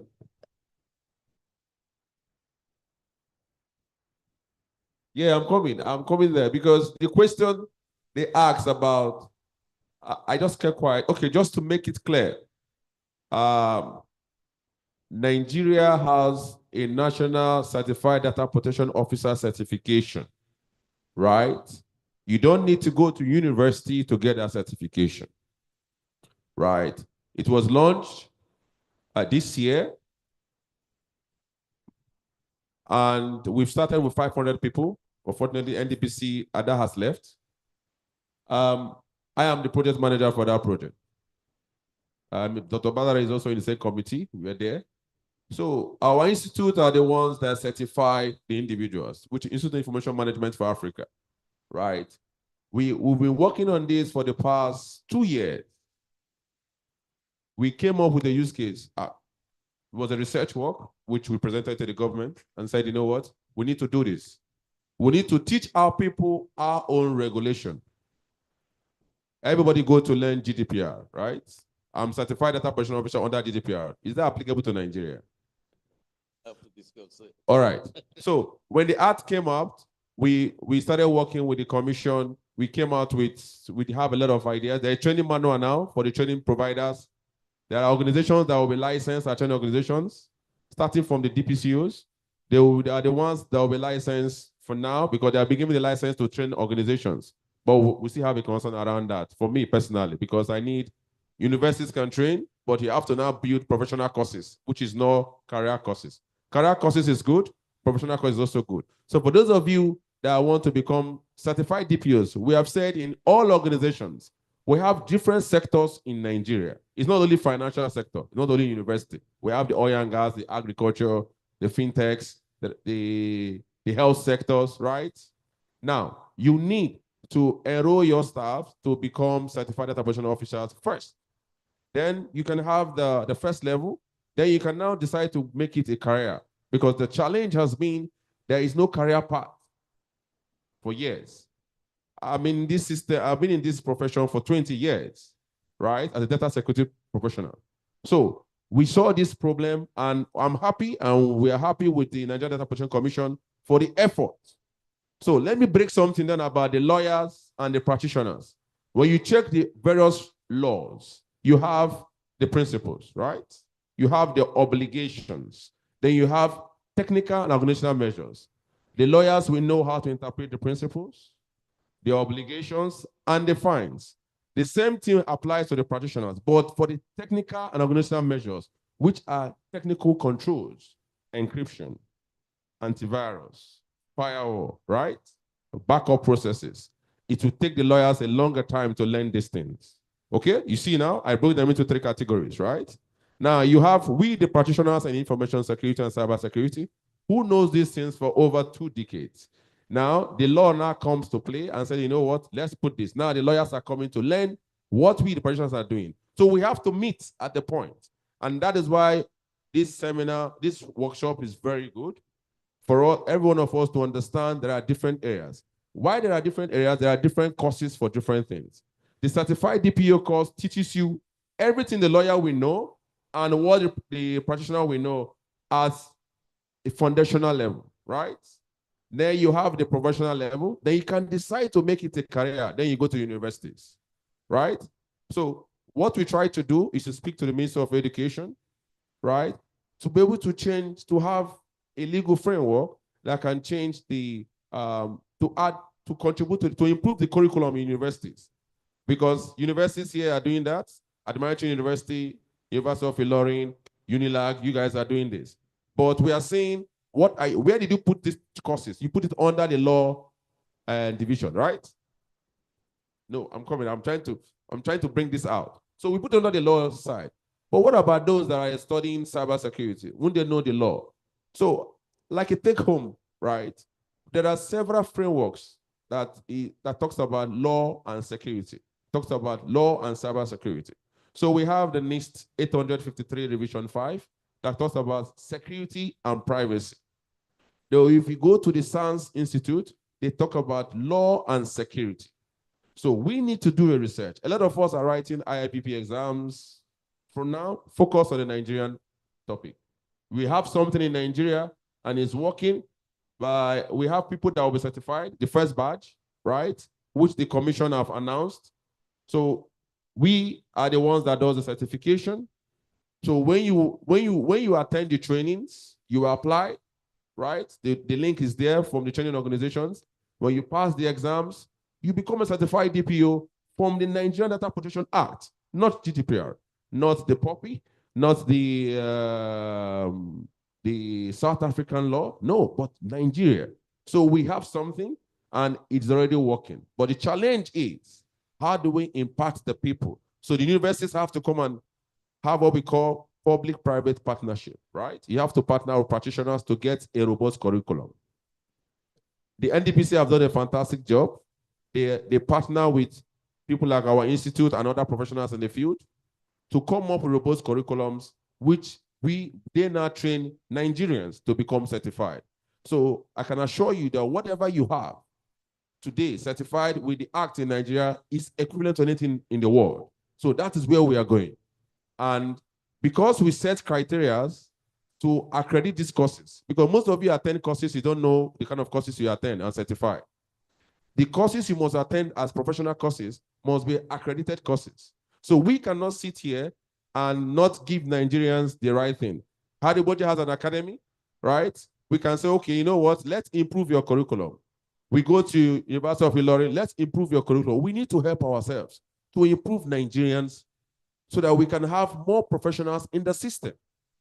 So I think I just want to clarify that from the question from the person that talked about, do we have to go to university to have it certified? Okay, you don't have to. So, but if you're also a practitioner, you can, when you pass the exams, you can apply, you submit your CV, right?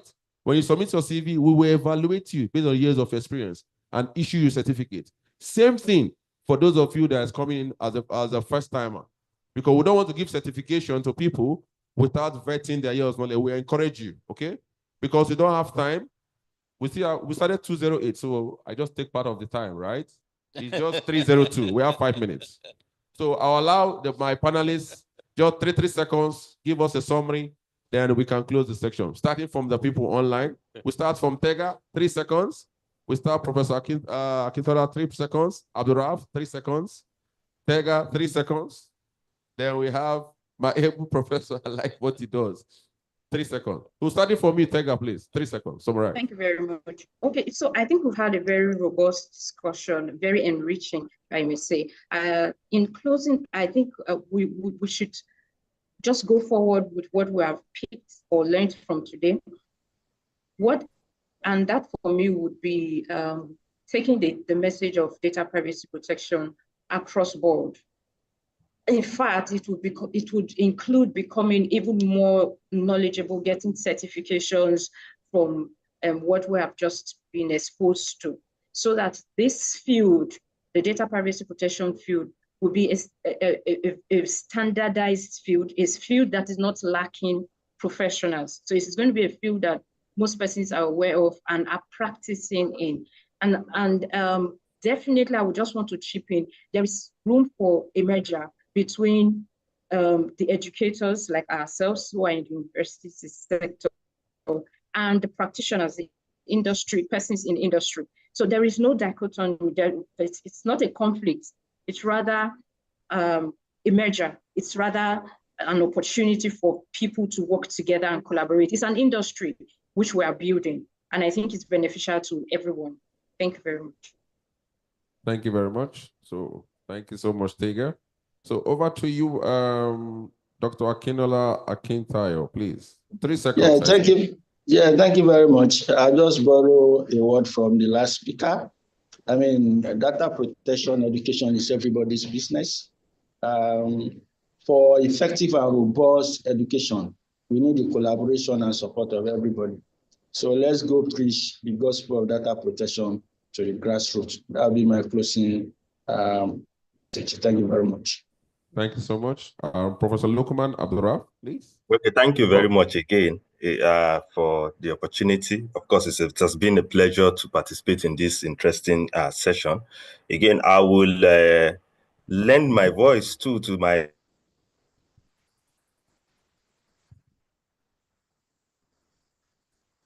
internet. You can't predict technology.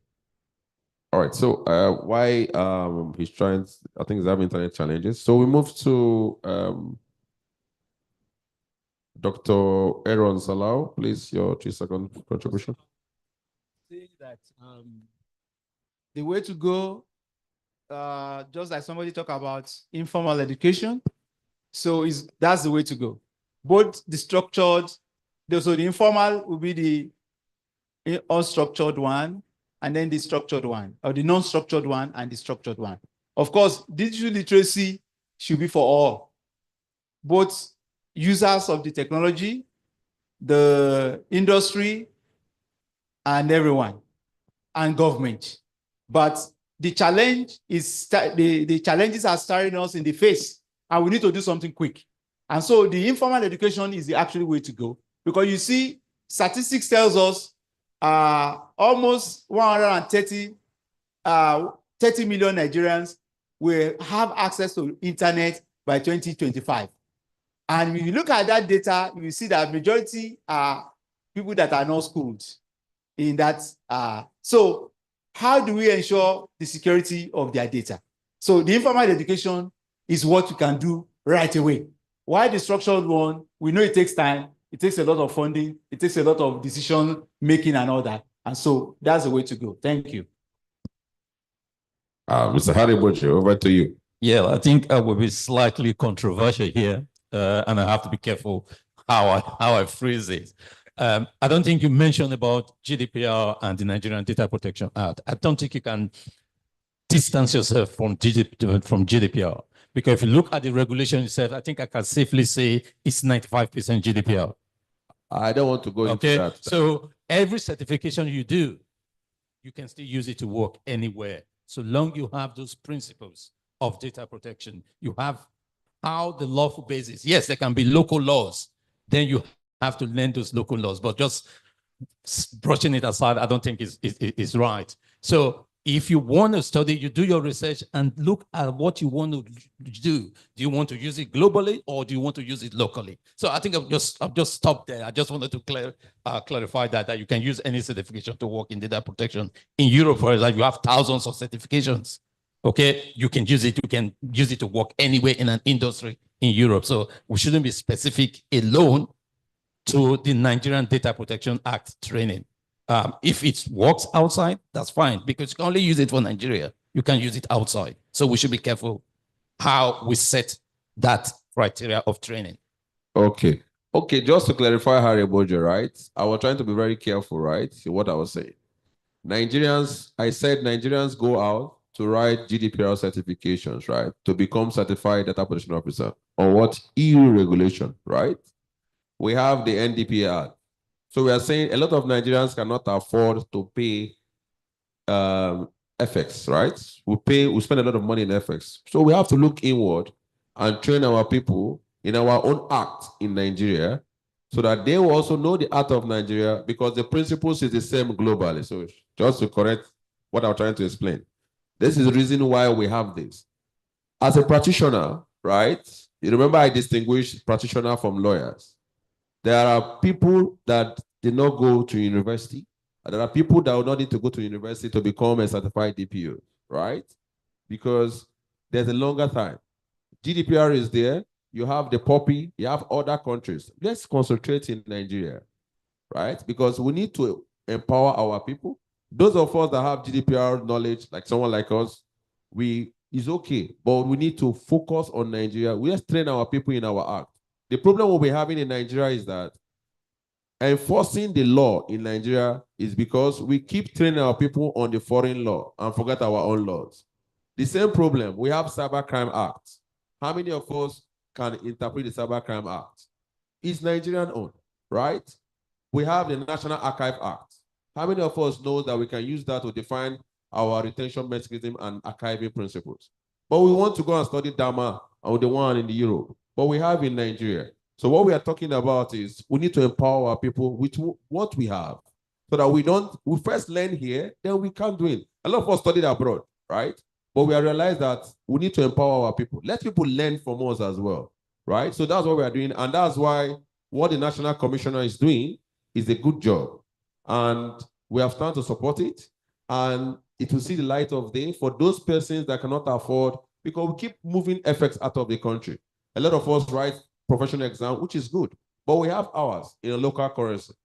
If you notice now, Microsoft, Amazon, and Google is now charging people in local currency, right? So everybody's beginning to change the mentality because we Nigerians are beginning to realize what needs to happen. Okay? So thank you very much, everyone.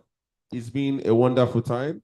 And I thank every audience for your questions and your contributions and for listening to us. Thank you very much. Thank you so much, Mr. Anogo. Please, a round of applause for the panelists.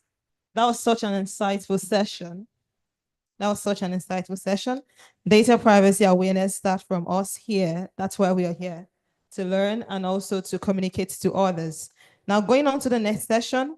The next session is on building a practice in data protection. Fireside chat with industry leaders.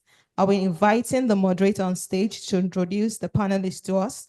So please, a round of applause for Omesi Mamido, Managing Associate for Lashede Ali, SAN and Associate. You're welcome, ma.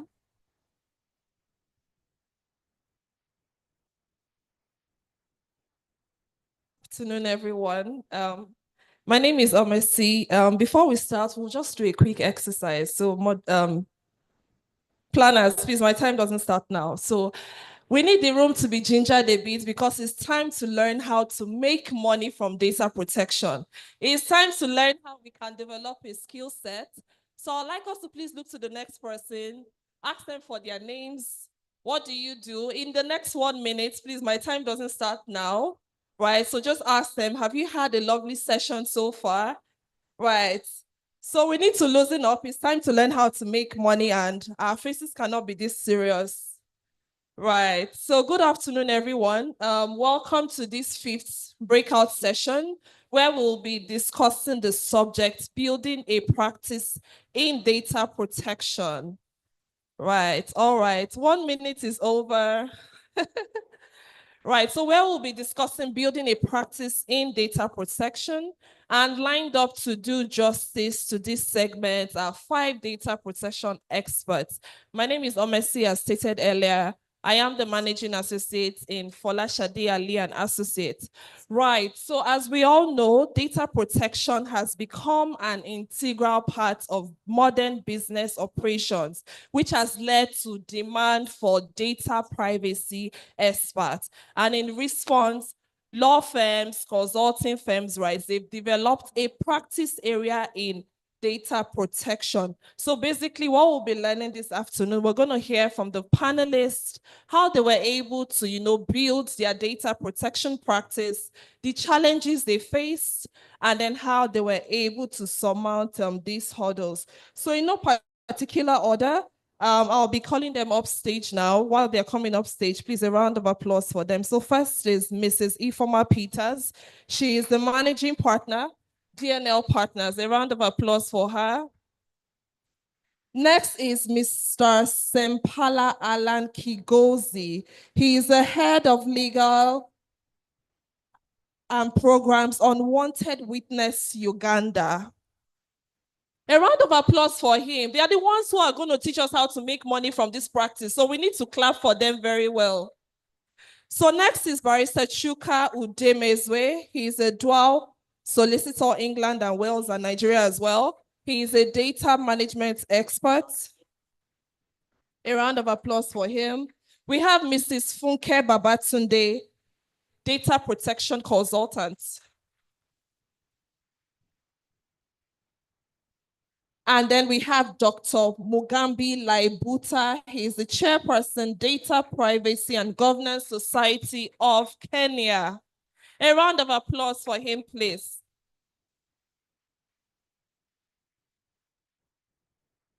You're welcome, sir. Okay, straight to the discourse. So I'm going to start off with Dr. Mugambi Laibuta. I hope I got your name correctly, sir. Okay, thank you. So please share with us, what's your personal journey with respect to data protection was like? What were the initial hurdles you faced in establishing a data protection practice? And then speaking to the future of data protection practice, what opportunities and challenges do you foresee within the next 5 to 10 years?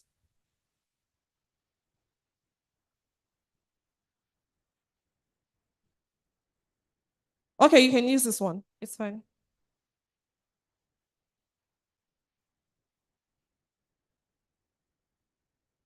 Okay, hello everyone. So my background. So I'm a lawyer.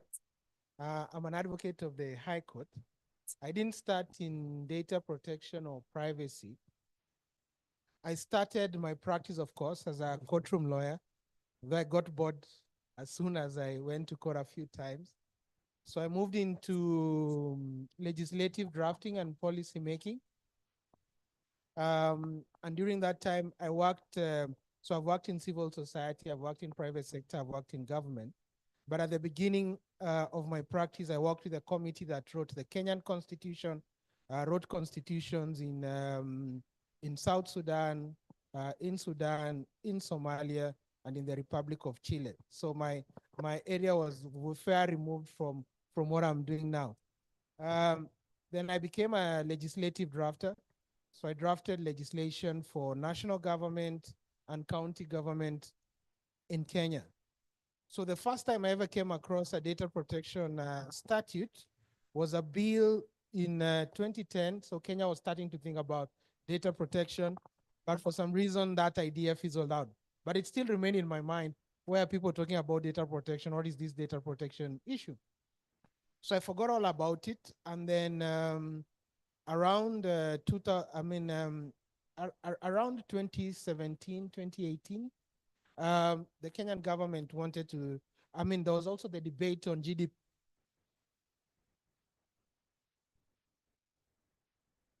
I'll get, you'll get, I think you remember that time, GDPR is coming, GDPR. So I started getting curious, what is this GDPR?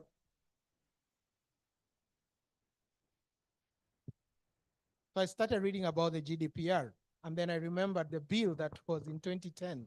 So I started being curious, and at that time also, the Kenyan government was arresting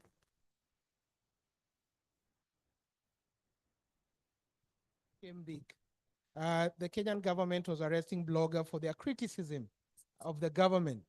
So I started training bloggers on how the law interacts with the blogosphere.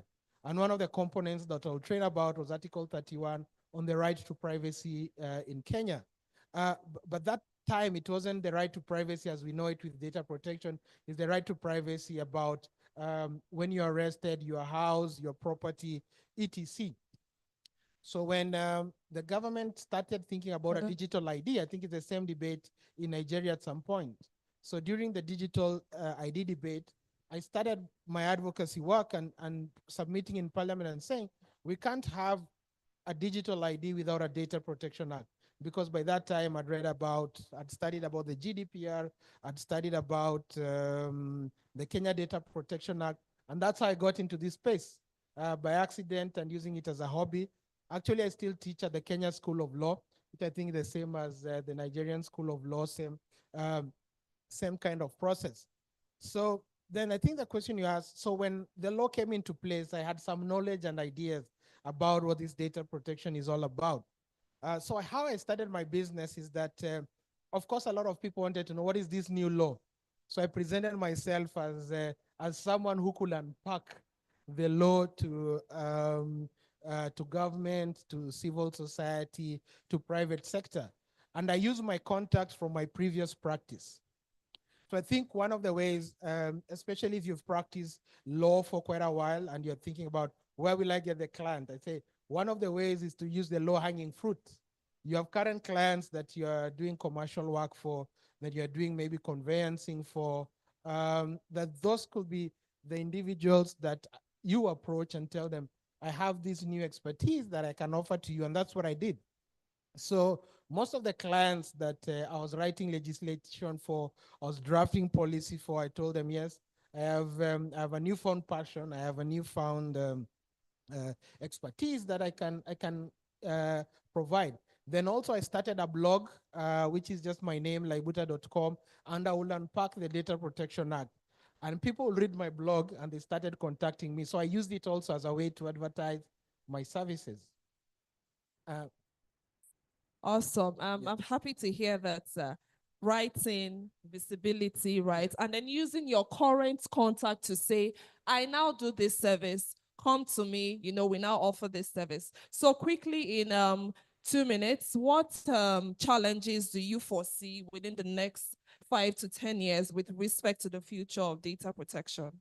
I think like from the previous session, one of the things is I think we need locally based training and expertise. It's very good to talk about the GDPR, etc. But if you work in compliance space, not even data, you realize there are some nuanced, whether in insurance, whether in banking, there are very nuanced application to the local context. So I think that is something that we need to build on. Another challenge is technology, because the technology our clients are using is technology that is most of the technology. We are a net importer of technology. So if you're using AWS, it's imported. If you're using Microsoft, it's imported.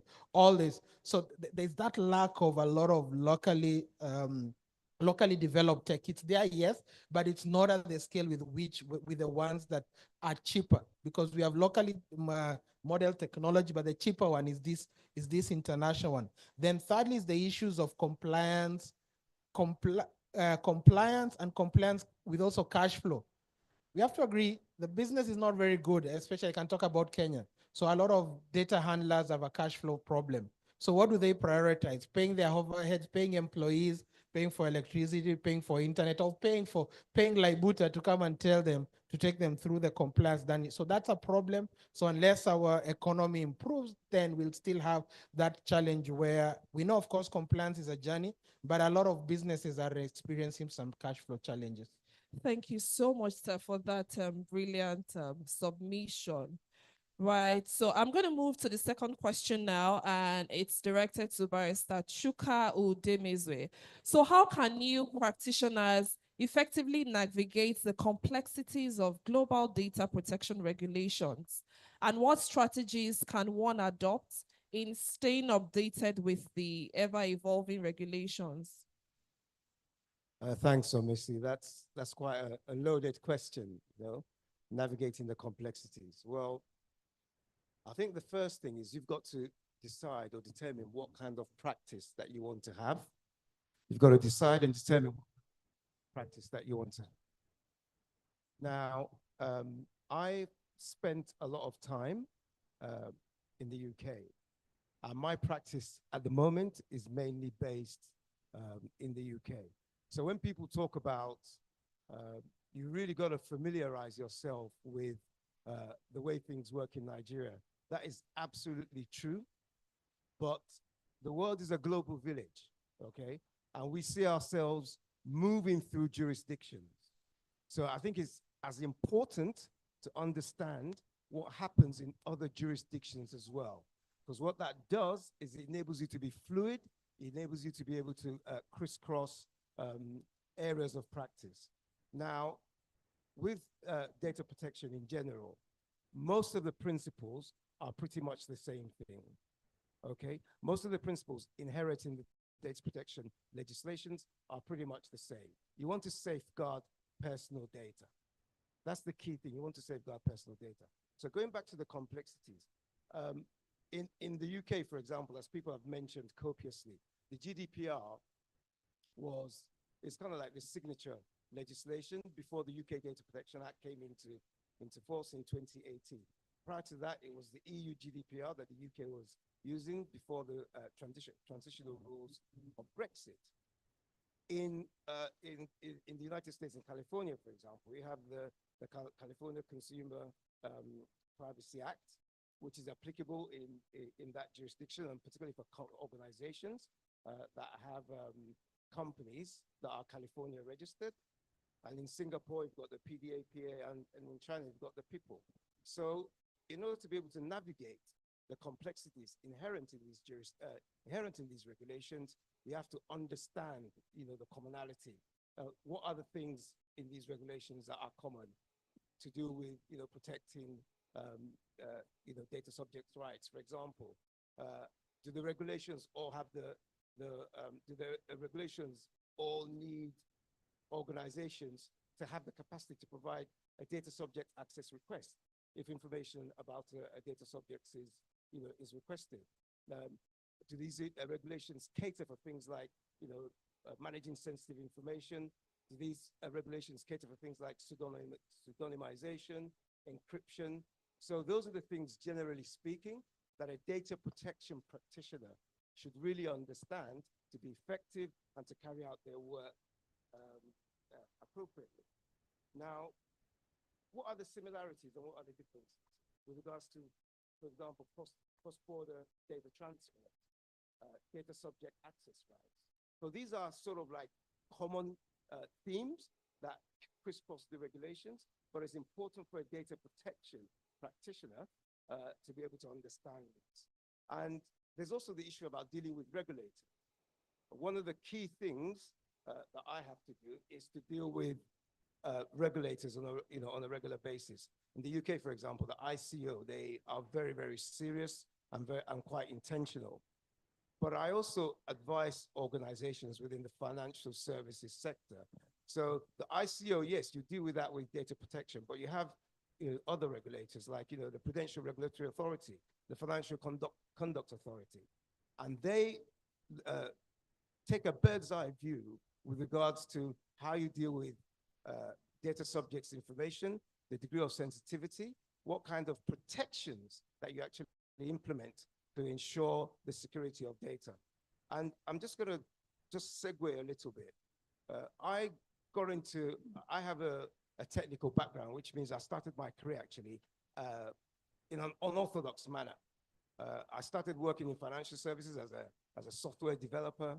I became a database administrator, and then an independent consultant. So that gave me sort of like the technical side when it comes to data protection, right? And then after the Millennium Bug, if some of you are old enough to remember that, the Y2K, I cross-qualified, as a lawyer. Now, so I can see things from the side of the technologist and from the side of a legal practitioner. And I would say that there's been a lot of conversation about the tension between both. That tension should not exist.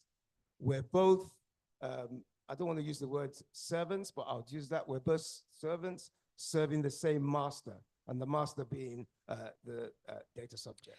Thank you so much, sir. When you mentioned, there's an intersection between law and technology. In my mind, I'm like, it's like you saw the, next question here, which you definitely had not seen. So just to give a context to the next question, we've had issues where, in my early practice as a data, privacy practitioner, they ask you for RFP, request for proposal, let's say like a tech company.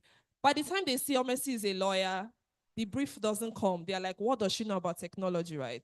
And then I just started feeling bad until I had to, go do, courses in cybersecurity and risk management. So which takes me to the third question, Mr. Sempala Alan Kigozi. So what are the essential technical, legal, and interpersonal skills required to excel in data protection? And how can data practitioners achieve a skill set balance between law, tech, cybersecurity, and risk management? So why did I think this question was necessary? You don't want to go and do, a DPIA for a tech company, and then they'll be like, what is this lawyer writing? Do you understand? The gaps will be there, So how do we achieve this skill set balance between law, tech, cybersecurity, and then risk management? Thank you very much. When you're starting, you made a statement. We are going to learn how to make money. And I saw everyone's ears, up. And, for me, I usually prefer stating it this way. Money flows where value is. I think as a practitioner, and maybe to add on what the previous speakers said in the previous panel, as lawyers, I'm a lawyer. I want to assure everyone here, because I think the few have spoken are lawyers. We make other practitioners feel very small and make it seem like data protection is only for lawyers. We tend to make more, but there is more space for everyone. It's only when you first get to understand where value is needed or where the gaps are. You can't be in academia. Myself, I'm in civil society. I am from Uganda, and I work with Unwanted Witness. It's a civil society that has been around for now 15 years. We work across Africa, and we've initiated several initiatives in data protection. And I want to assure you that many of the people we work with are not actually lawyers. And we've made several initiatives, trailblazing initiatives in Africa. So those who are not lawyers shouldn't feel bad. But I want to think that anyone who wants to be a good practitioner in this area, you ought to understand where the gap is. Because anyone, even when, yes, it's hard times, companies don't have money, but they buy value. So don't go and seem like you actually badly need money from the company, or you badly need money from an international funder, if a civil society organization. They only put money where value is. What value are you adding to a client? Is it MasterCard Foundation, for that matter, international developers, or partners who are funding civil society? Is it a bank? Is it a telecom company? What value are you adding to that person or to that company? Then that will give you where to start from. Then, of course, there are technical aspects in data protection. You ought to understand how, first of all, data, the technical, the basic ones, how data is collected. How is it stored? How is it processed? Those are some of the basics that one should understand. But for me, the major one is having passion. As a person, starting data protection with Unwanted Witness, we were more of in internet governance, advocating for internet governance and all that. But then we realized there is a gap. Currently, no business can start its operations without personal data.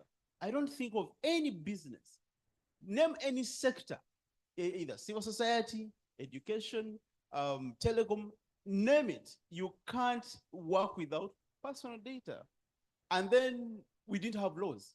So we started pushing for laws, and then we had the law in Uganda. And then we noticed that, by the way, the challenges in Uganda are the same challenges Africa has. That's how we came up with the Privacy Symposium Africa. The Privacy Symposium Africa, it's one of Africa's largest data protection conferences. Then we had several other initiatives. But again, you realize every other problem in any other country is the same as Uganda. So you see how you establish gaps. And then eventually we started getting international partners joining us. Several other people get to join us because we realized where the gap is, where the need is.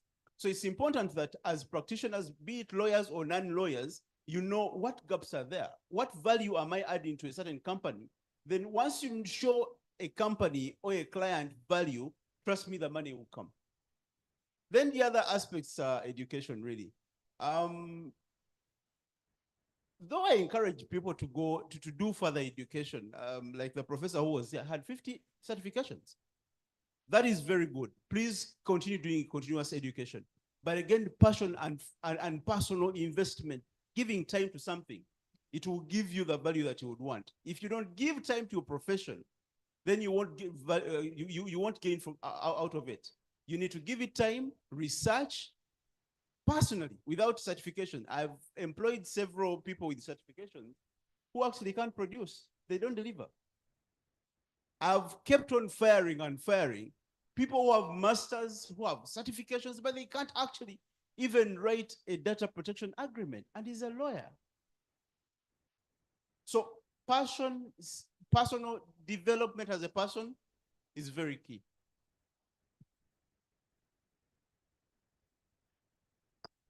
Thank you so much, sir. So we're going to move now to the fourth question, which is addressed to Mrs. Funke Babatunde. So what is the role of emerging technologies such as AI, blockchain, and data analytics in shaping the future of data protection? And how can new entrants position themselves for success in a fast evolving sector? Thank you very much. Quite a broad question there. In order to answer the question, I think I need to give a bit of background to where I'm coming from and how these three main areas that you have mentioned intersect with data protection. So I have been working in the UK financial services and information security and financial services and insurance market for over 23 years. My background into data protection, I'm a practitioner, not a lawyer, although I have a master's in law, or getting a master's in law shortly. I came in as a practitioner because I have a background in compliance. And you'd find that what data protection law is expecting us to do is to be compliant. How do we achieve safeguards for the data subjects that we are processing their data every day? Everyone has said in here that compliance is not, something that you can achieve 100%. I totally concur with that. There is no 100% compliance because data protection regulation is a fluid, moving goalpost that there's ever something changing, as my colleagues have said here with regulations and the like, always changing. So how does this new technology and emerging technology come into data protection space, and how does it, what's the relationship there and what can we do? So you mentioned AI, blockchain, and data analytics. I find, as you all know, AI is, the talk of the town now. There is nowhere you write something in a page that doesn't involve AI. So how is this AI, how is it being used now, or how does it affect data protection? Massively, massively. And I've written about it recently. Not all in a bad way, because what I'm going to tell you is our AI is quite good when it comes to data protection. And of course, there is the challenges on the bad side as well. So of course, AI does help with looking at our securities, we've talked about cybersecurity here today, you'd find that artificial intelligence actually does help enhance how we can secure our data more. It does bring in some algorithms where it would work better with securing data with data security and particularly cybersecurity. With AI, we are looking to be ahead of the hackers and seeing how we can manage that more effectively.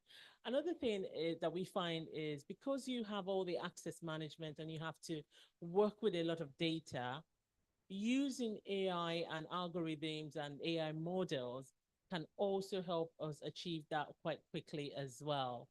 That doesn't go without its own challenges, because one of the challenges, if anybody is working within the AI governance, because I work with, I'm involved in AI governance as well, what anyone would find out is you quickly have something called the black box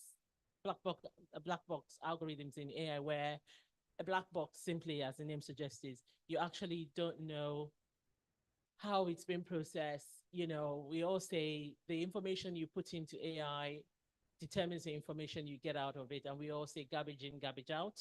So if you put information in, you get good information out if you put good information in.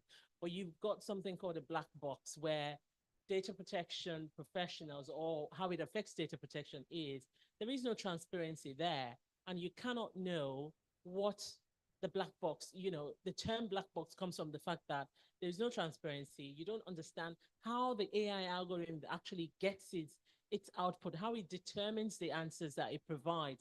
And, you know, there's been a lot of cases around that, and mainly around profiling, mainly where it's used, and cases that have gone on in the US where someone is being, you know, charged, and the US would use AI for policing, not just in the US, you know, a lot of countries would do that now and use AI for policing, profiling, and making sure that, you know, crimes, not only cybercrime, can be looked at quicker, even before it happens, and you can determine where you should add more police forces in and where you should, you know, where lesser crimes will take place. But it has its downside, and the downside is this black box, and, you know, it's determining information that you don't understand where it's coming from, because AI continually builds itself. It's not just the data we put into it, but even more data. It develops more data, and it develops itself more and more. So that's an issue with data protection there, where you quickly get into a world where your data goes into it. It's harder for data subjects to request their data. It's harder for data subjects to find out what's happening to their data within that landscape. When it comes to blockchain is not one that is my area of expertise, but I tell you what, blockchain within financial services regulation in the UK, which is regulated by the FCA, they're beginning to look at blockchain. There are, you know, slight regulation out there for blockchain now. The good thing about blockchain when it comes to data protection and how that intersects is that with blockchain, because blockchain has a decentralized nature, it's easier for the information put in, and more or less I will stick to the personal data, because, you know, we're about GDPR, we're about, you know, cybersecurity, and we're talking more about personal data as opposed to all data. So not that there's no, all data is still in any of this AI, blockchain, or anywhere else, but let's focus on personal data itself. Within the blockchain, so because you have it as a decentralized nature of how blockchain works, it's easier for them to manage that network, and it's easier for those who are subscribed to it to actually see what goes in and what comes out. The transparency is great within that data area, which is good. And so because there's transparency, there's accountability as well in that area. And I think another thing that it does is it's easier for them to easily put those securities in place. So pseudonymization, anonymization doesn't even come into this, but more pseudonymization and encryption, it's easier for you to manage that within the blockchain, within blockchain area and the platform. And lastly, data analytics. Data analytics is an interesting one, because data analytics always existed, and it's, you know, it's, I suppose, majority of the work that data does. When you carry out data analytics, no doubt you have personal data in there. And how do people within this area manage it? I feel data analytics comes in different ways. There's nothing you do, as my colleague said here, that doesn't involve personal data, or you setting up a company or carrying out any processing at all. And with data analytics, it depends on what you are actually using data analytics for. Is it at a very high level of financial analytics, or is it at a lower level of just setting up a chatbot or something that can easily analyze data for you, easily look at your customer data and see how many calls are we going to have today? How many calls did we have yesterday? How many are we going to expect next week, just because of, the number of transactions we've had?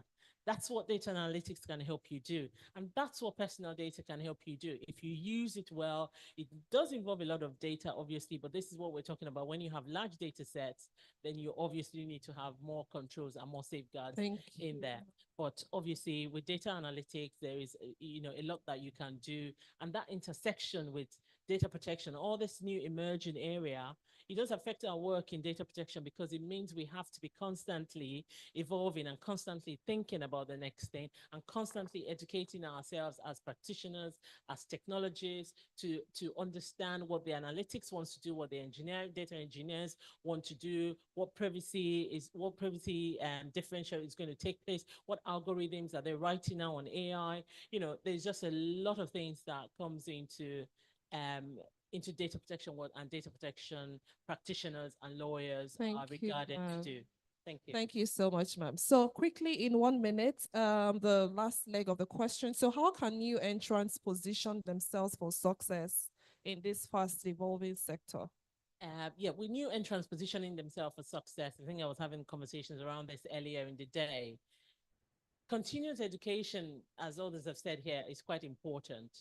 But I'll start off even with saying training yourself, knowing what you are involved in, educating yourself more, like, not say training, educating yourself, continuous education, like this conference, webinars, online courses, the ways in which you can stay above in a fast evolving area as data protection. Certifications are not a bad thing to have, because you're learning something from it. For example, the new certifications, and it also depends on what area you want to focus on. You'd have certification in different areas, to manage your client in that area. So I would definitely say expressing knowledge and networking also. Thank you so much, ma'am. Thank you for that robust discussion. So I'll be moving to my 5th question now, which is directed to Mrs. Ifoma Peters. So how do you communicate the value of data protection to clients? You go out, you're talking to your current client, telling them you need to do this exercise. After quoting the law, showing them the act, some people will still not understand why they need to carry out this whole exercise and comply. So, which brings me to the question, how do you communicate the value of data protection to clients who may not fully understand its importance? And then what effective strategies should all of us in this room adopt in order to build a client base? And then I would also like you to provide an insight on how successful practitioners can expand their data protection practice across industries and jurisdictions. So you see some lawyers, when they get a brief from maybe a tech company, some begin to, doubt their skill set, if they'll be able to render efficient services. And I was having a discussion with a friend, and then she said she saw, a vacancy, remote data protection officer role, about $50,000, but she was saying she wasn't sure if she was, if she was conversant with the requirements of data protection in the US. So basically, this question is basically saying, those of us already doing data protection, how can we, be versed in, able to practice in Kenya, in Uganda, whatever, jurisdiction it is we find ourselves in? Over to you, ma'am. Okay, thank you very much. The first leg of the question is asking, how do we communicate value? And it reminds me of the very first time I had to pitch for a data protection compliance job. So I prepared my pitch. I thought I was on top of my game. And then I came to this office and they all sat and I was talking. And when I was done, the MD said to me, in summary of about 30 to 45 minutes of me talking, when are the regulators coming? You know, that I couldn't answer the question, but that was just him saying to me, all these things you're saying, just tell me when they're coming. If they're not coming now, let me just be where I am. And that's the kind of environment we find ourselves. We see regulation as burden, and any other thing you bring in between, as long as people are not seeing that if I don't do this, this would happen, they're not listening to you. So how do you communicate value? Over time, I've had experiences and I have a few things that have worked for me. Maybe a hack. So what I first throw at, first and foremost, you have to throw away all your technical jargons. You have to throw away all your legalese. You have to come down to speaking the language that your prospect understands. And once you start doing that, and then the next thing you do is you use real life scenarios of the implication of data breach. Initially, when we started, we would be talking about Facebook, Meta, we're talking about Microsoft, we're talking about Google, and they are still saying to you, why are you bringing all these people to this small business that I'm doing here? But the truth is that today, in Nigeria particularly, we've seen the regulators sanction companies that we can relate with. We've seen banks asked to pay heavy fines. We've seen courts deliver judgments where they awarded damages that you are like, oh, wow, just because of this. The last one we saw was just opening an account without letting the data subjects know. And Federal High Court gave a judgment of about 7 million or 10 million. So you could use that to begin to bring the message home. In fact, what I realized is that the moment you say that, you have their attention.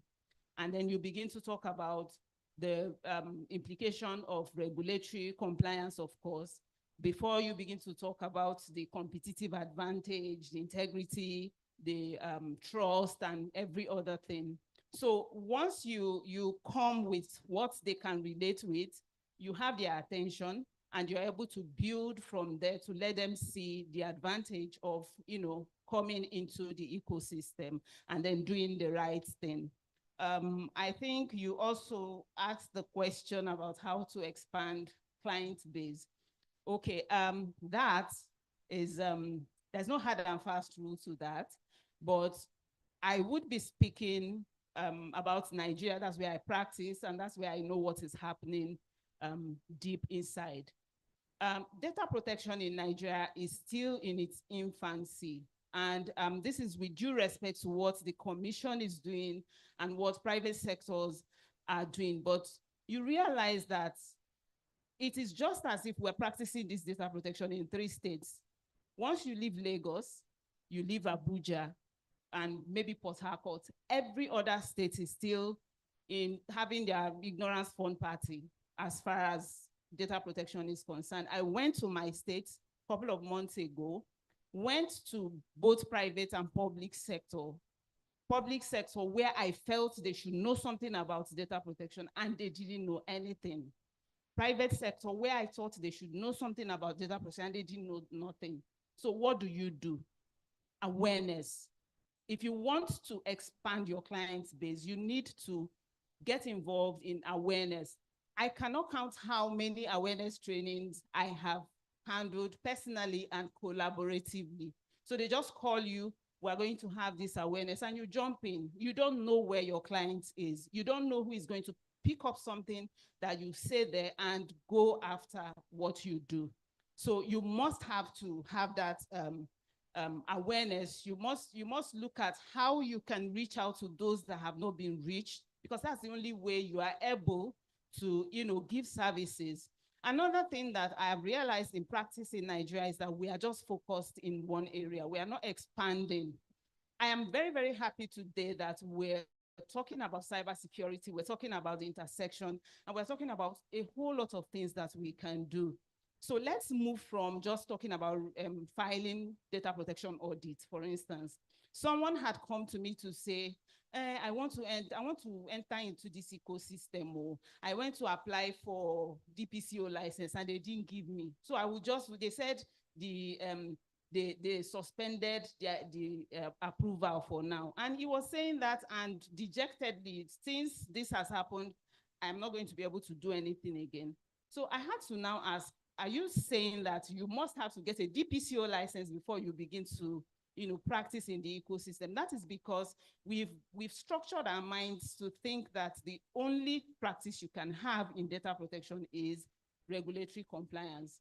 But there are so many other things that you can do. There are so many other things that doesn't have anything to do with regulatory compliance that you can do. And you find yourself, making a lot of money from data protection. How about advocacy?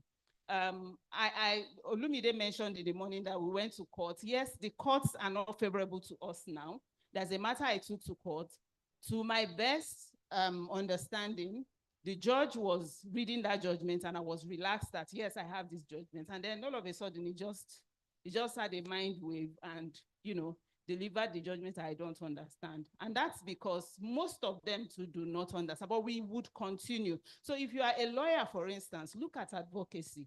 There are a whole lot of things that you can do in the area of advocacy. A lot of people do not even know when their rights are infringed as data subjects.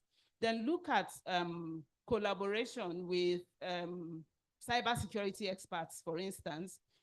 All the arguments about these people are waiting for these people to make mistakes, I don't see that. What I see is that this collaboration is going to further expand the things that we do. So if I have a data protection practice, for instance, there's no reason why I shouldn't have a lawyer, a cybersecurity expert, and an auditor. And all of them will work together and bring in clients. Thank and of course, you so much, Ma. Thank you. Sorry. Thank you so much, Ma. So I just wanted you in 1 minute to just touch the last leg of the question, which is, please provide an insight on how successful practitioners can equally expand their practice across industries. I should be able to, render data protection services to the tech sector, health, banking, and not just in Nigeria. They should be able to wake us up in the room and say, okay, in the US, we have this, come and sort us out in Uganda, right? So just in 1 minute. Okay, I had heard one of the speakers, maybe not in this session, say something about data protection principles being the same. So someone was saying GDPR, you can't be talking about GDPR. You have to talk about GDPR. You have to talk about GDPR as much as you talk about NDPA. The NDPR that we started with was an adaptation of the GDPR. And so if you're able to practice as an expert under the NDPR, automatically it means you can practice as an expert under the GDPR. So what do? Certification is what gives you that global view. I also agree that certification is really not as important as having the deep knowledge that you need, but it would open that door for you to have clients come to you to seek your services. Collaboration too helps. The world has become so small. On LinkedIn, you see a whole lot of things. So imagine yourself as a data protection practitioner, you have your certification and you're out there on LinkedIn, for instance, and you can provide services. I have provided consultation service to a company outside of Nigeria. And that is because I had a collaboration with someone and we were talking and he felt, okay, you could do this for us.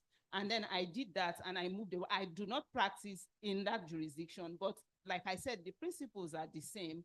Once you can practice here, you can practice there. Just keep developing your knowledge and your understanding of the ecosystem. Absolutely. Wow. Fantastic presentation. Thank you so much, Ma. So to my final questions, I would just like the panelists to just touch on this, please, in 1 minute. I have paper fright before they bring another paper. So so that we don't, stay out of time. So how do we leverage certifications and continuing education to maintain expertise? I know we have touched on this, but it's very important that as data protection experts, we maintain not just expertise, we even upskill, continue to increase the level of value we render to our clients. So quickly, 1 minute each.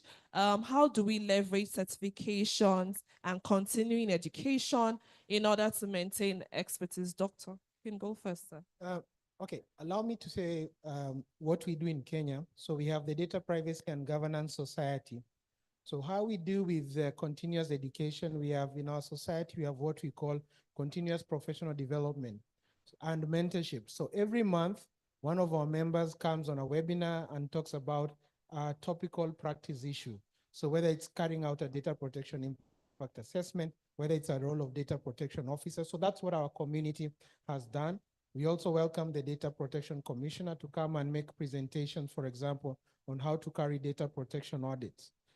Something else we've done is that we create material. If you go to just not this dataprivacyke.africa, dataprivacyke.africa, if you go to the resources tab, you'll find some of the surveys. So we've carried out, for example, in our society, we've carried out surveys on how much are DPOs paid, because I think that's something we've not talked about. And it's important to know, how much do you charge?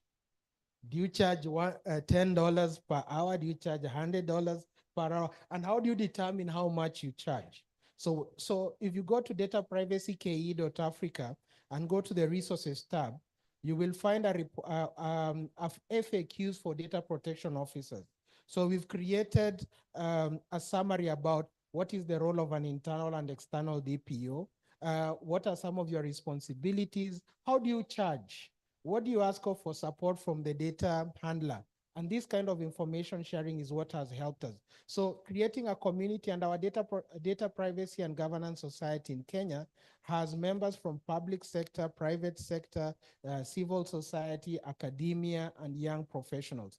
And as I said, how we help each other is by sharing knowledge, sharing information, making reports that help our members in their practice. For example, if you just pick that, it's based on the Kenyan law, the FAQs on that for data protection officers, and you're going to pitch for a job or you're going for an interview, it will provide you guidance on what exactly you need to do. Thank you so much. Yes, ma'am, you can go next, ma'am. In 1 minute, please. So just a quick one. The question again is, how do we leverage certification to continue to maintain expertise? Okay. To leverage certification, so let's assume you have certification or you want to get certification. I think the other things you need to do is read and research. I know a lot of people will talk about the collaboration here, the networking, being in a seminar like this, webinars, attend webinars, but read and research. There is nothing as interesting that for a data professional, data protection professional or a lawyer, we get all the third party information coming to us from third parties like we're here. But I cannot stress enough that you need to actually pick up the data protection regulation, either it being the GDPR or the Nigerian data protection regulation. Like we said, they're more or less the same thing. But do read it. Actually read it and understand what is asking of you to provide to your clients. Thank you so much, my barrister. You can go next. I will also emphasize reading, but reading cases, especially declarations from the regulators. Okay, decisions by the regulators are very key. But also, I will also emphasize personal branding. Personal branding is key. Use social media a lot to brand yourselves. Many times you're a data protection practitioner, but then when you check on your Twitter or LinkedIn account, you're actually at the beach. It talks differently about yourself. Okay, so it's very important that you invest in personal branding, write a lot, read a lot of cases that have been decided in different jurisdictions. Kenya has been very progressive. Nigeria also is coming up, being very progressive. South Africa, same alike. So read a lot, invest in personal branding, but also look at your social media pages. Does it look who you are? When you invest more time in reading, you become who you are. If you invest more time in patting, you don't become a data protection practitioner. You become a patting animal. Thank you so much, sir. Okay, a whole lot have been said. Certification, as we commonly say, would open the door for you. What will keep you there is what you know. Keep developing yourself. Stay on top of the emerging areas, the laws, the AI things around privacy. Stay on top of what is happening in the ecosystem. Thank you. Thank you so much, Ma. Over to you, Barrister. I think that certifications are fine, and it's important to have the certifications, but nothing substitutes experience, and experience from the foundational level. And what does that mean? That means that regardless of the organization, whether you're in a private sector organization or you're in a law firm, get engaged with your data protection practice, understand the practice. Also, on the subject of certifications, there are a raft of them out there. For example, IAPP, they have the CIPPE, for Europe, the CIPP US, and the CIPPC, for Canada.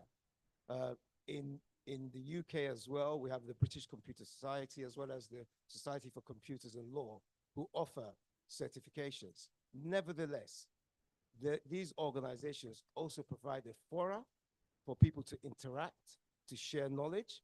And just as a final point, there are a number of global law firms out there that are so advanced when it comes to data protection practice. Like Mayer Brown, for example, have written so many papers. In fact, one of their lawyers was recruited directly to work within the Obama White House, particularly on this issue about data protection. They publish so much. DLA Piper, Slaughter and May, they all publish relevant text. I urge you to go to their websites, download their information, look at the data protection section and read. It's applicable overseas and it's applicable here. The principles are the same. Thank you. Thank you so much. Thank you so much. So before we move to the question segment, I would like us to please give a round of applause to all our panelists. I'd asked the organizers, I was like, they should send me the names of those of them who will be joining online. And they said everybody will be physically present, including those from UK, Uganda, Kenya. Please, a round of applause to the panelists.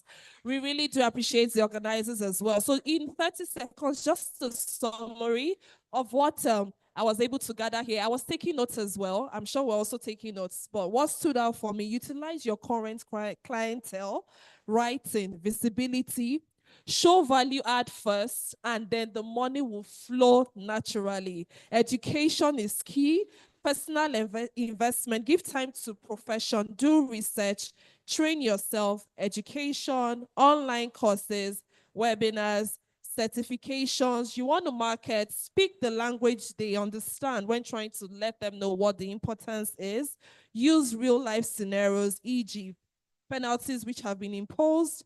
Get involved in awareness to expand your client base, advocacy, collaborate, read cases, use social media in personal branding, write a lot, stay on top of the ecosystem so you know what is happening. There was so much to learn here. I had to stop writing. Thank you so much. This has been an engaging session. So I don't know if there are any questions. This is 4:06. I think I'm on point in terms of time control. So, okay. Okay, let me just do some exercise and calm down. Hi, folks. My name is Lanre. I'm a data protection consultant based in Ireland. I just flew in for this conference, and I must say it's been a great job. Fantastic panel. I just want to add my own just 1 cent. One thing I didn't hear, is word of mouth. I think, and then not only that, you probably have to wear several hats. On one hand, you have to be a compliance person. At times you have to be a salesman. At times you have to be an arbitrator. At times so you have to play all these roles, different roles. And I think when you do a good job, the value will come. So much, sir. So I don't know, does anybody else have any question or contribution? Right, so, sorry, any question? Okay, thank you so much, everyone. We have come to the end of this session. Okay, sorry. Okay, doctor. I think from what he said, one thing also I've realized, please confirm what are the terms of references of your role as a DPO, internal or external. It's one thing to say you need the job, but for confirm, are you doing a data protection impact assessment? Are you draft? And also look at the timelines. How much time do you need to carry out that role? If it's to carry out a DPIA, do you need 1 hour? Do you need 10 hours? Do you need 10 days? It's very important because then also you need to confirm how much are you going to be paid per hour, per day, or per month.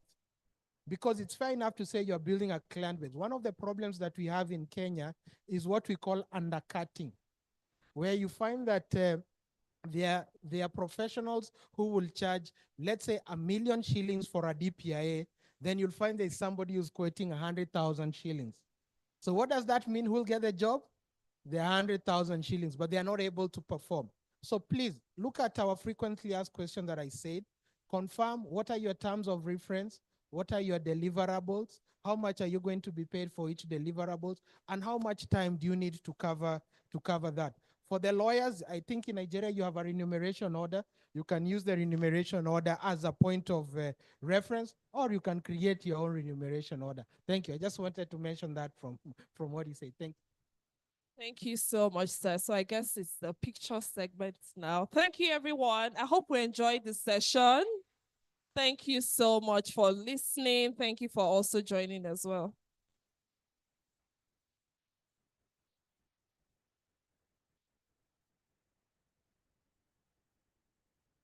Please, a round of applause for our panelists and the moderator. They did excellently well.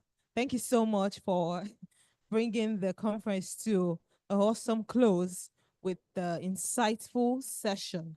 Thank you so much. Thank you. Thank you. While they take their pictures, I would like to say a very big thank you to all the distinguished guests present here. Ladies and gentlemen, thank you for staying till the end of the conference. It is really an honor to have you all here, and I believe that we had a great time. I want Ants to evidence the fact that we had a great time here. Thank you so much, sir. Thank you so much. That's great. A round of applause for ourselves, please. A round of applause. Thank you. To keep the conversation going, remember we started by embarking on a journey of connecting the dots in cybersecurity and privacy in Nigeria. I want us to continue with the hashtag PrivCon 2025. We're so grateful. We're truly honored to have had you wait up until the end of this event. A round of applause for yourselves because you are very, very special. And before we go, would like to acknowledge and thank our sponsors and partners for Privacy Conference Nigeria 2025. Yes. So as we call our sponsors and partners, I would like to say, put your hands together for them. So this year's conference was brought to you by Digital Encode, Olumide Babalola LP, the Privacy Academy, Erin Gray Legal, PrivaLex Advisory, Data Protection Academy. Please, let's keep Privacy Briefs, Structure HQ, Tayo Oyetibo LP, Women and Cybersecurity Nigeria Affiliate, Pinero LP, Corette and Co, Henny Tree, Task Global Security, Folashade Ali and Associates Limited, and Exposing Marketing Solutions Limited. And not to leave out Revolution Media. Thank you so much, sponsors. We have other media partners, DNL, Legal Ninja, The Nigerian Lawyer, Barrister NG, Loyal Nigerian Lawyer. We thank you all. A round of applause for all our partners and supporters. Thank you so much. We are grateful. Thank you. We want to wish you safe journey to your various destinations. And we look forward to seeing you in Privacy Conference Nigeria PrivCon 2026. Yes. Bye all. Thank you so much. And once again, my name is Oladayo Akimoko. It's a great honor to be a co-host this afternoon. And I'm your co-host, Krizet is my name. Thank you all.